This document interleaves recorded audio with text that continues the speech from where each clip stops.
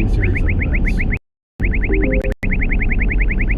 I was in high school. There was this kid who was a bully to everyone, widely and generally regarded as a complete asshole. Really miserable dude. Always just took it out on everyone. Didn't have any friends because he bullied everyone.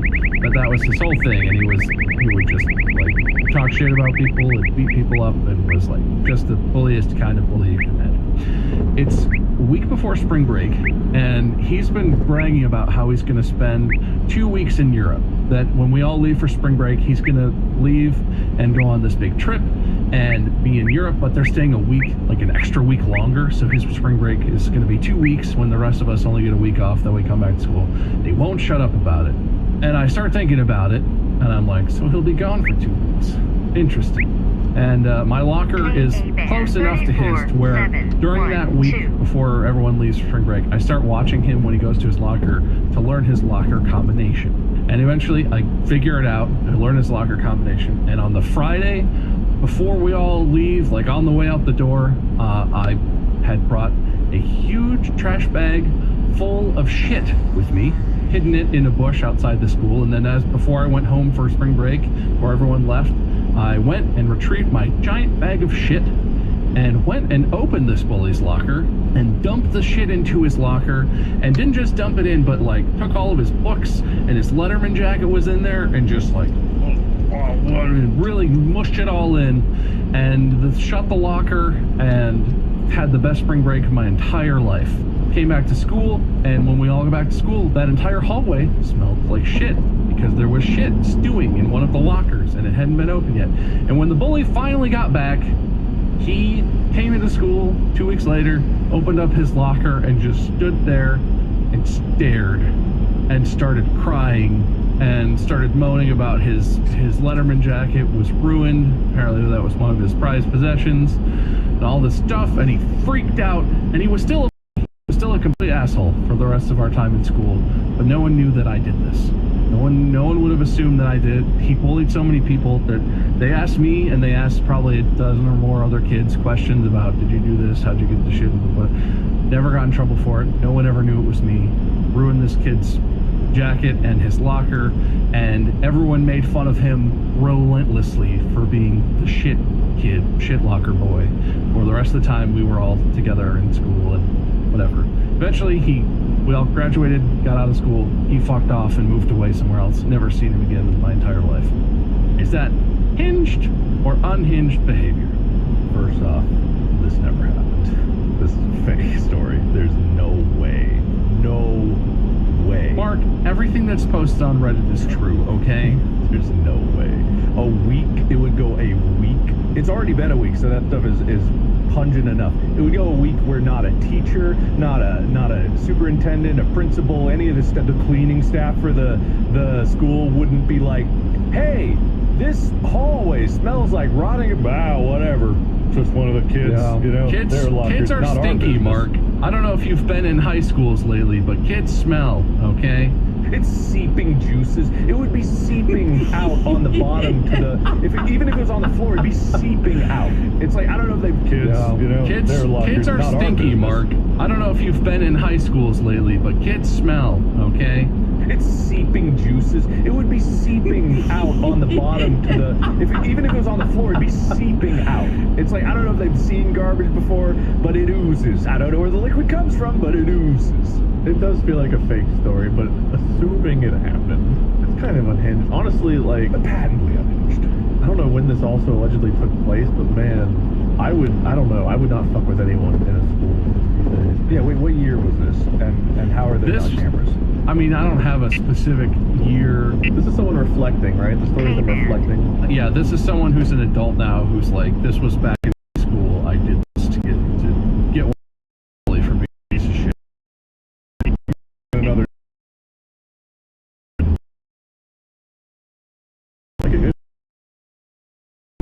I don't know 99% of the people I went to high school with. You would know who it was. Like, that's true. You would know who it was. Who it was to. You'd know, because they would brag or someone would tell. And because he just held this story in all the way until Reddit. That's the perfect person to tell about this. Wouldn't tell his friends. I get retribution for someone who's been a bully, but like, it's still an unhinged fucking reaction. action to gather up a bunch of shit, put it in a bag, premeditatedly bring it in, smear someone's stuff in there. And also, it's like, you know, even bullies have friends.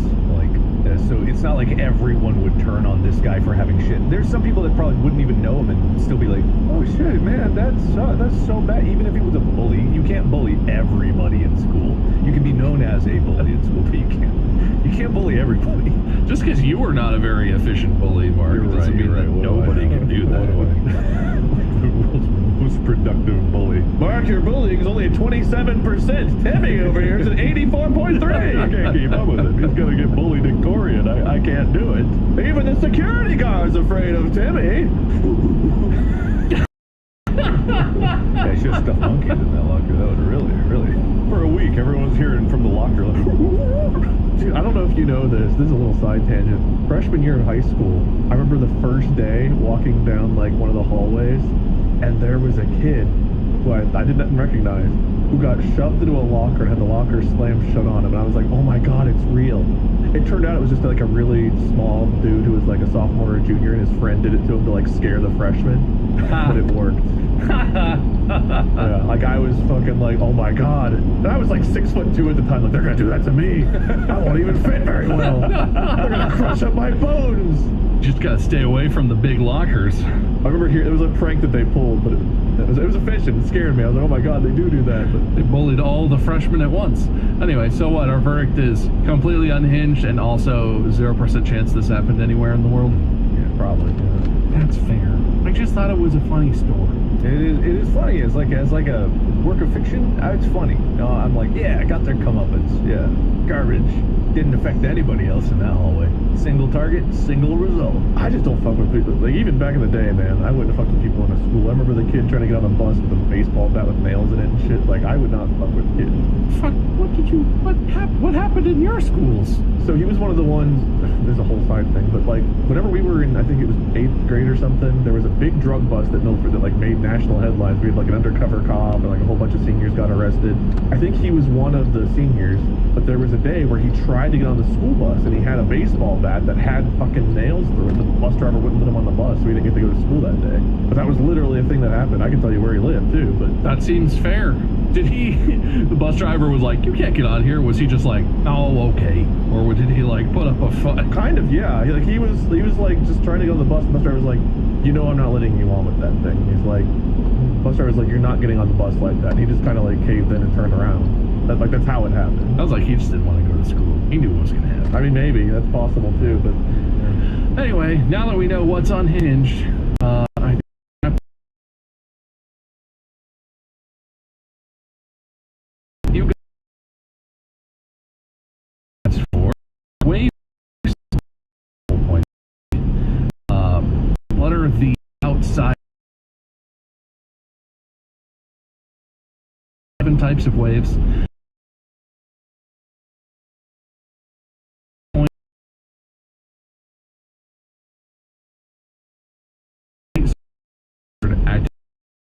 A lot of monkey points.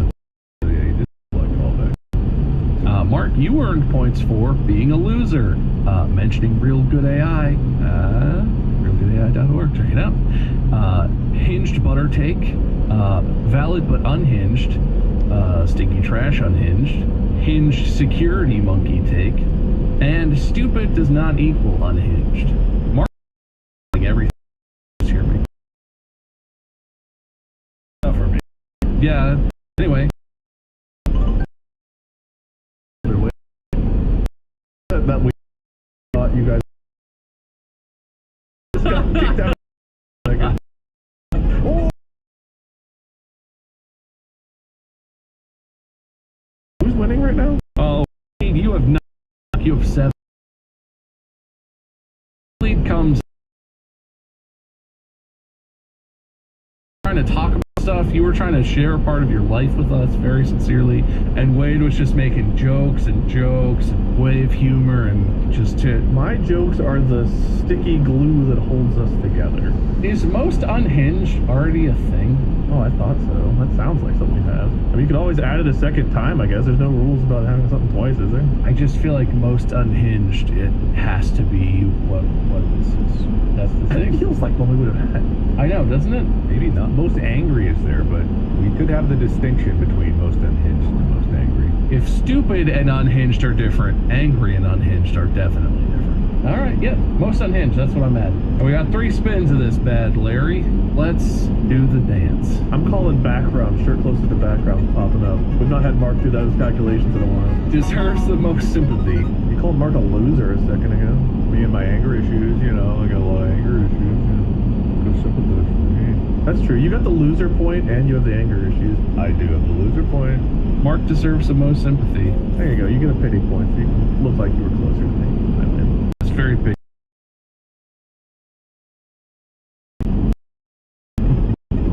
Should have added monkey point. Best mental image point. You guys had some mental imagery around the salmon story, where you were sort of talking about how would you put it in your mouth, or I mean, honestly, I would give it to you, Bob, because you painted all the situations, but I don't know if that's... Yeah, I don't know that Mark or I did more than the other. Because you were providing the scenarios. We were just living in your world. Which reminds me, I want to play that hide the penny game again. Oh, yeah. No, we'll get back to that. That's on the list. The fact that I lost because Bob and I chose the same spot still haunts me to this day. That was love so that one. funny. That was really Ripped good. open the walls to get to that point. All right, I'm gonna call it a respin. I'm gonna call it a respin. Witness. This is looks disclosed. I don't. Home base.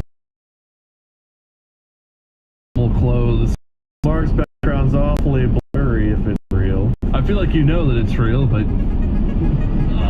shirt closest to background. Yes! I was hoping for this one, Mark. Get the... Yeah, we all kind of have. We have red, green, blue shirts. God, fuck. All right, God damn it.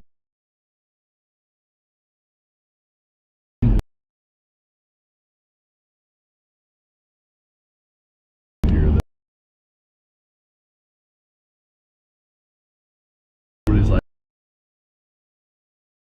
oh.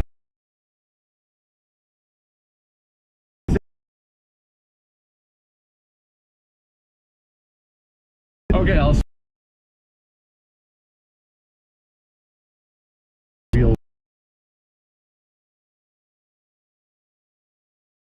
But I don't. One, two. I don't have to do this. The only way this would apply is if Mark doesn't win. If he wins the other one, we're tied. Fucking Christ. God damn it.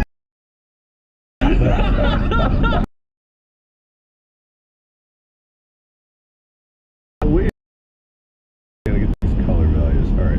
The average of my shirt is right there. Bob, great spins today. I love this. I know, we finally got some like weird ones that haven't come up in a while, instead of just 3 points for viewers. I've got some red. I've got some yellow. I'm trying to go great episode. Does Mark have to do shirt math? All right. I'm not picking the darkest dark of your spot. I'm picking that kind of gray one behind you. It's dark gray, but still, it's dark gray. It's 0C, 0C, 0E is yours. So these are the RGB values. I gotta go convert them. Heck, shut up! Don't worry, buddy. I'll take you to a range room after this math is done. My shirt is 666242. My background is way off. Okay, my background is 193130088. Ooh. Your shirt is 2CO B12, which is 441118. Wait, I'm sorry to say we might not tie. I think you got this one because it's like yeah. Your background is 121214. Pretty dark, but your shirt also, if you take not the highlight of your shirt, it's a dark red portion, which is very dark. my difference being 66 minus, or 193 minus 66, 130 minus 62, 88 minus 40, 42. Yours is 44 minus 12, 12 minus 11, 18 minus 4. Yours is almost identical to your background. By math, Wade. You have to do the math, not with your eyeballs, okay? That's why Mark does our numbers. He's our shirt accountant. That's me. All right, so the second spin goes to Wade, which then means that the result of the third spin is that Mark, the current loser, loses another point, which by the Power invested in me. Mark's bonus point is erased, and Mark's final score is 7, while Wade's final score is 10, making the winner of today's episode, thank God, Wade. I thought you were going to get me into a wheel spin. Your shirt, to my eye, yours is closer than Wade's is, but I Yeah, can see I thought his so red too. is really dark. Yeah, it's because all of his values are so close to the bottom. Meanwhile, this, if I was picking like right about here, is still bright, and I was picking right above my head where these colors meet, which is still bright, but they're green and orange are at opposite ends of the color wheel. You know, so that's why that does that. That makes Wade our champion. Mark, loser speech?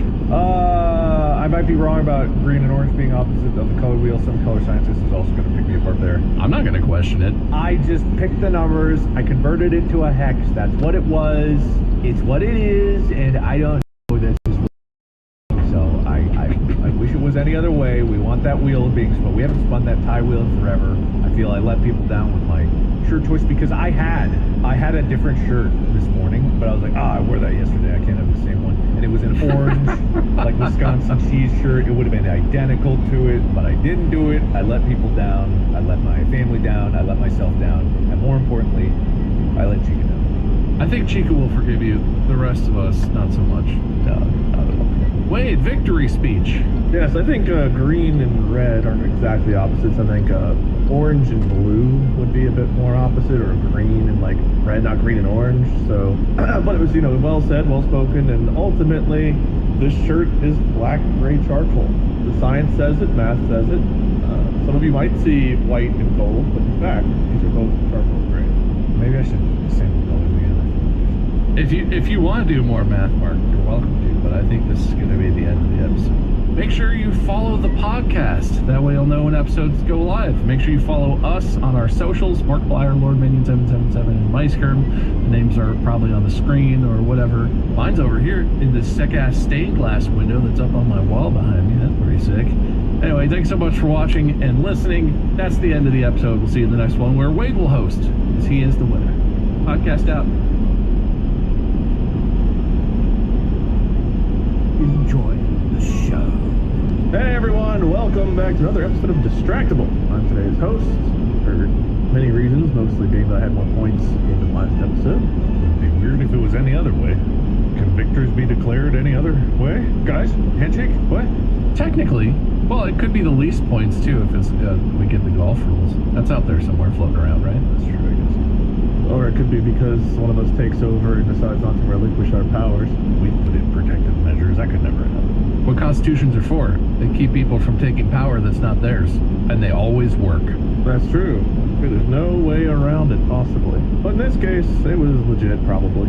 And as you can tell, I'm joined as always by Mark and Bob. Hello. Hello. I was really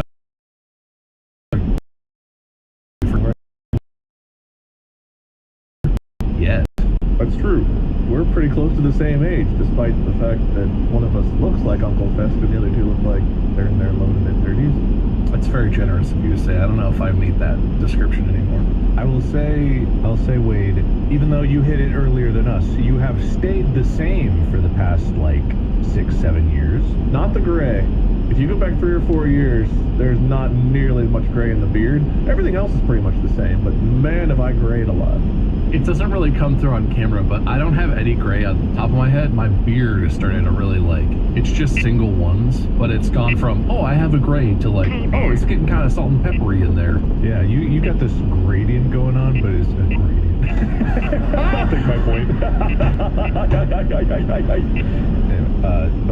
Yeah, it's always gray will explode out and be super jangly and weird. Dude, not the jangly grays. You got the jangles? I got the jangles, man. I'm covered in jangles. Gray hair hair behaves differently than non-gray hair. It's like wiry and hard to keep. And I don't know. It definitely has a different texture. It's because it's so old. Yeah, I guess so. Hair here is kind of like soft and like, oh, it's pleasant. Then you feel here, it's like, what is that? Do you use conditioner, Wade? Because I'm just going to go on a limb and say you use an all-in-one shampoo conditioner. No, I actually have dry skin, so I use like a medicated shampoo and a normal conditioner. This guy thinks he's better than us, which he is because he's the host. Good call. I remember what I was saying. Yeah, I don't know. I look the same, except for the parts of me that don't, mainly the color of hair.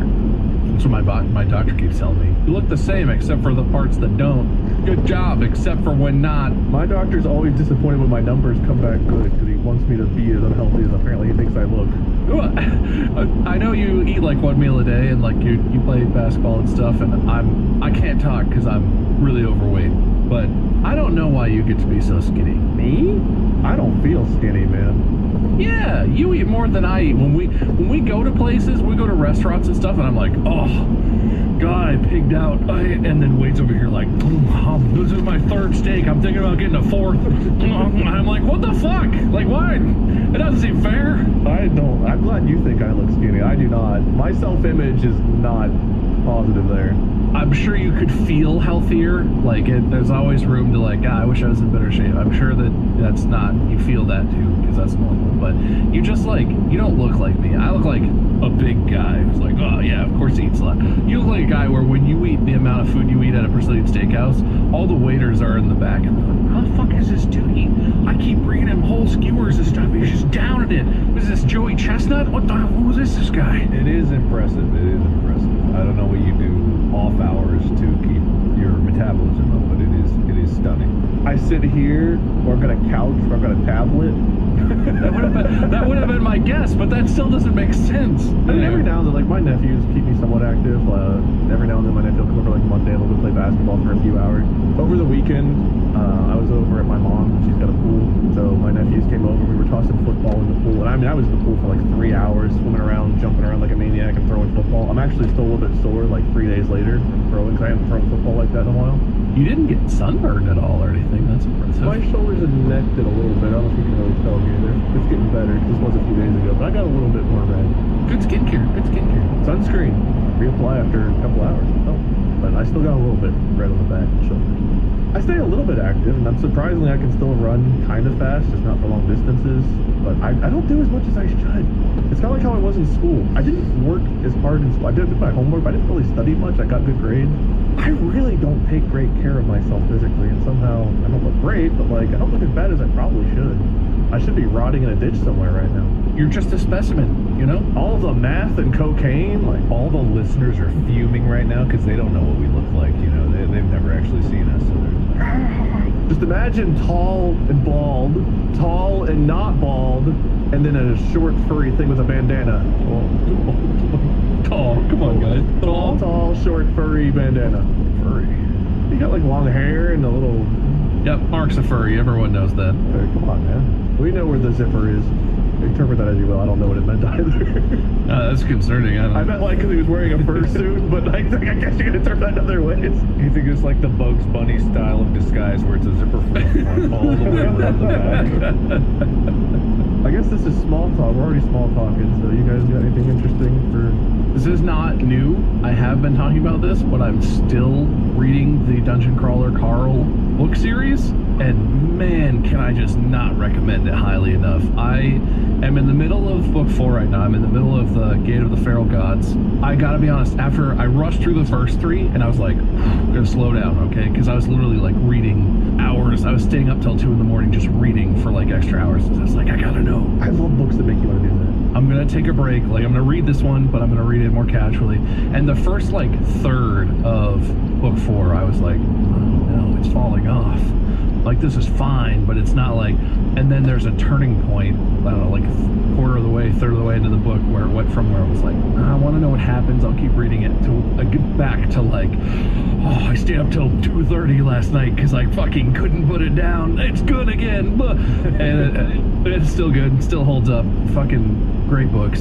Very good, very fun. I want to start reading those. And I heard, is it Laura Bailey who wrote the book that you recommended to Mark, The Tusk of Love or whatever?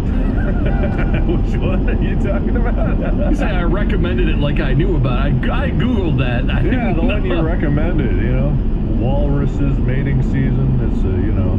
Was like the Tusk Love, the orc book. Well, no, you're like, Mark, there's a book going around that's really popular I thought you'd like. It's like the orc one, the one about orcs. Was like the Tusk Love, the orc book.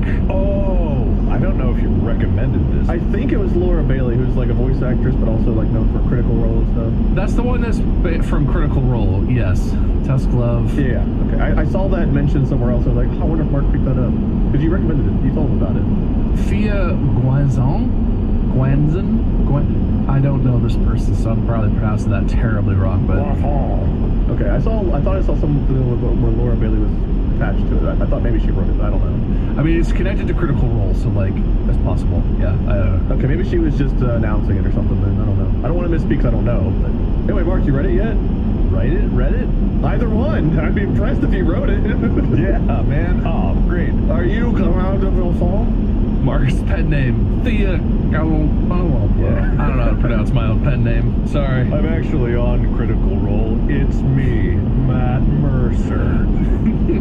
That'd be the cool reveal. Not the best. I don't want to say the best. Not that I prefer Matt Mercer over you, but like also kind of like. He does. Don't listen to it. Jesus, man. Come on, fuck. No, you're great. You're great, man. You've been a great friend, but like Matt Mercer. Look, we'll get him in here. Replace me on the podcast. No one will know the difference. Look, I'll give you a point. I'll give you a point. Oh, that's worth it. Oh, wait. You can insult us and we get points for that? Wait. Get me. Come on. Come at me. Oh, hurt me. I don't know if you want this, Wade. I'm not a masochist. Hurt me. I don't know if you want this. You can torture me as much as I want. I just gave you a free hurt me point. Mark, I actually hurt, but you just gave me the free point. I deserve this. So what's new other than, you know, not being Matt Mercer? Just gonna keep rubbing that in, damn. There's nothing else going on, you know, besides not that. I think about that every day. I wake up, I'm like, oh, Matt Mercer. I go to bed, I'm Matt Mercer. Maybe I'll wake up Matt Mercer tomorrow. Then I wake up, Rebrand tomorrow, you wake up and be like, I'm Merciplier. I was in an elevator with him once. Did I tell you that? Hey, that's pretty cool. Didn't say anything. No, I like that. I have stories like that where it's like, oh, you know, I was on who is that comedian? The Richie Anderson? Oh, what was that? No, what I remember it was really fun. The artwork was on the elevator, like at the place we were staying. I have a picture of that, yeah. And I guess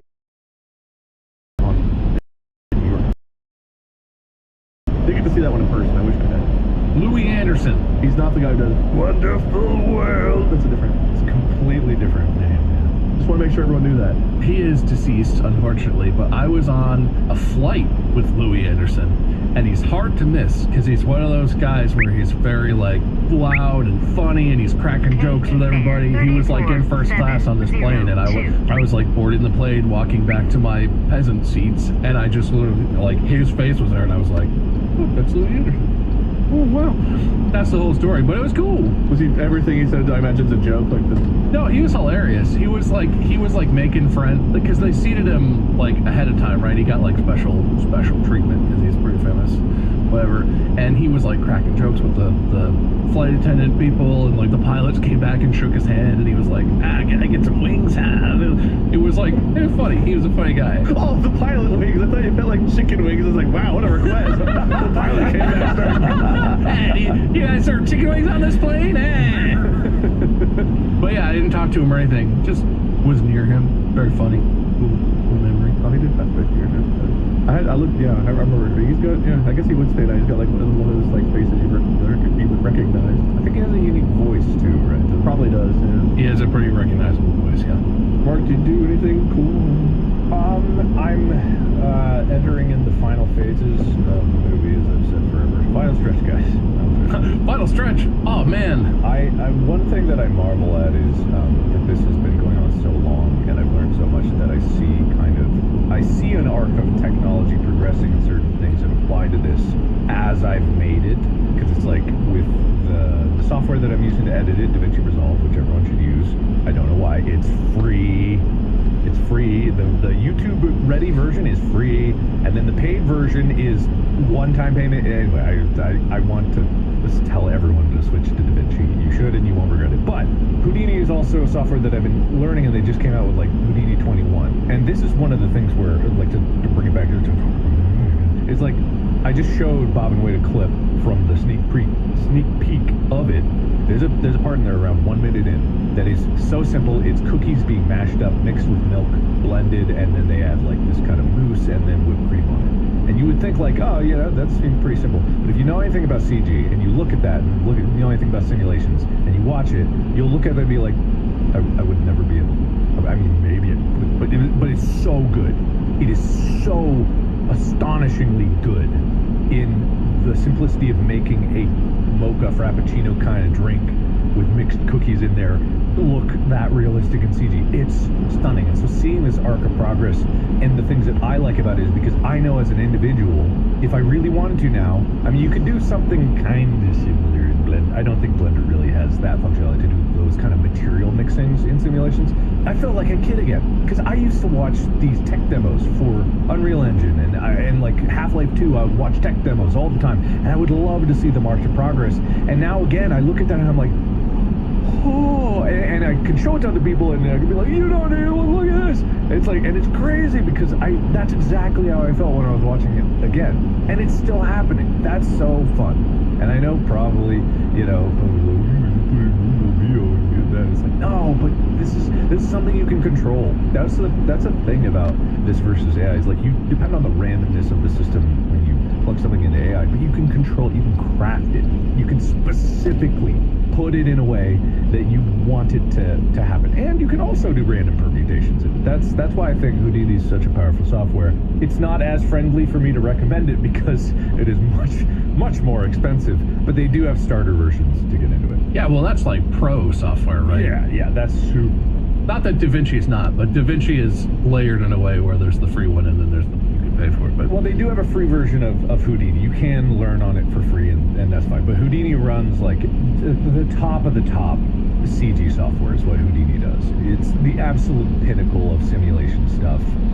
You can debate like the renderers for like making 3D look realistic, and I think theirs looks good, but it's the simulations that is so far above everyone else's that there's no reason to use anyone else's simulations if you're doing the absolute highest end work possible. That's where it stands. It is at the top end, and usually I'm of the type where it's like, if I'm going to learn something, I would like to learn something specific to what I'm doing and the highest end of it. Even if it's so complex that you give me 3 years alone in a cabin, I still wouldn't know all of it. But I think it's so cool just watching that cookie.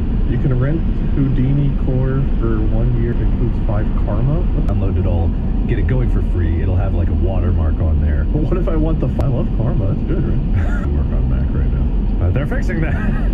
I need to build up my Karma. I want to go to heaven one day. Yeah, no, it gets very expensive because, you know, admittedly there's a small customer base that's buying this stuff. It's usually just top-end VFX studios, and it's like, considering there's really not many other options, they can charge whatever they want. But they do want people to learn it, and I think that they have more accessible pricing for individuals who are trying to do it. That was like a commercial use, not just like individual or education. I'd say Blender is still probably the best thing to get started on because a lot of those will get translated over, especially geometry nodes in Blender. People probably generally don't know what I'm talking about. Geometry nodes in Blender were recently added in version 4, I believe. And they function in a similar way to the node-based hierarchy of the way that Houdini structures its nodes, where things are procedural, and you can have things that affect other things, and you can have math relations to everything.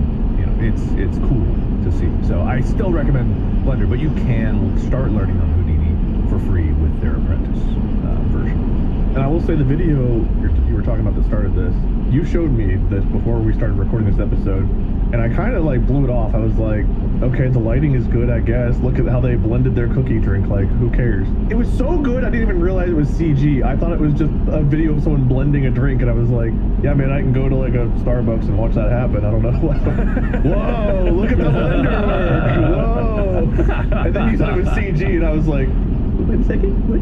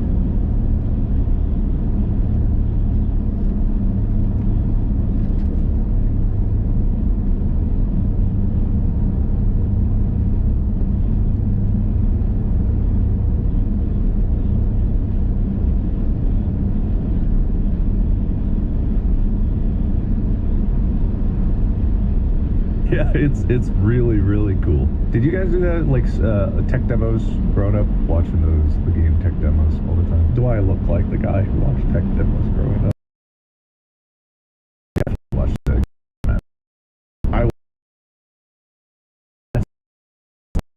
Blizzard cinematics. They were probably one of the big pioneers of it. Yeah, I just watched it in the game when I played it. Didn't watch anything about the making. But they were cool, right? You watched them, right? They were great. I don't know if Blizzard's still the #1 as far as the cinematic stuff go, but like for a long time they had the market on like their cinematics would blow you out of the water. When Diablo 2 came out, like what, 98 or 99, and those cinematics were in the game, it was like mind blowing that was being done.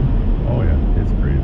I don't know who has the market on that now. Maybe it's still in, but like it was nuts. I know 4 had some good cinematics, but like Blizzard obviously doesn't have the reputation it did 20 years ago. Yeah, there's a lot. I think weirdly enough, League of Legends probably has some pretty high-end cinematics. I think I haven't seen any of them, but I don't know. It's kind of I got jaded because I was like, it doesn't seem like there's a lot of progress, or I don't get excited about it anymore. But I get excited about League 21. I'm excited about it. Any other small talk before we jump in?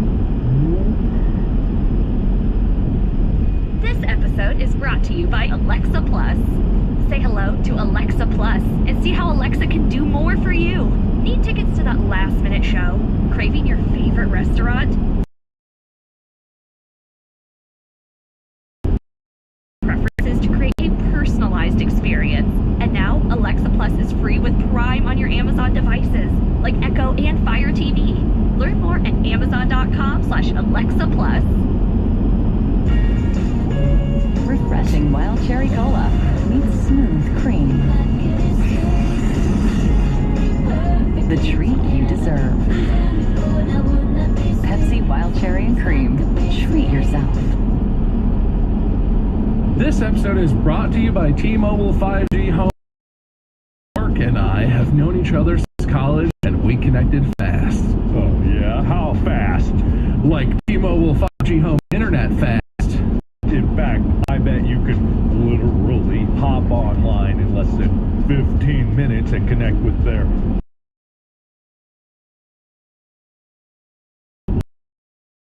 That you don't have to worry about your price changing thanks to a 5-year price guarantee. I didn't feel any air quotes coming from you on that one, I'm not gonna lie. With their fast 5G speeds, quick 15-minute setup, and 5-year... We're going to have some Monkey's Paw situations. I'm going to offer you all some deals. Oh no. And the deals all have a little bit of a monkey's paw. Let's see if you still accept it or not. We get to know what the monkey's paw is? Yeah. Okay. I thought we Usually. There might be exceptions. Okay, all right. And just in case there's anyone listening who doesn't know what monkey's paw is referring to, but obviously I do. But what is that? Oh, I thought you were going to explain it. Monkey's Paw. I don't know if that story was actually called Monkey's Paw. Is it called The Monkey's Paw? Yeah, I think it is literally the original story is about a monkey's paw. Long story short, there was a paw, and it like had 3 fingers, I think, extended, and you could use the paw and make a wish. Every time you made a wish, one of the fingers would curl up to leave the 2 wishes you had left, 1 wish you had left, 0 wishes you had left. Isn't it also in Phasmophobia? Like, they have that item or a game like that? Yeah, they added something similar to that, yeah. But the thing about the wishes is there was always a catch. So, spoiler alert for anyone who wants to read the story. I'm pretty sure the way it starts off is this family finds the monkey's paw, they make a wish, they're like, one of their first wishes was, oh, I sure hope we get enough money to pay this thing. And then somebody shows up at their house and is like, hey, here's this exact amount of money you need to pay your mortgage. Also, your son died in a horrible accident. You got this money because it was the amount that we owe you in case he died at work. So the monkey's paw, the catch was they got their money, but at the expense of their son's life. It was pretty severe. That doesn't seem worth it. That's what we're gonna find out. How much do you guys want what the good is to see if it's worth getting the bad? Okay, are we accumulating this so that by the end of this we see who's more powerful in the duel? Like, 2 gods that we are, but with all the drawbacks. That's not in the plan, but you 2 are welcome to try.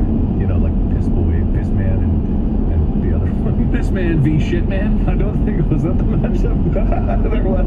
Please don't let this be the 4th of September. Hold on, let me check the calendar. When is the 4th of September? It's a Thursday this year. You're safe. Okay, we'll save the poop episode for then. Alright, I guess we'll see who goes first. Bob, I'm gonna let you call it. You want heads or tails to go first? Tails. Tails, Bob goes first. If it's heads, Mark goes first.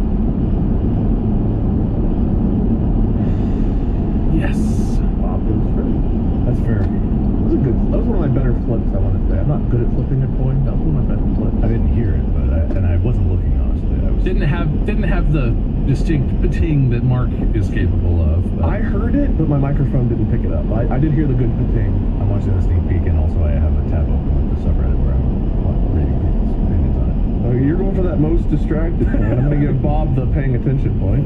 Well, I can open more tabs. Wait, this is competition? Wait, if you give him a paying attention point, then it completely negates if I get the distract for it. Come on. Yeah, that really worked out for me. You got a lot of points for Houdini already, so All right, okay. Alright, so Bob, I'll start off with you. And you both are going to get the same prompts, so you can both debate this or whatever. Bob, starting with you. You get to be rich and famous, but it's over something embarrassing and it's all you'll ever be known I feel like I'm taking that. Well, so I guess it's about something embarrassing. Is it about something that's generally embarrassing or something that would be absolutely embarrassing to me? Because we've been on the internet for a while. I've done lots of embarrassing shit on the internet, right? But like, I've grown out of that. There's not anything that I think exists of me online where I look at it and I'm like actually embarrassed anymore. It's like, yeah, that was stupid. Oh well. When I wrote this, it was something like you weren't intending. Like, this isn't like if you think of like the Hawk Tuah thing, right? Like, she did an interview where she like, yeah, Hawk Tuah spit on that thing, then it blew up. But she like willingly did that interview and did the thing. This is like, I don't know, you were walking around and someone like pantsed you or something in the wrong one. Like, this isn't something you wittingly or did embarrassing. This is something embarrassing that embarrasses you, and it's what you get known for. I still feel like I would probably take that. I guess the one thing for this that's tough for me is I don't actually. It's a silly thing to say given what we're doing right now, but I don't really want to be famous. Like I included that too, because the fame part. People follow us, people watch the show, people watch my YouTube channel, whatever. But like, I'm not famous. Not famous in the way that like Chris Hemsworth is, or like whatever, like famous people who are that's their thing. I don't really want to be that kind of famous. But it would be hard to say, like, assuming I'm starting over and I'm just an average person and I'm going to have like a career and a 9-to-5 job and whatever, or I could be wealthy because of that and it has to be just from some embarrassing thing that happened. I feel like I would still take that. Okay, and it's all you'll ever be known for, is it that? Like, no matter what you do, you're known for that embarrassing thing. I feel like that would be to have like the kind of freedom that gives you in terms of like, you're not tied, you know, if you have money and you're famous and you can kind of do what you want, kind of pursue what you want, to have that, I feel like that's hard to pass up, even with an embarrassing thing at the core of it. It will be annoying, but I feel like I would take that. I feel like I would take that. Yeah, the thing about it is you don't get to control what embarrassing thing it is, so it's kind of random, but assuming it's something that really sincerely embarrasses me, whatever it may be, I think it's still probably like, because I guess what I'm assuming is you that dulls after a while, right? Even if you're the person who gets famous because you did something insane, you chopped your own dick off accidentally or something, and it's like, that's the only thing you're known for. Even if it was something that you couldn't get rid of, your personal feeling of embarrassment about it doesn't stay at the same intensity the whole time. The longer you live your life, the more you can kind of be like, oh, whatever. Like, unless it becomes a spiraling disorder that destroys you and eats you from within. You can always have that. it's possible. So Mark, you taking the deal? What did Bob say? I'm taking it. He's taking the deal. I mean, I think I'm suited for this too, because it's just like, I don't really care what people say, but it does depend on how embarrassing it is. You don't get to control that. All right, you don't get to control, but it's extremely embarrassing. This is kind of like imagine a wheel of embarrassing. It could be extremely embarrassing, but the odds are, I mean, at the very least, it's something you don't want to be known for. It's not like an embarrassing thing of just like you went and shot yourself in the leg with an airsoft gun or something. This is like, someone is embarrassing you, it goes viral, that's what you're known for. Like, I'm the Coney 2012 guy, but I didn't do Coney 2012. I just was on the corner of the street, slapping the ground, and screaming at them. Like, that's all. Yeah. I'm not taking it. No? I made it pretty far without too much embarrassment for myself. So I'm like, I believe in myself. I think I was always destined to be a big YouTuber. I think the common man, just not who I roll with, you know. I'm not normal. I'm built different already. Don't need no monkey. changing my pause and changing my future. Interesting. I like how passive the way it is sometimes with our big decisions. Just like we said, it's like, cool, you're right. Yeah, okay. Mark, you go first on this. All right, I'm ready. You can speak and understand every language, but you lose your sensation of taste. You can no longer taste anything. And you understand and speak everything perfectly. Why'd you just flip one? Don't worry about it. You know, not every game has to have a secret component with it. You could have just like a normal game. Maybe I'm just bored flipping a coin, man. Food is life. Speaking every language is a unique ability that would be an extremely in-demand skill. It would be fascinating, number one, but to have a native level ability of every language you're saying, even like undiscovered ones or dead ones or only current ones. Every language. Especially if it's dead ones, it would be of such a value that I would say like, okay, I'm willing to lose my taste to be the person that could decode ancient literature or things like that. Like, be the person with that knowledge. Yeah, I would take it. Yeah. Bob? Mark raised an interesting point with the dead language thing, because that would be very interesting in terms of just being able to like learn things about humanity's history, but actually I don't like history, and I find that really tedious, and I don't think I would want to live a life where I couldn't enjoy. I've been talking about this a lot lately, and it's really not self-loathing, but I'm big for a reason. I really like food. I really like cooking. One of my favorite things to do is to cook and to grill, and like that would ruin that completely. I'm pretty sure I'd lose interest in cooking if the result was tasteless every single time, no matter how much effort I put in. I really like food. It's a core part of what I do on a daily basis. I don't think I could live if I lost my sense of taste, so I think I'm gonna pass on all the knowledge about all of humanity's history and deep into the don't care. Okay, I have a pork butt currently brining, getting ready. I want to taste that when it's done. Okay. I think it's so funny because if I did have the language, I'd go into like one of the ancient caves and I read some cave paintings and I just start busting out laughing because I know the real meaning behind it. And everyone's like, oh, it's a human history. I'm like, this guy was super racist, guys. This is like the original tweet from this guy's career. This gay man was a horrible person. Anyway, but yeah, what were we talking about? You discover that all of the old languages that you can now understand are just recipes you can never enjoy. That would be the most torture. That's right. Nah, I still got it. I'll still take it. I'll do that. Bob, you're first on this one, I think.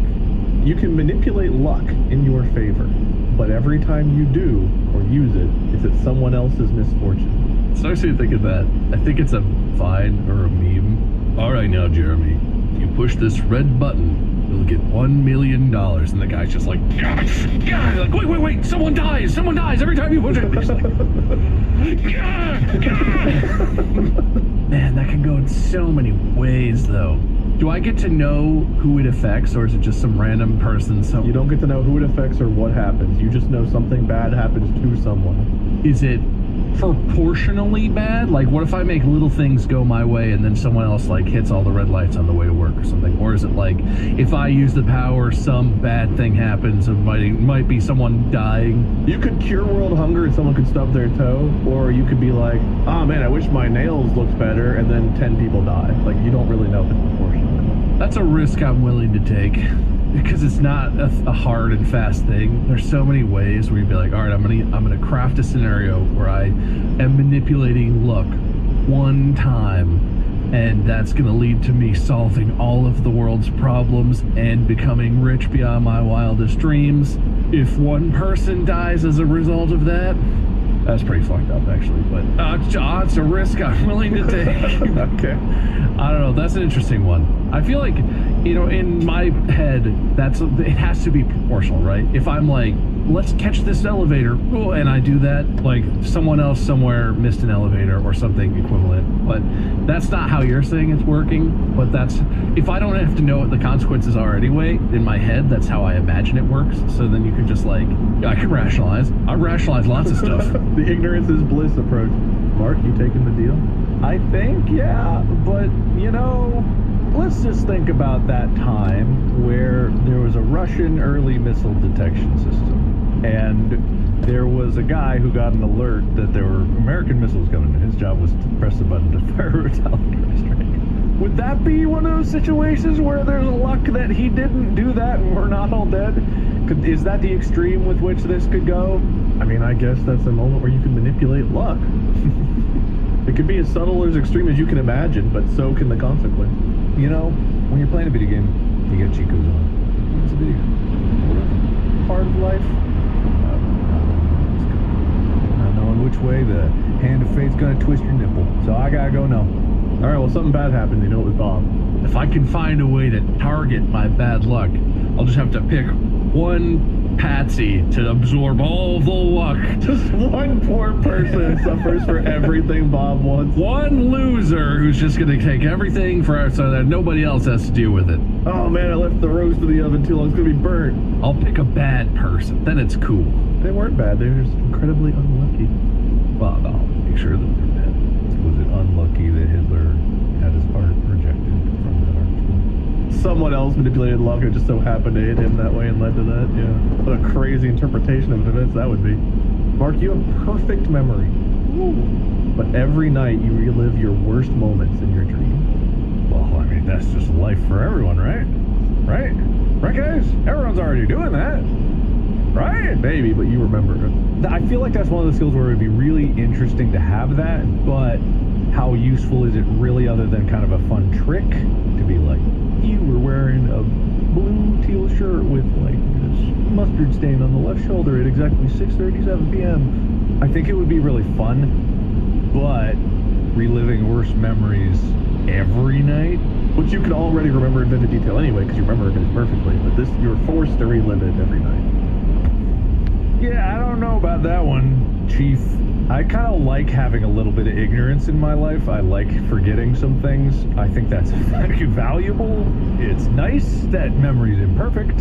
And hey, we don't need to have things in such vivid detail all the time. Reliving good memories sure would be nice, but I don't spend most of my days recalling memories anyway, so what do I need? All right, so you're saying no? I think I gotta say no, yeah. Perfect memory. You relive your worst moments every night. Yeah, I think a lot of the Glean the information beyond my normal means. Or it limits your arguments to always be ones in which you're correct. You don't really know how the universe is going to shape it, man. God damn it. Is that what it is? Is that what it is? This monkey doesn't seem very certain. What if you can create objective truth because you're right no matter what you say? Yeah, you're just going to go start up an argument and you're like bullshit and you're like, this is now a law of physics. The universe converts itself to me. You have the reality stone at your disposal. Like I say, no, the earth really is flat, to be like everyone believes round, but the earth just and everyone's like, it's a round earth, but now it's flat, and I have to go like, no, it's actually round. It's flat, you dumbass. You know, I didn't think that deeply into it, so I guess take it as you will. I want that power. Give me that power. That sounds great. I don't care which way the wind blows on that one. I'm basically a god at that point. Marquemian Rhapsody. Anyway, the wind blows, I decide. The wind's not blowing. There's never been a moon. There's two. I don't know why, but the Crocodile Dundee just popped into my head. Like, that's not a knife. And the guy's holding the thing, and it just goes, boop, and it's like a banana. Yes, it is. You idiot. Look at it. That's not a knife. He's British, right? Well, I mean, you know, even if he wasn't, they're all the same anyway, right? Yeah, aren't Australians just upside down British people or whatever? Yeah, if you spelled British backwards. It's like shittish. That's not how that works. Sorry, Britain. This is sarcasm, guys. It's a joke/J. No, Mark, it's not a joke. Americans are just so stupid, we don't even know. It's just an American thing. Are we unhinged or hinged? Oh, I'm super hinged. Hinged out of board. Mark, you can read minds, but only when it's something negative about you. Huh. It's like finding something based on where it isn't, right? You're deducing down. So the less you hear, the closer you are to getting them to like you, right? I think I still could work with that. Because reading minds in general is interesting, and I don't care what people say about me anyway. Well, I do care what my closest friends and family say. So I think you guys, yeah, your true feelings would come through. That would affect me. But I think that I could then act on it. I feel like I could work with that. I'll take it. Maybe. Okay, maybe. You're locked in. All right, thanks, man. Contract signed. What if the twist at the end thing we Be the best host in the world if I had those kind of powers. Are we doing this? Are we doing this? Are we? Boys, tell me to enact that. I'll snap my fingers right now. Bob, you can read minds, but only when it's something negative about you. Nah, I think this is connected to the same idea for me as the memory thing. I don't hang a lot on like what people write that off because I don't have to think about it. I just skate through life without knowing anything or thinking anything. That's how I maintain my happiness.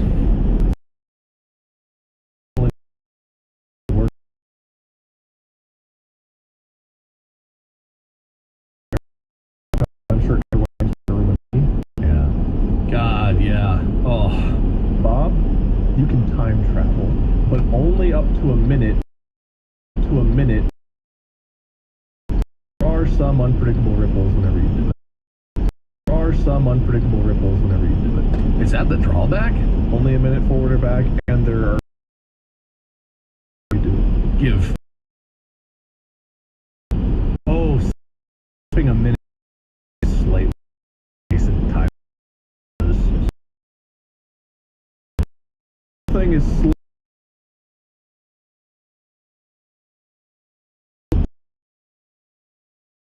back and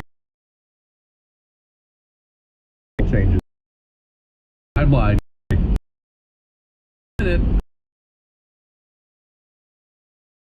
You take it. Okay, Mark, would you take it?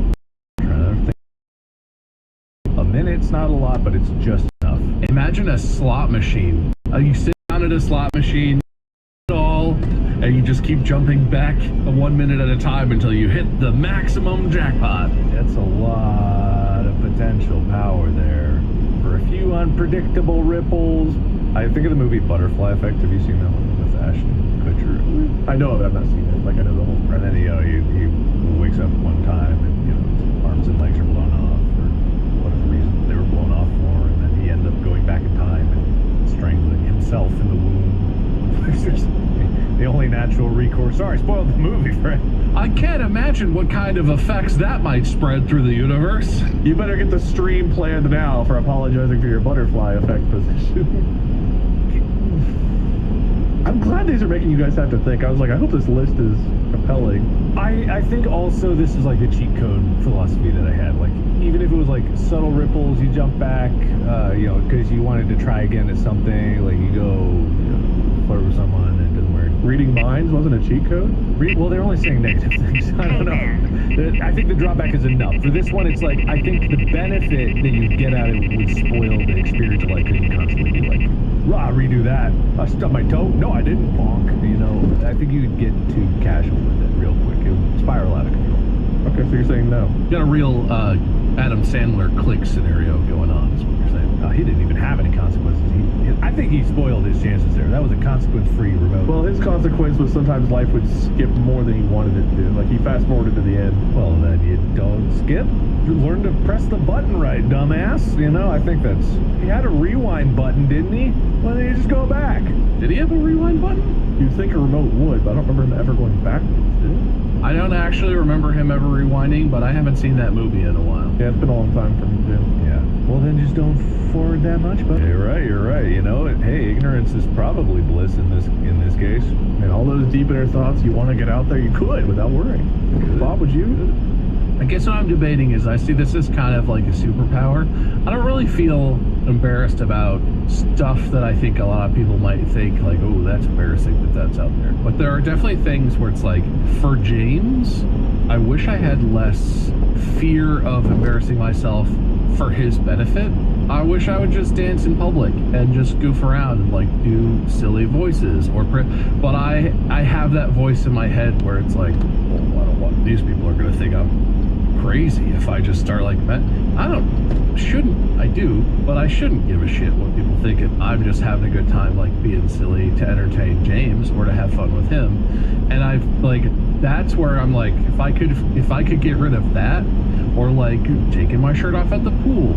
I'm an adult man. I've done that plenty anytime I go to a public pool, I'm like, I don't we're gonna see. It's like, I shouldn't care. I wish I was a little fitter and skinnier, but like, I look how I look. The shirt doesn't hide the fact that I'm overweight from anyone who looks at me in real life.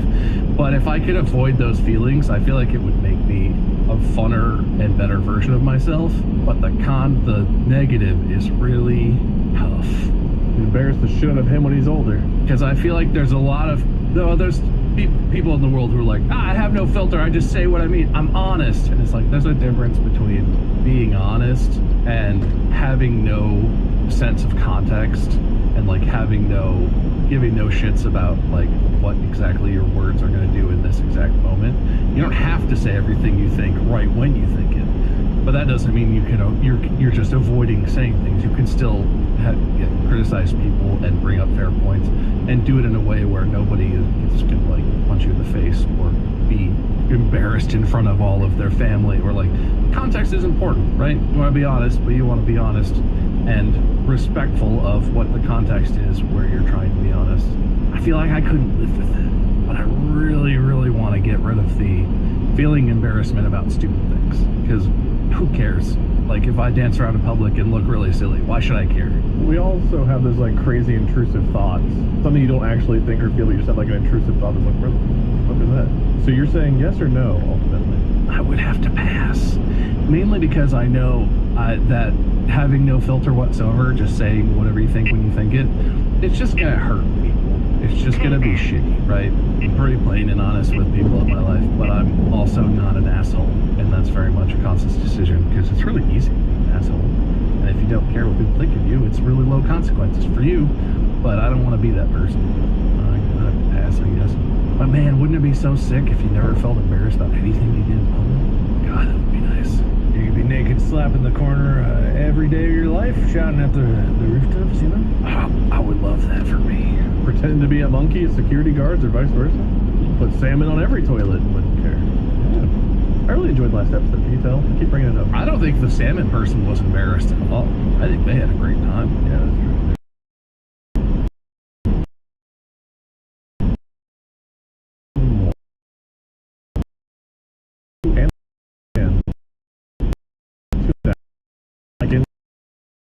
Talking, hear them out. Kids speak and understand, so they understand me too. I think people are definitely want to know what sex has. It would be fine. It would be fine, but if I could never tune it out, nah, pass. I don't really know how loud they'd be, so maybe like, you're not going to hear like an ant down in the kitchen if you're in bed, but like, something's crawling in your room. Yeah, I don't think they would be louder than they really are, but I mean, if you have to talk to an ant, I'm sure you need to. But there's like insects everywhere, right? And that means if there's like a fly in your room flying around, then he's yelling at you every time he flies in front of your face, like, where's the poop? Oh, where's the poop? I smell it. I know it's here. Oh, where is it? I'm good. I'll live. I'll survive.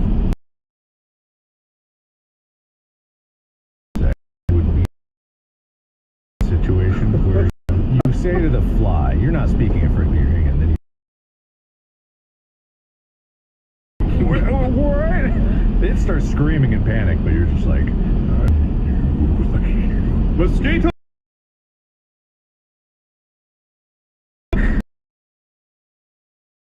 Telepathy, or do you have to say out loud? Speak to, I'm making you say out loud. Like, you talk out loud. Okay, I would just, anytime I wanted bugs to leave me go, I go, run, run. And you're the clock starts me, I'm running, you know. So I think you can clear that. Run and tell everyone to stay away from this place. Run, and then Depends on the level of intelligence, I guess, but yeah. Okay, but honestly, what value is there really in talking to animals? I think this sounds really mean. Like, animal conversations are good.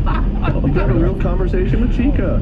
He already does. Yeah, I do. She understands me perfectly, and I understand her. Oh, Father. I love you. Oh, and I'm back to her eyes.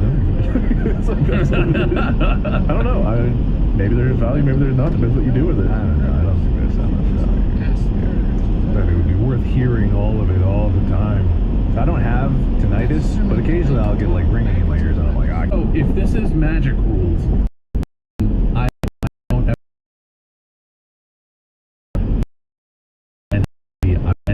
I'm just going to travel the world as aggressively as possible. If I go everywhere and meet everyone, and none of them can be the victim of this consequence because I'm not allowed to know what it is. Something bad could still happen, and like maybe you wonder if that's what the consequence. Like you won't know if it's the consequence or not. Like if someone near you passes away, you might be like, "Is that the consequence?" Like you'll never know. It doesn't mean nothing bad can happen. You'll just never know. You can just say it is. I can stub my toe and be like, ah, the consequence. Fuck. Oh well. Oh no, my consequence! Ah, there it was. And that may not be it, but then I settle it in my mind that way. Like yeah, it doesn't mean nothing bad will ever happen around you. You'll just never know if that's why it happened. No, I settle it in my mind that way. And that's fair. You can rationalize. You taking the deal, Paul? I feel like the moral of all of the monkey's paw stories in existence is that you're not supposed to. So yeah, I'll take that deal. That is the first yes you've all agreed on, by the way, this whole time. Whoa. You guys agreed on a bunch of no's, but that's the first yes you both agreed. I guess it was easy. Okay, let me do some work here. I don't care for that very much. Yeah, you've been doing that a lot this episode. For listeners, Wade is flipping a coin repeatedly right now and then jotting some things down. Alright, so basically what I decided was I kept track of your guys' yeses and nos. You guys both had compelling reasons, so I let the coin decide who got the point for yes or no for each one. So I did 10 coin flips for 10 problems. Heads meant no, tails meant yes. So heads won on 1, 4, 5, 6, 8, and 10. Tails won on 2, 3, 7, and 9. So let me just go back here and look. So for 1, you said no, you got a point. That's Mark. Is this the curse of the coin flip that Bob agreed to years ago? Yeah, wait. This is just a convoluted way to get a whole shitload of coin flips going. No, I think it's a perfectly logical way. Yeah, if you guys want to agree, there might be some bonus points here. You're going to really like it. I'm all about it. I have calculated my points. How good is your counting, Mark? I hope it's worse than I think it is. Do you want to know what the current score is? I can read it out. Oh, I guess if he's gonna tell us. Yeah, if he's gonna tell us. I'm not going to read the yes, no's individually because I didn't keep track of that while I was writing, but I'll tell you how many points you got from that part. Mark, you got points for movie So Close. You aren't Matt Mercer. You have a point for that. Gray Drat? Gray something. Don't want the gray at the beginning. You said maybe gray comedy. Gradient. Gradient. That's what the point is. Road Elevator with Matt Mercer. What Matt Mercer point? How much did we talk about Matt Mercer? What's A lot, happening apparently. Something Da Vinci, Ace Da Vinci, Uncle Da Vinci. Can't tell what that says. Something Da Vinci. You called me Chief. I give you a point for it for some reason. And Houdini. Damn. And then you got 4 points for the yes no flips. Come on, sport. I didn't know that was a way to get points. I don't know. I just like Chief. It just rubbed me the right way. How many points did I get, bucko? You got a point for DC Carl, Dungeon Crawler Carl. You got a point for Hurt Me. You got 2 points for Made Me Feel Good because you said nice things about me. You got a point for Paying Attention.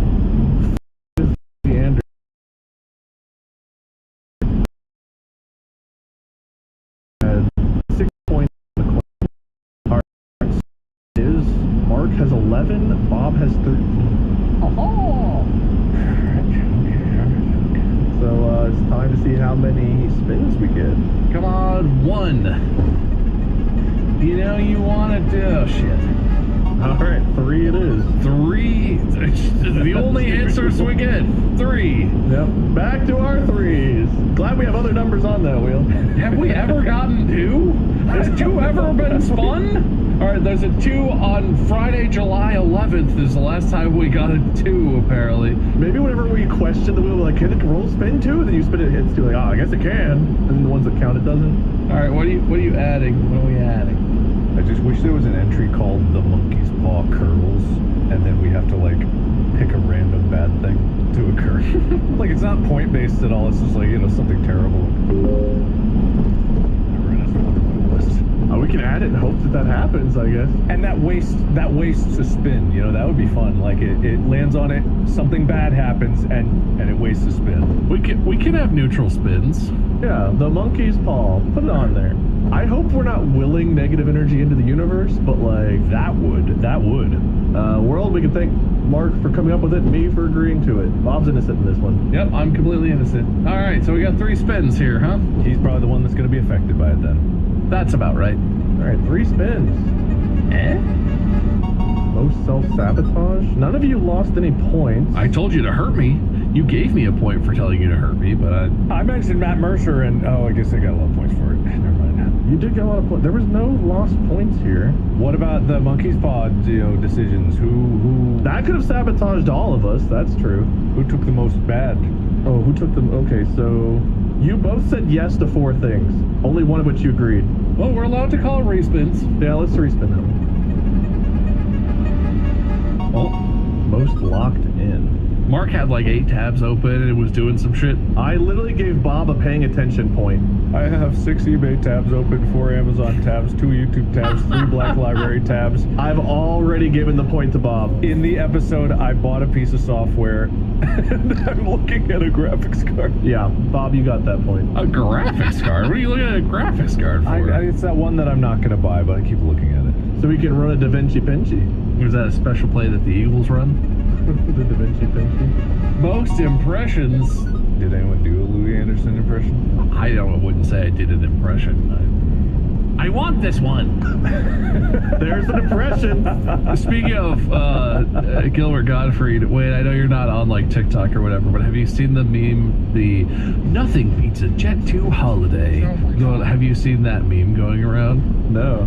Okay, well, it's a meme that people are putting over stuff, but there's a version of the audio where a guy does it in Gilbert Gottfried's voice, and he's just like, "Nothing beats a Jet 2 holiday," and it's really fucking funny. That's 2 impressions right there, Mark. I don't know how to argue that. Fine, whatever. I'm already going to lose. And the third spin is golf score. You could have done some impressions if you want. It could be.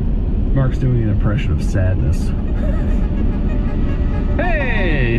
Mark gets the point! That's Mark's point. Most unrelated tabs open. All right. I was thinking it was gonna be the sleep one, and I pulled another all-nighter over the weekend. So Well, at a final score of 15 to 12, Bob takes it.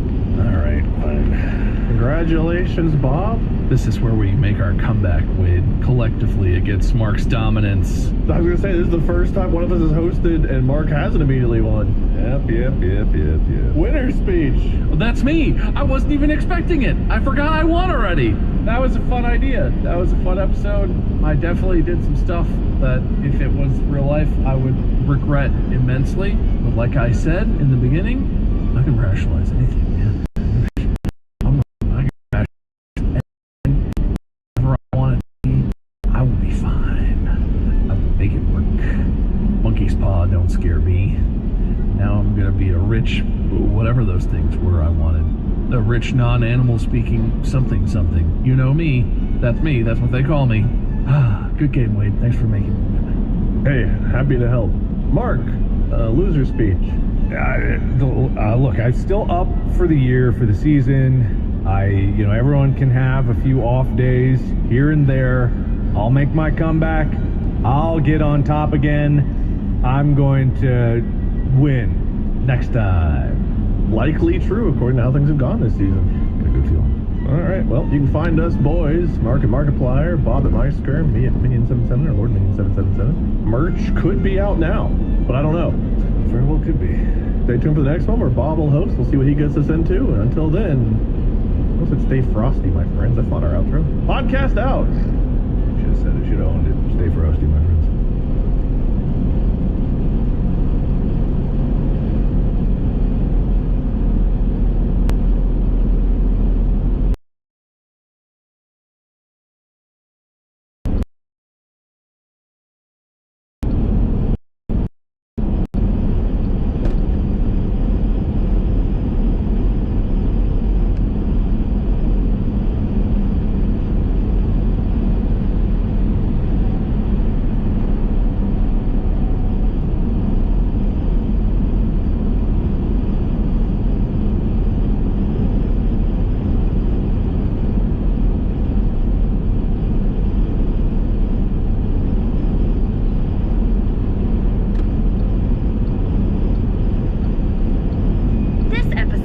Brought to you by Alexa Plus, personalized Smooth cream.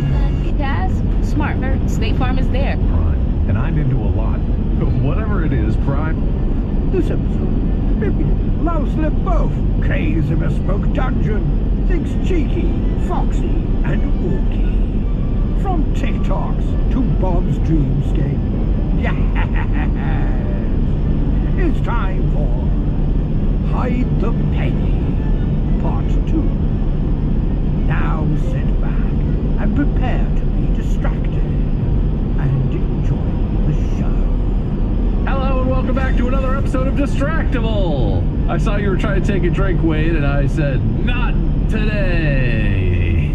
Knocked over like both water bottles on one shitty movement. It's fine. Welcome back to another episode of Distractable, which I get to host because I won another episode. It's a miracle.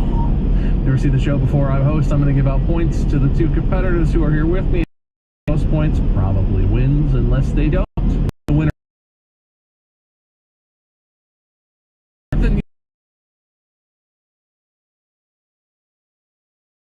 We're special. Special lads, you know? Aww. You feel special? Special. Thank you. Tell me so yourself. What great fun and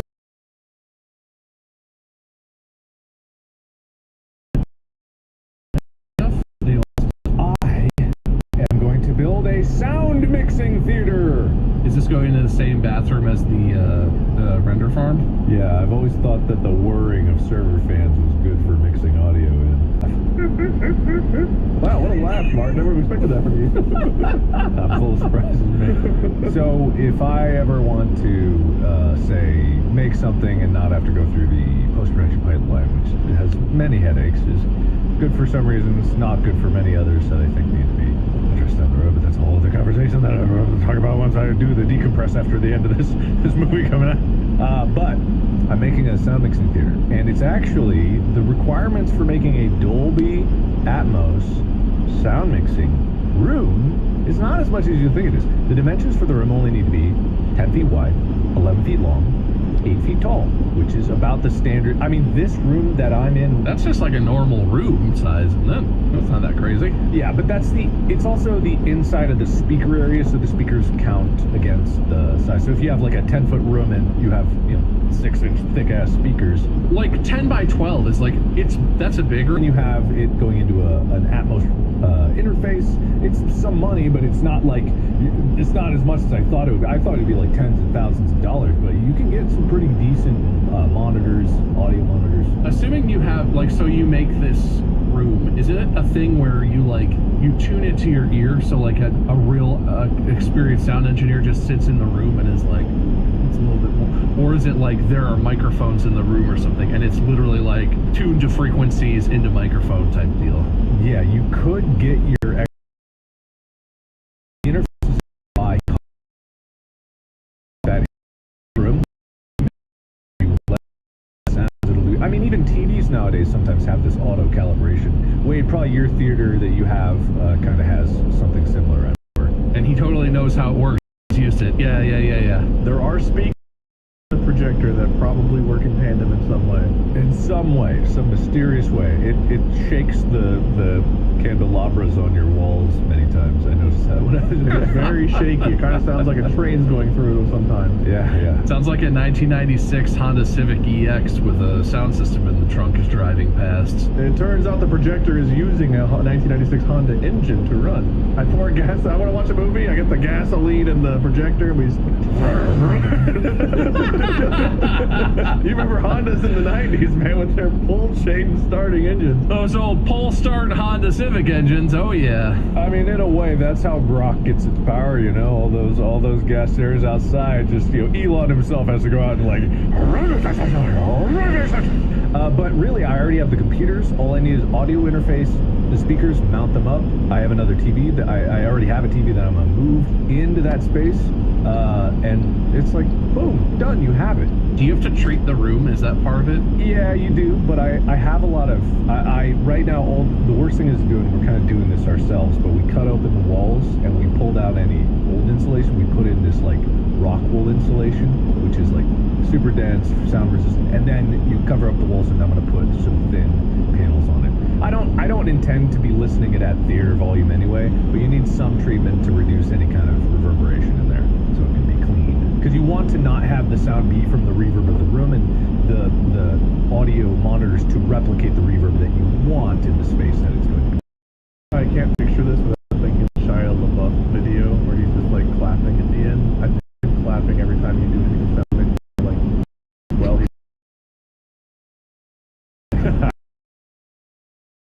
Makes sense. Makes sense. It doesn't take all that much. So you have that, or over the computers, you just need to wire everything up, put the soundproofing on, and then the speakers. So all in all, it's like those aren't cheap, but they're not nearly as expensive. You think they would be, even if, especially if you get like used ones.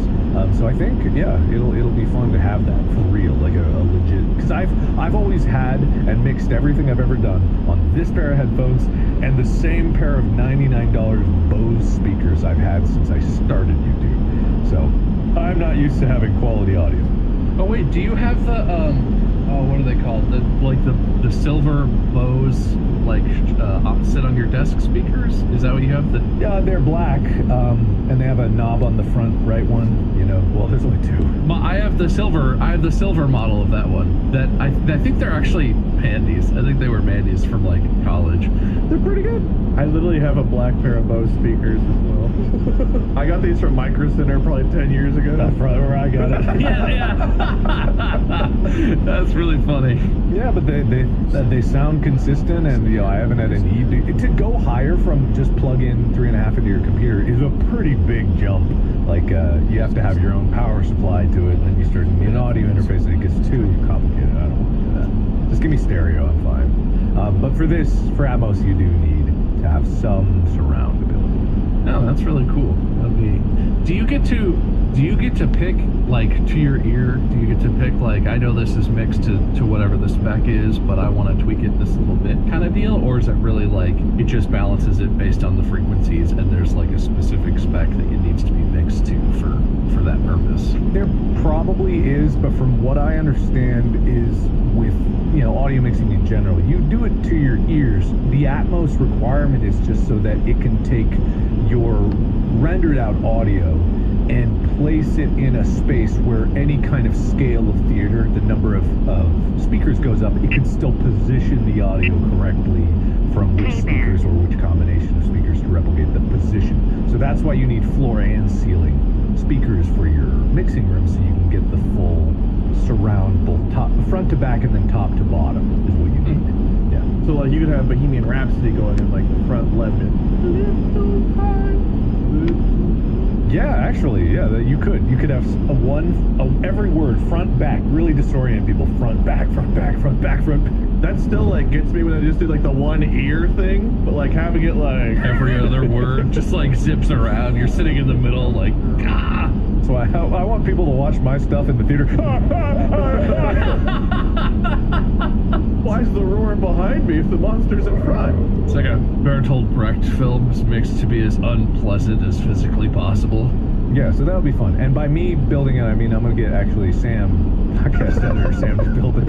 Sam, you know this episode yet? Yeah, come on, Sam, chop chop. I want my speakers. Convert Mark's 12 by 12 bathroom into a good old speaker room. It's a normal room. It's a perfectly normal room. We all know you're a man. I am a man with 12 bathrooms. All of them gotta change. Whoever built this house couldn't walk 10 feet without taking another shit. Maybe they should have just seen a doctor instead of building a custom house. I haven't seen the master bathroom in 6 weeks. Well, Wade, what kind of home renovations are you doing? Are you building anything high-tech?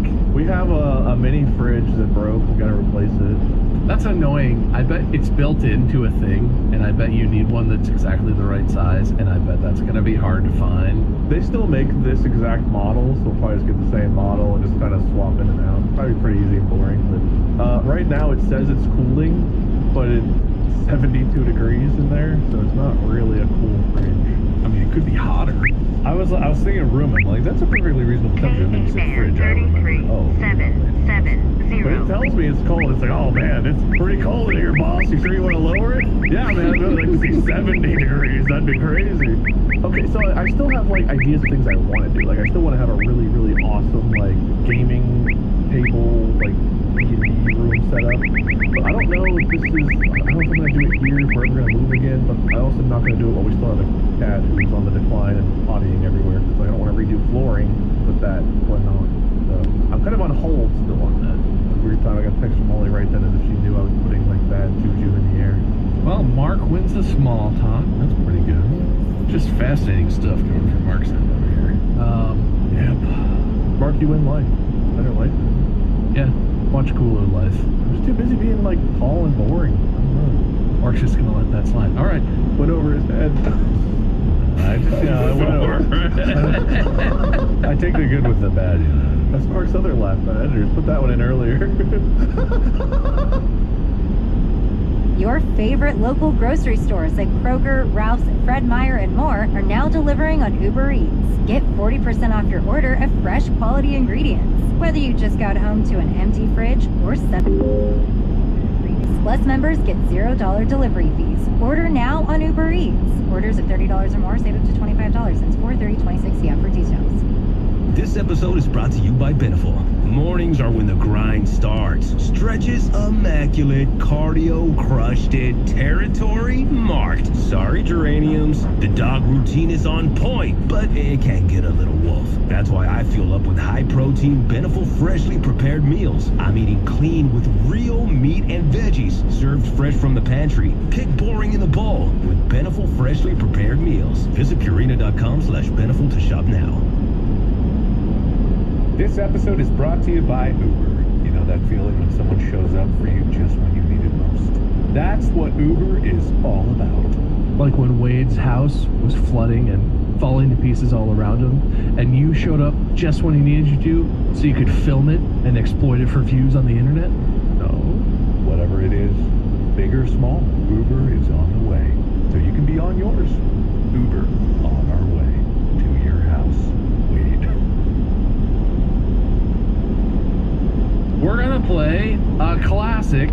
We're gonna play Hide the Penny again. Oh, Yay! If I remember right, I got my ass kicked on this last time. Honestly, you both did pretty well. The last one just really screwed you over because you hid your penny right where I done hid my penny. I didn't even see it when I hit it. It was right there in front of me. All right, so if you didn't listen to the first one of these, I think all three of us really enjoyed the first episode, and I highly recommend it, Hide the Penny. But the way this game works is, it's in the theater of the mind. It's in our imaginations. But we're going to be traveling to different locations, different settings, and when we arrive at each new setting, I'm going to give Mark and Wade a penny, and I'm going to have a penny. Each of us is going to find a place inside of whatever setting I set up to hide our penny. And if you find your opponent's penny, if Mark finds Wade's or Wade finds Mark's, that's a point. And whoever finds my penny, that's a point. And if you hide your penny in the exact same place as I did, that's really bad for you for some reason. That would seem like a really cool thing that might be worth extra points, but somehow that's way worse. But anyway, I've got some new. Last time the settings were it turned out fun, but the settings were like, I don't know, I want to say normal. They were pretty fine. I tried to push it a little bit on this one, and I hope that these settings will be a little bit more interesting, and you'll have to be... I don't remember the second setting from last time. I remember the first and the third. There was the coffee shop. Yep. And there was the dorm room. Jungle Cafe. And then there was the haunted grandma's house, or whatever, the haunted house. Yeah, the coffee shop had the train, and there was a lot of stuff going on in the coffee shop. We arrive at our first destination. I pull out 3 pennies. I hand one to Mark and one to Wade, and I keep one. We're in a room where almost supernaturally you can't see anything except for 2 identical looking coffins sitting on the floor in front of us.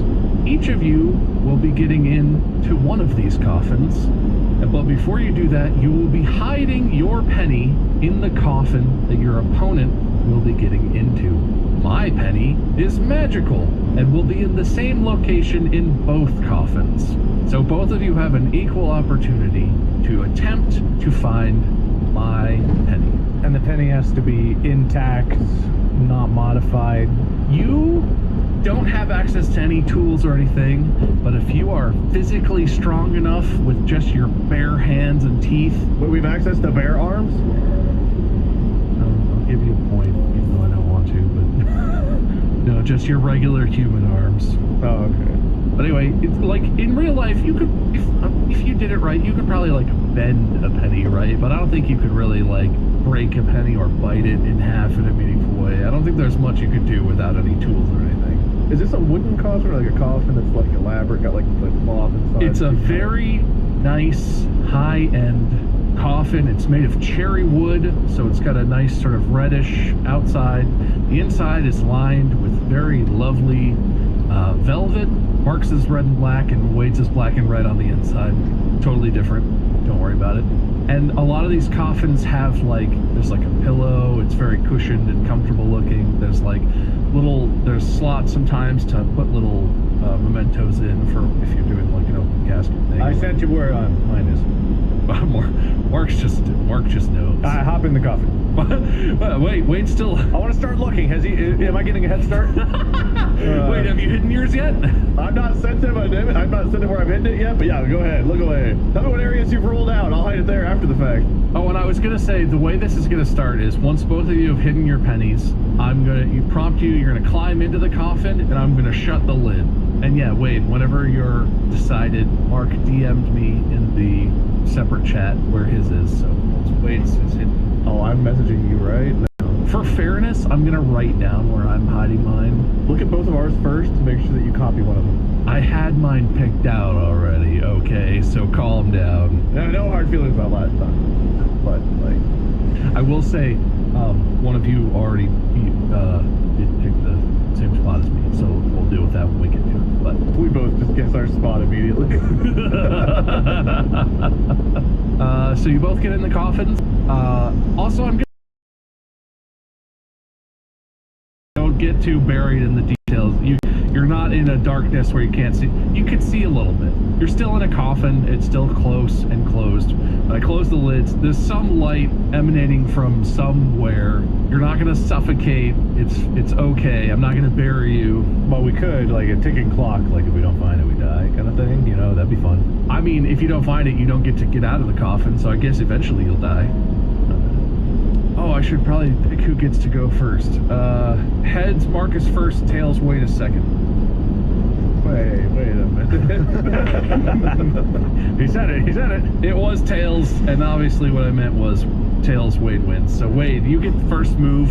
That's right. You have both hidden your pennies, and I have hidden the exact same penny in the exact same place in both coffins because of magic. Don't question it. Wade, what do you do? Alright, I start feeling the sides of the coffin for side panels. Like the bottom, around the bottom part of it, you're feeling around your body and stuff? Like where my arms and legs, the side. There are some like pouches sort of sewn in where for people to tuck in, you know, cards or flowers or whatever. There are some pouches along the sides. I find Mark's penny there. Tell me that. Well, that's actually what I had. What's what Mark wrote down is Wade finds my penny when he says he found it. Yes. Those are empty. This is not a funeral for you, so nobody came to put mementos in your coffin. It's just an empty coffin. All right, remembering the haunted house, I check in, under, and around my own eyes to make sure he didn't slip one past me. After a careful examination of your eyes, you can confirm that there are no pennies in, under, or around them, and you can still see out of both eyes. Well, shit, in that case, let me check behind my ears, make sure he's not pulling one of the magician tricks. No, there are no pennies behind your ears, Wade, but that's a good... Fuck, I want to think about my body. Let me... There. Check my pockets. Maybe he slipped it in. You feel around in all the different pockets that you have in your pants, and the pockets are all empty. There's a false compartment at the top of this coffin where it's closed. I'm gonna feel around the top of the coffin. So you're like pushing up on the lid and stuff? Oh yeah, I'm like full like Evil Dead, but it looks like the old person's like having a rave, but with the coffin lid trying to find that penny. There's no secret compartment, but you notice that every time you push on the lid, it lifts up. Good, that's a very lid thing. I try to start rolling from one side to the other of the coffin, and I don't want to tip it, but maybe my immense strength causes me to tip it, but I I'm listening for any kind of like other rattling besides wood creaking, like a penny sliding or something like that. That's interesting. I like that strategy. You don't hear a penny on anything hard. Okay, so nothing like no sliding, anything other, just the coffin creaking. No metal sliding around or bouncing around. You just hear normal coffin-y sounds, and the penny must be somewhere soft. Mark's a real weirdo. I'm gonna take off my shoes and see if he's living my shoes around my feet and toes. That little monster, you know he goes there. I'm so low to the ground, you never saw me slip in there. I've never been in a coffin, but I'm gonna guess that's relatively hard to do. You struggle to get your shoes on, socks off without being able to really reach your feet, but you do, and you can't really see much, but you don't see a penny or anything down in your shoes or in your socks. I've checked all the marked places already. Ears, my feet, the roof. What's left? The mark didn't hide anything anywhere else ever, that's for sure. All right, so it's cushioned on the lining, and then there's a pillow, right? Is there a pillow? Yep. I picked the pillow. I picked the pillow up and you inspect it, and there is a case on it. You dig around, there is nothing but pillow in there. There's no little hard bits or anything, just pillow. I guess I could be laying on the penny, so I'm gonna try to like flip over and feel all the bottom. There are no pennies that you can feel in the bottom of the coffin, assuming that you're feeling very meticulously around. I got bare feet, so I can feel my feet, feel my hands. Placed in a coffin, I thought you had a penny. You would think. How's my tummy? Feel upset at all? Like someone might have slipped it in a meal that I had prior to this? I relax and I get in tune with myself. I try to feel if I feel any kind of weird. I know myself so well. You relax and you become very self-aware, and you don't notice anything weird with your head. You don't feel anything weird in your chest or with your tummy. You notice something weird as you're working your way down, and then you get down to your legs, and your legs are feeling okay, and your feet seem fine. You did feel something was kind of off, sort of in the middle somewhere there. Tummy seems okay, but there's something weird. I should have asked whether this was inside or outside. I dive into my own stomach. I rip my abdomen open. You shrink yourself and magic school bus your way into your own body. I shrink my top half and go into my bottom half. Carlos! Okay, I don't know where Mark hid his, but I know Bob got me a few episodes back by spitting things out of his mouth. So I'm gonna just go all in my mouth, feel around, lift up my tongue, check my throat, sit between the cheekies and the jawline. Somehow you fit your whole fist into your mouth and you really get in there. Don't tempt me. There's nothing in your mouth. You're good. I guess, Wade, you do notice in all of your tossing around, again, you hear the lid sort of like clunk, clunk. Every time you like bump the lid, you notice the lid seems to move.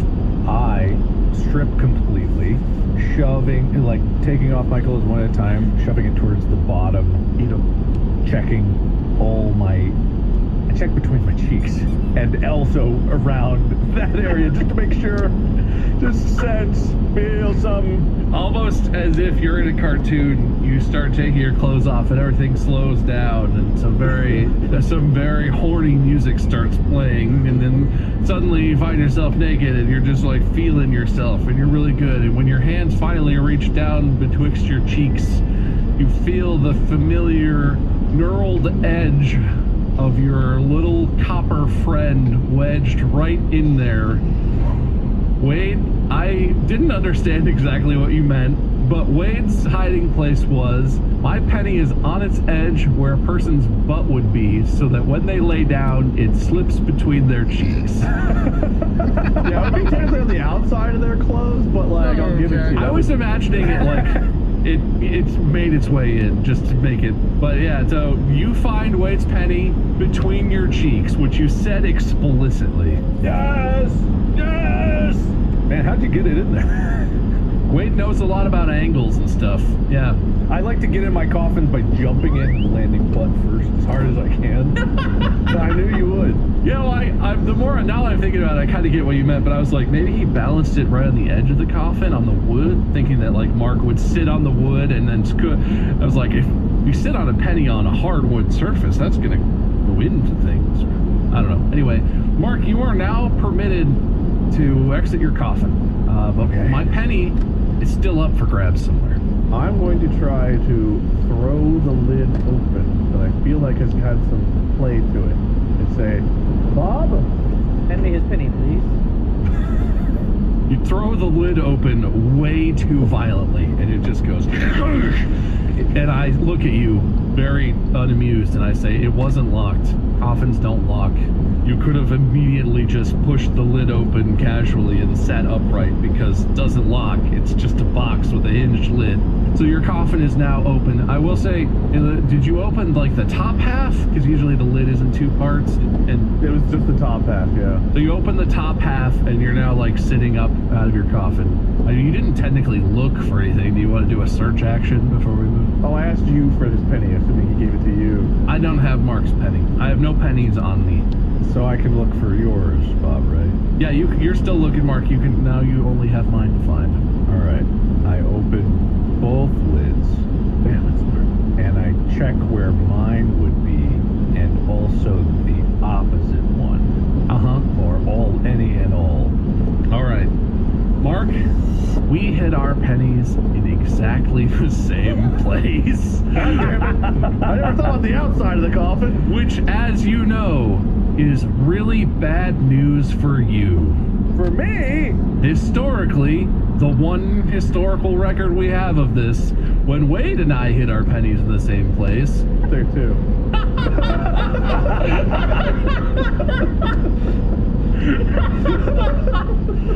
It seemed to go okay or bad for him. Either way, I'm imagining the coffins are next to each other. Either way, either you were looking from the side where Mark's lid was open, blocking your view, or you were looking from the side where your lid was open, blocking your view.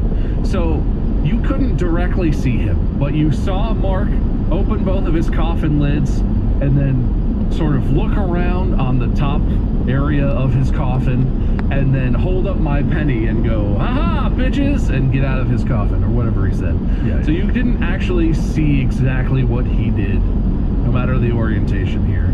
But I guess that gives you the clue that it's somewhere in the top-ish part of the coffin, theoretically. I don't know what you all are picturing with a coffin. I'm picturing like a very smooth, like, I don't know, black polished surface with some like metal poles where the pallbearers can carry it. So I'm gonna search the tips of the parts the pallbearer can grab. So like the handles on the sides. Yeah, handles is a good word for that. You may examine all of the handles all in one action, because there's nothing there for you to find anyway. Mark and I both chose to hide our pennies in the hinge. When the coffins, before we were in the coffins, I think Mark and I both assumed they'd be sitting there open, and both of us set our pennies on the hinge side, and then we got in, you guys got in, and we closed them, so the pennies were located, sandwiched in the hinge side, and yeah, good job, Mark. You found both pennies. Which is super good for me, right? Yippee. All right, on to the next setting. Whoosh, the coffins are all gone. We're no longer in the abyss. Whoa, where'd they go? You take a deep breath. You smell the crisp moistness of a delightful forest scene. We are standing in the middle of a very green, very verdant, forested area that is enclosed by a magical and invisible force field that makes the area approximately 20 feet by 20 feet, but it goes all the way up, so it's the trees are as tall as the trees are there. This is a very like old growth forest. The trees are mossy, there's vines hanging, there's logs and rocks on the ground. There are no there's no like creeks or anything, there's no moving water. There are like bugs just buzzing around and little creatures of the forest doing whatever they're doing. It's like a very beautiful, very idyllic, green, lush, forested area. I pull out the 3 pennies, I give you both a penny. I do what I do with mine, and it is hidden. Both of you may now invent wherever you would like to hide your things. Got it. Set. Wade got to go first last time, so it's only fair that Mark gets to go first this time. Oh, I almost just said the word. All right, so we're 20 feet by 20 feet, tall trees, lots of moss. creek, you said?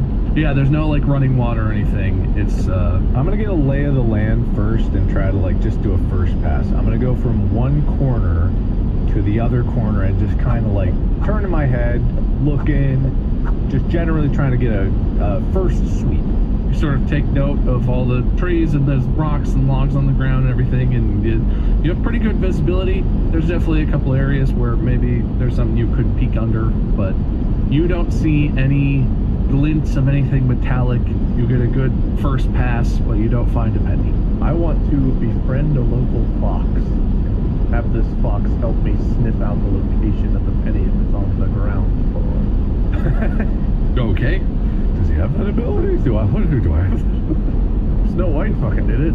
I can't. Wade kneels down and just sort of gestures out towards the fox, and the fox comes up very inquisitively to him and sniffs his fingers and looks up and meets his gaze, and then the fox says, Yeah? I offer him some food. I told him, like, hey, smell this penny? If you can find another one of these, I got plenty more of this where that came from. Whoa, whoa, whoa. You just have food and a penny in your pockets? What are we doing here? Who doesn't, man? I'm born in the woods. I need a snack. I think I know where Wade's penny is.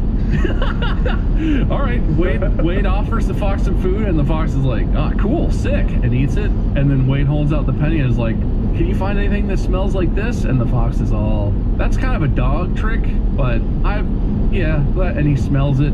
The fox proceeds to sort of start rooting around. He doesn't search the entire area in this one move, but he starts searching. He didn't find shit. He's rooting around. He's sniffing all over the ground. He's sniffing in little whatevers. His family wants to eat, he'll find it. Didn't find anything yet. But now you apparently recruited a fox to your side. That's damn, I'm thinking outside the box this time. I'm thinking unhinged.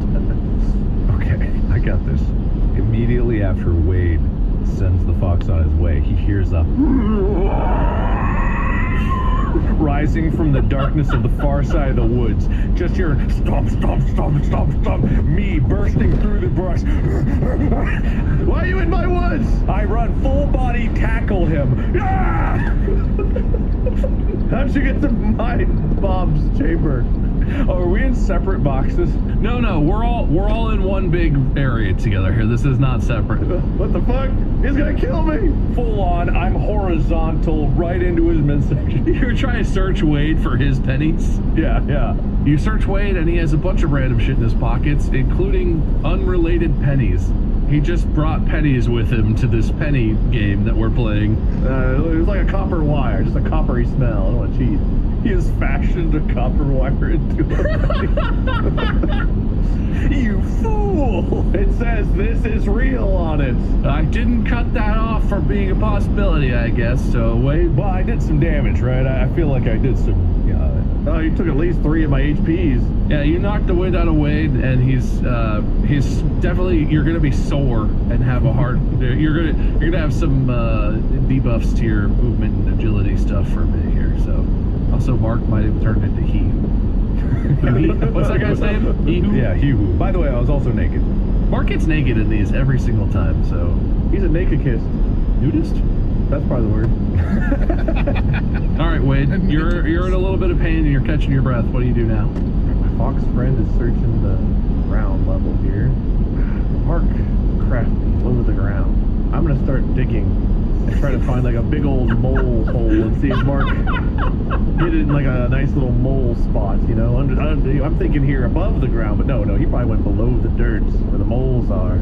Wade on his hands and knees just starts digging. And you find the edge of what you think is some kind of burrow. You find a tunnel and you follow that. You dig deeper. You find a main chamber and you dig, and all of a sudden you've exposed this huge main chamber of a family of bunnies burrow, and you rip the roof off like you're some sort of terrible monster, and all the bunnies look up at you and they're all terrified, and the dad yells, "Get the kids out of here! I'll stall him!" And he gets ready to fight you, and then There's no pennies in there though, so that's fine. And then I yell to the fox, "Looks like meat's back on the menu, fox!" Oh my God. And I start tumbling around. The mother and the baby is frantically scurrying away towards the edge of the force field. The dad leaps at you and kicks you in the face, damaging your eyesight and lowering your ability to spot things at a distance, and then starts running away himself, but he's way far behind his family. The mother and the children pass through the magical force field because they're harmless creatures, but the dad is too slow, and the fox just gets one of his legs and then tears him apart. This causes the fox to stop searching for the penny for a while because he's currently dismantling and consuming the father of this family that you made exist for some reason. You made them exist. I just dug for moles. Ah, you're the one who dug into their home. I was looking for moles. The dad bunny dies. His wife and children escape.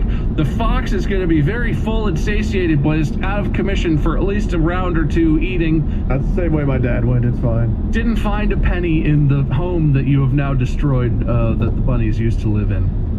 I'm for sure is where Mark would put it. All right. I, frothing at the mouth, scream to the heavens, cursing the moon and anyone above me for its height, leaping 20 feet into the air up into the nearest tree, and then I grab onto it with my claws and I just start hopping from tree to tree. But I'm looking around as I'm hopping. As you're hopping from tree to tree, foaming in the mouth. On one of the trees, you hop and you grab the tree, and before you're about to hop again, a tiny glint of copper catches your eye. In the hollowed out knot of the tree where a squirrel seems to be living, it looks like somehow there are also 2 pennies.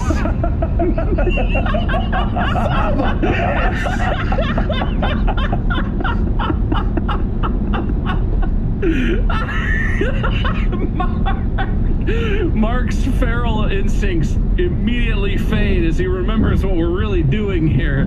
He reaches into the squirrel's nest and finds both mine and Wade's pennies. Dude, this is a fucking joke. He's not come down yet. Can the fox and I team up to fucking kill him and take the penny? Good luck catching. Mark, where's your fucking penny? Why are you so good at hiding pennies, you son of a bitch? It's your own hubris working against you. It's your own hubris. You're thinking big whenever you can only do small. Mark is in the tree, victoriously holding both pennies. Wade is standing over the home that he just destroyed. Because it's suddenly your last turn, the fox ate really fast and got really concerned about Mark violently leaping from tree to tree above him. So he gave up on eating the bunny and was like, will finding the penny stop that man? And so he's back, Yes. He's looking in. The fox hunts aggressively because he's terrified of feral Mark. He sniffs a lot of the ground. I do too. You're both looking in the same areas, or? No, God, no. I'm just real sniffy. Just let Bob help you here for a second. Let Bob No, I got this. I got you, Bob. The fox is looking all over the ground. So where does Wade look? All right, Mark went to the tops of the trees. Fox went to the ground. I went below ground. What we've not looked at is like halfway up the tree where maybe like birds' nests and things like that are. Sure. And that's stupid. Mark would never go there. So I'm going to go all the way up to like where a cloud is and see if Mark maybe hid it in a cloud. I'm going from small to real big. Wade imagines that Mark hid his penny in the clouds, and he just goes, oh, and starts lifting up into the air, high into the clouds, as high as you want to go. And you look around, and somehow, despite the fact that you're supposed to be injured from Mark's tackle, and your eyes are supposed to be injured from a bunny kicking you in the face, you can see everything in the clouds. And there are no pennies there. Is our cloud shaped like a penny? No, they're all cloud shaped. I should have gone with that bird's nest level I was really thinking of, but Yeah, you really should.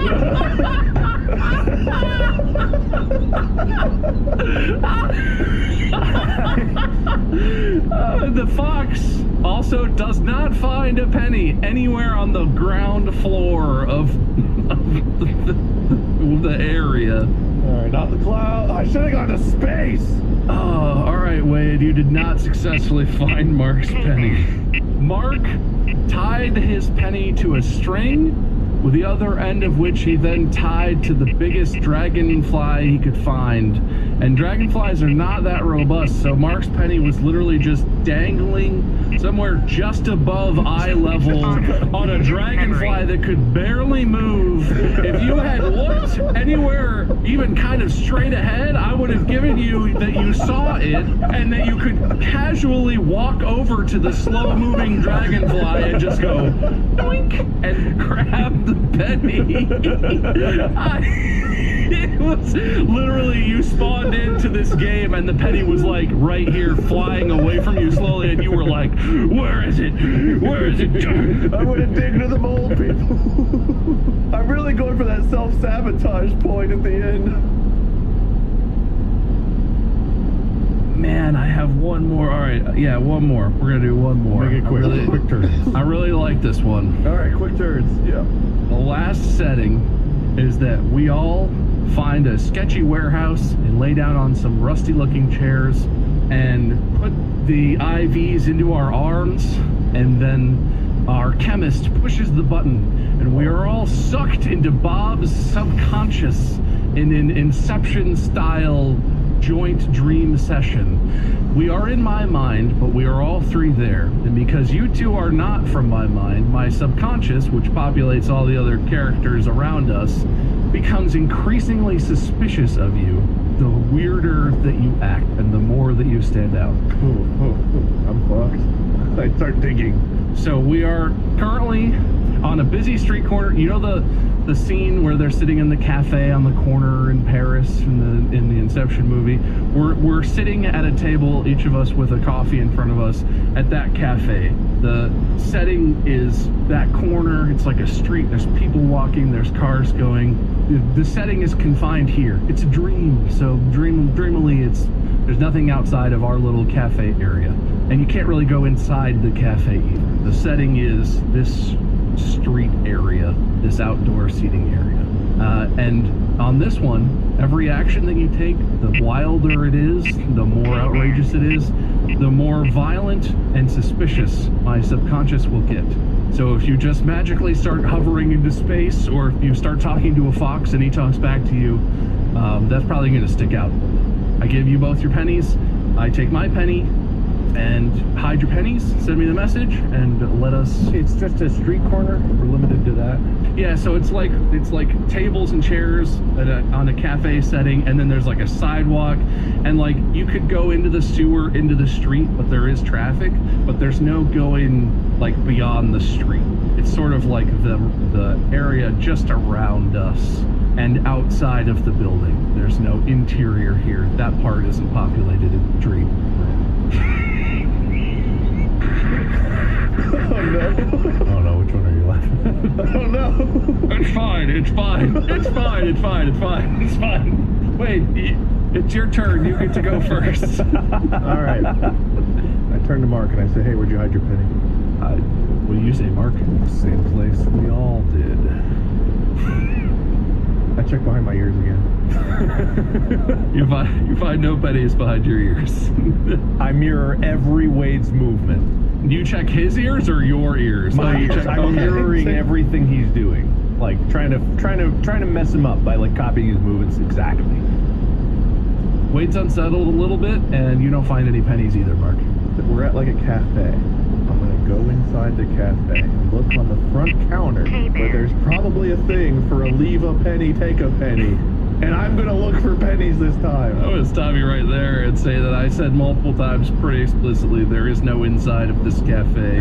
The outside of this cafe where the counter is. There is a cash register outside suddenly, and I will give you that they do have a take a penny, leave a penny tray. And I will also give you that there are only Euro pennies, no US dollar pennies, American penny, whatever. There's just normal stuff in there. No, you remember what I did last time, but no, just none of our pennies are in the Take Penny Leave penny. Mark, Under the table. you look thoroughly under the table. Yep. Under the chairs, under everything, at the bottom. If he thinks so low of me that he thinks I hide everything down, I get on the ground, I go, hey man, start crawling around under the table. Mark crawls around under the table, grunting and making weird noises. Wait, not that weird. Wait, no, perfectly normally. He said he was pretty weird. Mark crawls around under the table, making exactly the noises that you actually made, which was something like... And you don't find any pennies, and the people walking by on the sidewalk are kind of like, but they keep going. I'm going to go pat my buddy Bob on the back and then try to discreetly frisk him, thinking that maybe the pennies are on him. I let you feel me however you want, wherever you want. There are no pennies anywhere within me. The passers-by do see you just sort of groping the shit out of me while I'm sitting next to you at the cafe and are kind of like, all right, get a room, but no pennies. No pennies. All right, Mark, on the ground, drawing attention to himself. I get up and I sit back down and I act really casually. Yep, take a sip of my coffee. Okay. And then I try to lower the star rating of the suspicious. He's using a round to lower his wanted level. Okay, yeah, you're being so normal right now. Everyone is like, wow, I don't even see that guy, he's so normal. And their suspicion fades a little bit. Speaking better French than I do in real life, I asked some of the locals around if they've seen the wee penny. Yes, penny. Yeah, well, okay, so this is my subconscious, so I don't speak French. Wade turns and grabs the arm of a passerby and says, oh, oui, penny, je le boulevard, and the guy just looks at him and is like, what the fuck, dude? Stop, and like bats your hand away and keeps walking. And everyone in the surrounding area saw that interaction and was like, and their suspicion grows about Wade a little bit. Wade, what the fuck are you doing, Wade? Wee penny, Mark! Shut up. That guy shouldn't be here. Wade's outburst draws a lot of eyes to our whole table right now. Yeah. I too can play at that game. Hey, everybody, he's not real. Get him. I point at someone nearby me and go, yeah, that guy isn't real. All the pedestrians in the surrounding area all stop like robots and turn and face Wade specifically as Mark stands. I wasn't standing. No, I didn't stand. I was still drinking coffee. Okay, as Mark sits and casually, very normally, points at Wade and says, he's not real, and they all stare at Wade like they're trying to decide if they think he's real or not. I make normal Wade jokes and ways Bob would interpret me, and he's like, yeah, he's gotta be real. Make one right now or it doesn't work. Me? More like, hello. How sad. Whatever they were. You know what I would say about this? I look around. Wow, what a concept. Why do we never do that? Mark looks around. You see a number of tables going off in both directions. There are people sitting at their tables reading newspapers. You see us sitting at our table with our coffee.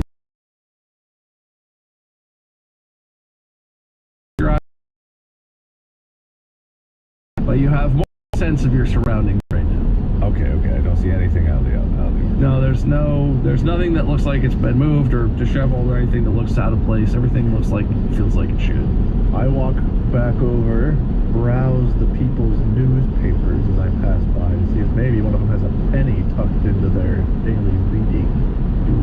Walk and are very conspicuous and awkward as you're like over people's shoulders, and every new person whose shoulder you look over into the newspaper is a little bit more bothered until they all start to feel suspicious that you're acting weird. I get up, I say to everyone at the table, oh, this is running right through me. I gotta go to the bathroom. But I go up to the waiter stand, I ask for a newspaper, and I go, oh, do you have a pen I can borrow, please? And maybe some tape. And so they, like, do they have those? The waitress at the stand to your concern and hands you a newspaper and a pen and some tape. And I say, thank you so much. By the way, I'm Markiplier. If you want a photo, you don't need to be weird about it at all. You can ask. I'll get it to you. All right, cool. I'll leave a big tip. All right, and then I walk away. He's not been recognized in Bob's subconscious enough. Forget the penny. I need someone to want a photo with me. She seems unimpressed, but as you... So I take that and I write the following that I'm messaging you on it. I walk back to the table, but I take the long way around behind both of you guys. I go, and you hand a piece of paper on it to me that says that? No, it's tape too, you know. Oh, okay. You on Wade's back. Yeah. And he doesn't notice. On my turn, I noticed. All right, that all happens. I'll allow it. We are looking for pennies, but we...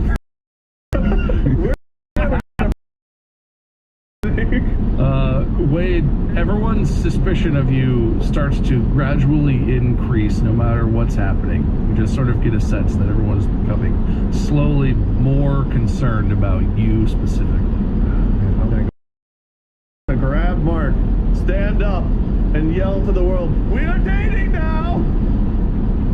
He said yes! Do you think his subconscious is like super homophobic or something? Like, that can't be real. That can't be real. No! I just want you to go. You want to look for anything while you're doing this, or yes, that's what I was gonna add. Okay. While all of the eyes are turning to me, I'm gonna push Mark in front of me and look him up and down and see if there's a penny on him somewhere. You turn me upside down and shake me like this. We're dating now. You are standing up now, and you pick him up like a little child and shake him and sit. No pennies fall out of Mark. Just a bunch of other random shit falls out of his pockets and things, but no pennies, nothing interesting.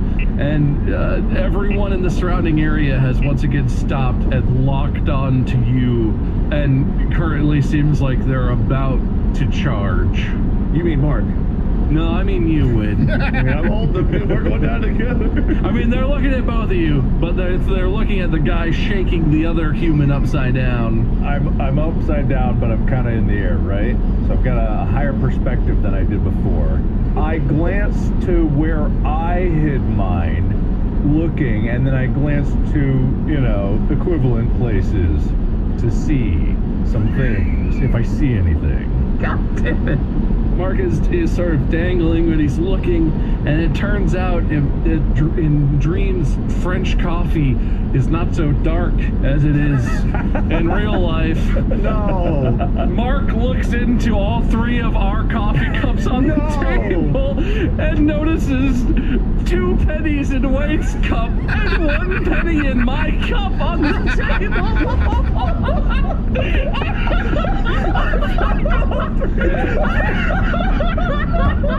I was gonna look soon, but I was like, okay, just in case, I can't give it away.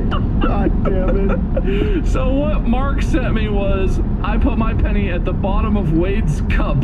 And what Wade sent me was, I put my penny in my coffee. I won't drink that anyway. And what I wrote down on my script is, I dropped my penny into my coffee. This whole time, all I was like, well, I can't look at the coffee cup. Yeah, I also was like, I took a sip of it being like, I'll just be casual, he'll never think.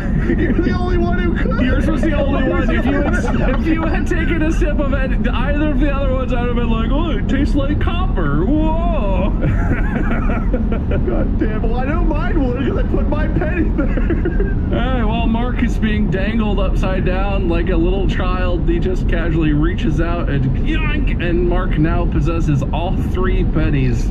Which means that Wade doesn't even get another turn to find his penny, because Mark already has it. I fucking cleared 100%, baby. I didn't find a single penny. You were so close, Wade. God, I just am secretly suspicious of something. Mark, if I win this, you have more grounds for a coin flip than I've ever heard in my life. All right, I'll read you what you got points for.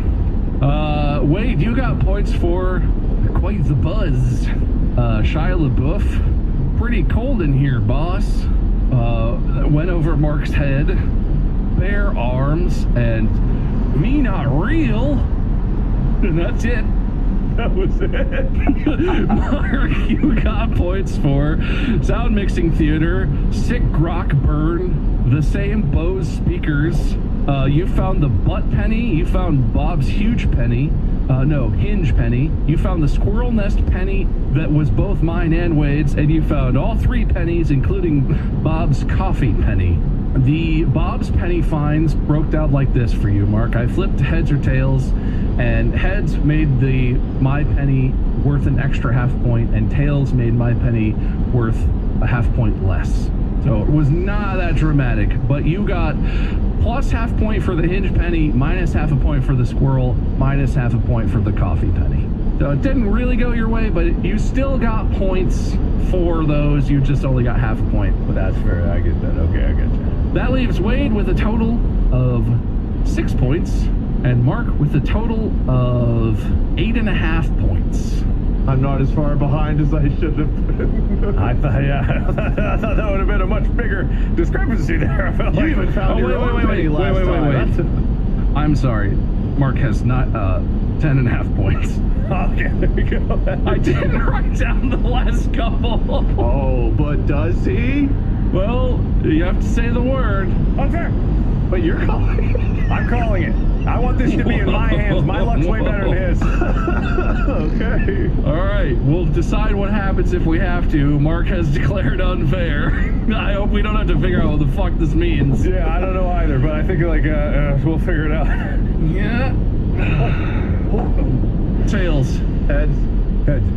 Well, my tail spoiled it for everybody. I think 3 heads would have favored Mark because he called it, so. Really glad we didn't just have to figure that out. Oh my god. I'm really banking on some crazy shit on this wheel to happen today. All right, well, let's spin another 3 so something fun happens, shall we? Oh, if Golf Wheels comes in after this. I know. What an episode for. Come on. Hey! All right, it's 3 bonus spins again. I didn't actually pick what I want to add to the wheel yet. I'm going to put only wrong answers. So if there's if the game involves anything where you can either be correct or incorrect, or like find the penny or fail to find the penny, if you don't get any of those things, you get a point for sucking so much. That favors me today. I just need that to land 5 times and I got this. And shirt closest to background. Oh, God. All right, it's Wade's. We're in the same shirts. It's the same shirts. So Wade, well, let's see that from the last time. Where's the last one? Shirt closest to background. We had a lot of re-rolls. Yeah. Oh God. Okay. Yeah. I completely forgot. Man, we've been here a long time. All right. Okay. All right. Well, I'm half point. Yep. Mark currently sitting at math. Wait a second. 10.5, and Wade is currently at 8. Well, Mark, don't get too comfortable. All right, I won't. I'm not very comfortable. Oh, all right, that got to be me. I didn't have a single tab open. Mark was so locked in. Yeah. That poor bunny dad died for nothing. It's nature. That makes the final score Mark with 11.5 and Wade with 8. I think you gotta be pretty happy with how close that loss is after not finding a single penny anywhere the entire time, including one that was basically dangling in front of your face in one of the Can I loser speech first to talk about that? Oh, go for it. There's no excuse. I really dropped the ball today. I was so concerned with what might lie underfoot, I never thought to look high. When I did, I looked too high. Sometimes you can't shoot for the stars or settle for the dirt, but you gotta find that contentment point right in the middle. I never looked there. I don't like coffee, didn't want to look at coffee, even though I had an inkling suspicion from the start that we all 3 chose the coffee mug. I couldn't look there just in case. But alas, here we are. Mark truly dominated today. He deserves this win. The coins themselves spoke. I've got nothing besides regret and failure. Remember this. Mark, winner speech? You know, every once in a while, just like in Uncut Gems, you have just a crazy game. I don't know what kind of gem I found, but it was awesome. I was unhinged, but locked in. And I think this is probably the first time where we ever had like a interception of the coin. And I think that honestly might have solidified it, because the score was a lot closer than I thought. So if I had not done that, and then some points got chucked the other way, it could have been anyone's game out there. So I think I was smart on my feet with this one. It was a risky play, but hey, at the end of the day, that's another dub. Let's take that. If you put two L's together, you get a W. Well, just keep racking up the L's, Wade. Eventually there'll be W's. Thank you so much for watching and or listening. Make sure you follow the podcast so you know when episodes come out. Yes, my point keeping this round was erratic and borderline psychotic. No, I don't care. Yes, I think we all know Mark won no matter what, so calm down.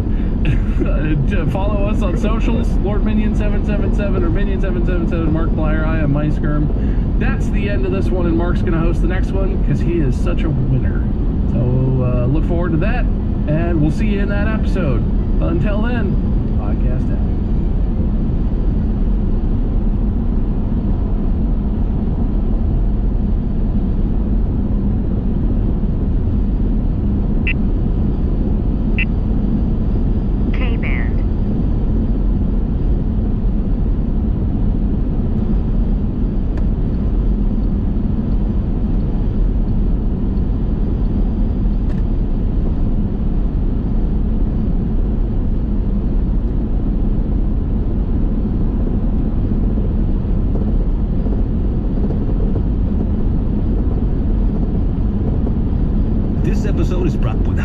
Distractable is present home internet's got your back. Guarantees monthly There's all watchers, and trashes Tucker, junks Joe, and beats a blonde. Beta battler Bob bitches about his bath, suffers sniffles, kicks Kimber, smacks Smartless, punches PSA, and blasts Bartlett.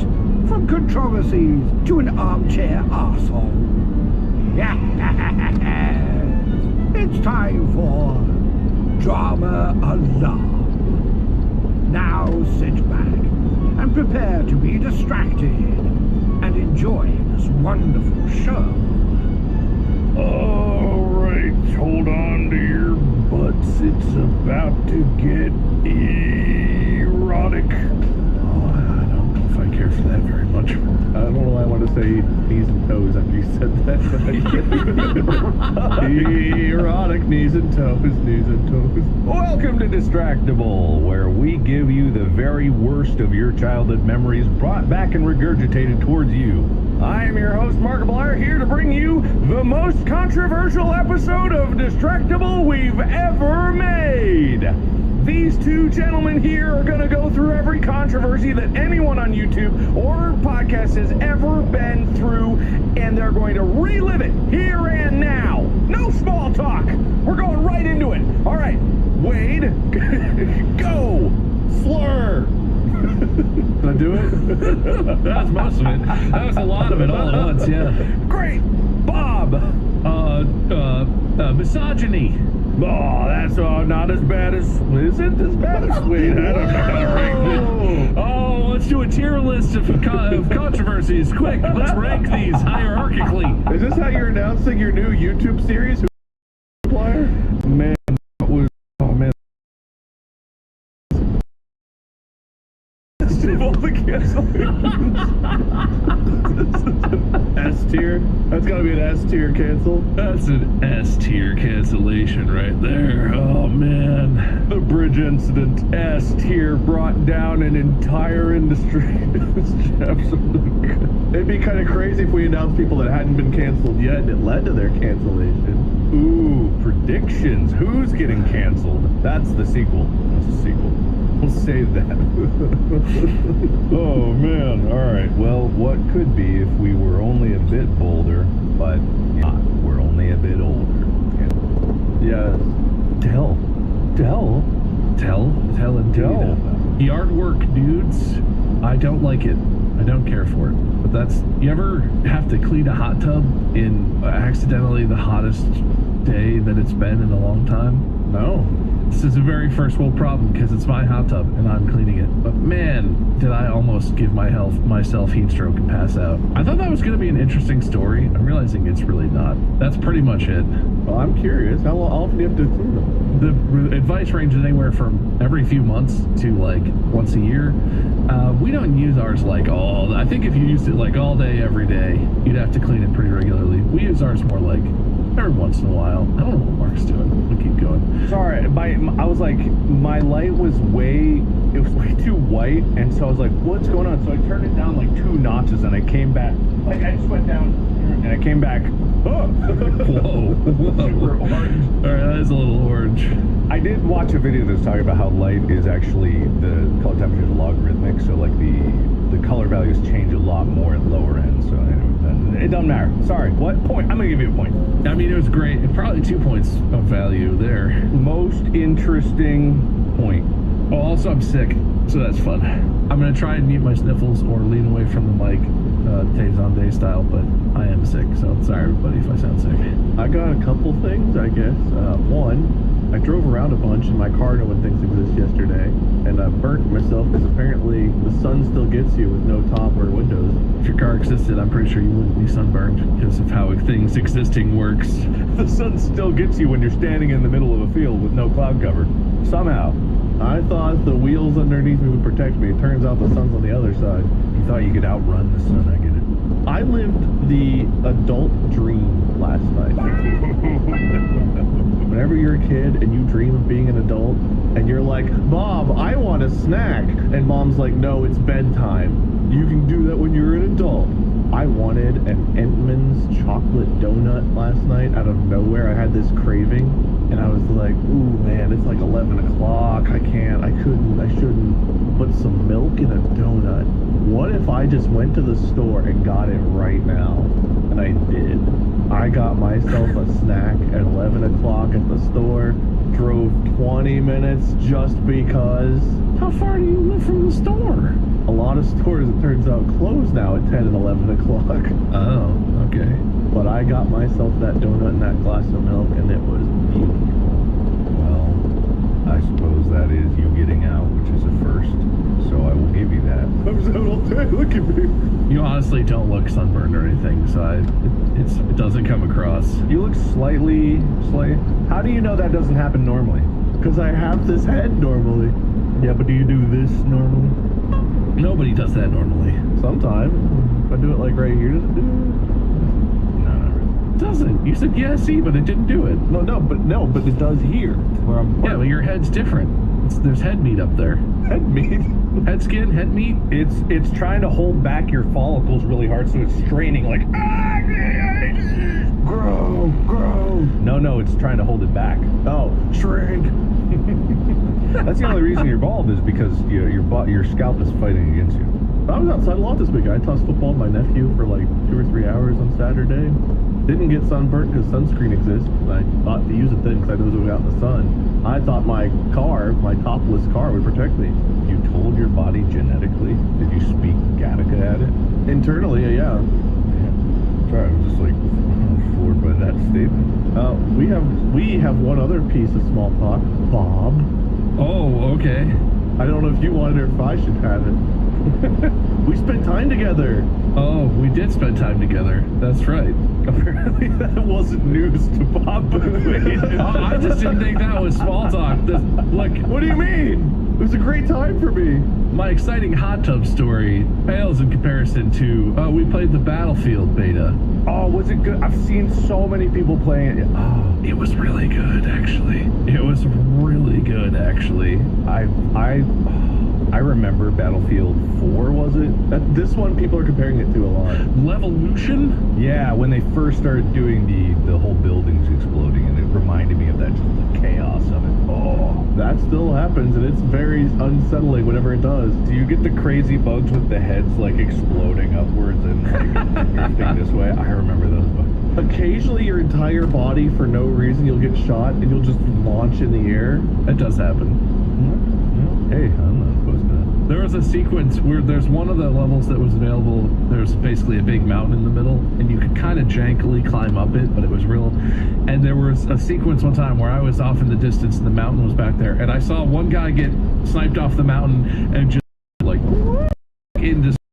I saw him get sniped off the mountain and like gravity had just 10x, and just like you could see the whole way he like died and went down and just went like into the earth. And then after all that happened, I just see a tank fly in the distance behind the mountain in this huge, and I was like, oh my god, it's Battlefield, it's back, they really did it. I saw a clip of a tank getting blown up and the whole top part with the gun turret went poof up, but then it like spun and cut into a building like a razor blade. It was awesome. I think there are some definite like gripes, and most of the bugs were you'd have to requeue because you'd get kicked out of a lobby and it would break or whatever. But like when it worked, God, it was pretty good. It was very classic Battlefield in all the best ways. As a beta, I think people could understand that, but yeah, no, it's very beta-y. Running around with the medic paddles instead of a gun. Suicide revives. There was a sequence that went on way too long where Wade and I were both medics huddled in a corner with a tank like around one brick of one remaining part of a building, and we just kept going down, revive the other one, go down, revive, and we were just like, we're gonna make it. We didn't make it. But we lived for a long time. We really did, yeah. Well, why didn't I get an invite? I know you like to play, but it's out again this weekend, so let's see if you accept it this weekend. Yeah, honestly, that's not on my list of Mark games. I didn't remember that you were a big Battlefield, because you don't play shooters. Yeah, but I like big battles. That's why I liked Fortnite 100v100 mode, which I still don't think they have brought back. Hey, beta's open again this weekend. We'll ping you. This weekend, am I going to be busy? Yes, I am good. Yeah, you will, playing Battlefield. You're right. You're right. No, but actually, Sam, you're visiting this one in the past. Not anymore. No, I need him. Wait. Wait, what are we doing to Sam? Yeah, I brought it back. My bad. Okay, well, that was reminds me of how much I don't play games right now because I'm so busy, and this weekend he's going to be helping with that. Oh, you should. Battlefield's great. I think he is being sincere. I think he's just like that, Wade. Don't look too far into it. Why do you mean? I don't like it. What's wrong, Wade? This is a ship of Theseus. Was you really the whole time? This episode is brought to you by State Farm. Listening to this podcast? Smart move. Being financially savvy? Smart move. Another smart move? Having State Farm help you create a competitive price when you choose to bundle home and auto. Bundling, just another way to save with the personal price plan. Like a good neighbor, State Farm is there. Prices are based on rating plans that vary by state. Coverage options are selected by the customer. Availability, amount of discounts and savings, and eligibility vary by state. Your favorite local grocery stores like Kroger, Ralph's, Fred Meyer, and more are now delivering on Uber Eats. Get 40% off your order of fresh quality ingredients. Whether you just got home to an empty fridge or suddenly got a craving to whip up something new, you can get everything you need delivered in as little as 25 minutes. Get 40% off your order with code Kroger2026. Plus members get $0 delivery fees. Order now on Uber Eats. Orders of $30 or more save up to $25. It's $430.26 the app for details. This episode is brought to you by Amazon. This off to college season, save on college, save the everyday. I wish I had gotten a nice desk when I was in college, because I did not do my wrists any favors by typing on my lap all the time. I'm shocked I don't have wrist braces on my wrists. You know where you could get wrist braces if you need them. With Amazon's College Deals, you save on college and you save the every day. Shop off to college at Amazon. You know how I said at the beginning of this we're going to talk about cancellations? Yeah? Well, we're not. But it's close. Oh, thank God. I was pretty sure you were just going to be like, actually, that is the episode now. No, we're going to get canceled. Welcome to the drama-stirring episode. What do you you say it was Mark Blair's? Oh, wait, that's a thing. No, bleep that. No, sorry, that's already something. Who canceled Markiplier? Here's the rub, which apparently is a Shakespearean expression. I didn't know that. Also makes like ribs and stuff taste a lot better if they get a good rub. How so? Because you rub it on the meat and you cook it. It's a mixture of like spices and flavors that you put on there. So whenever you take a bite, fingers? suck them. What the fuck? What? No. Ew. Suck your fingers. This is why we don't eat at Wade's house. You're rubbing. I'm talking about rubbing. Then just suck them. No. Don't ask me if you don't want the answers. I don't want that answer. You did ask Wade a question. That is always on the table. Yeah. All right. Okay. So here's the rub, which might not be a Shakespearean podcast. I actually don't even know. We're on the podcast charts 34th. Overall, we're higher on comedy only. All right, we're funny guys. Yeah, but no one cares about that listing. They care about the full-on listing. Is telling the people watching that gonna help? Should we be telling people not watching that? Not watching what? He's working. Let him cook. All right, cook. Here's the spatula. All right, so we're 34th, right? You know, that is abysmal. We beat Rogan twice. Actually, we beat him twice. Twice upon a time. So if you think about the rankings, like he's only up by 1 for us on the him v us. He's only up by 1 because he was there. We took it. He took it back. We took it. He took it back. He's 3-2. It's such a close game. We're basically neck and neck.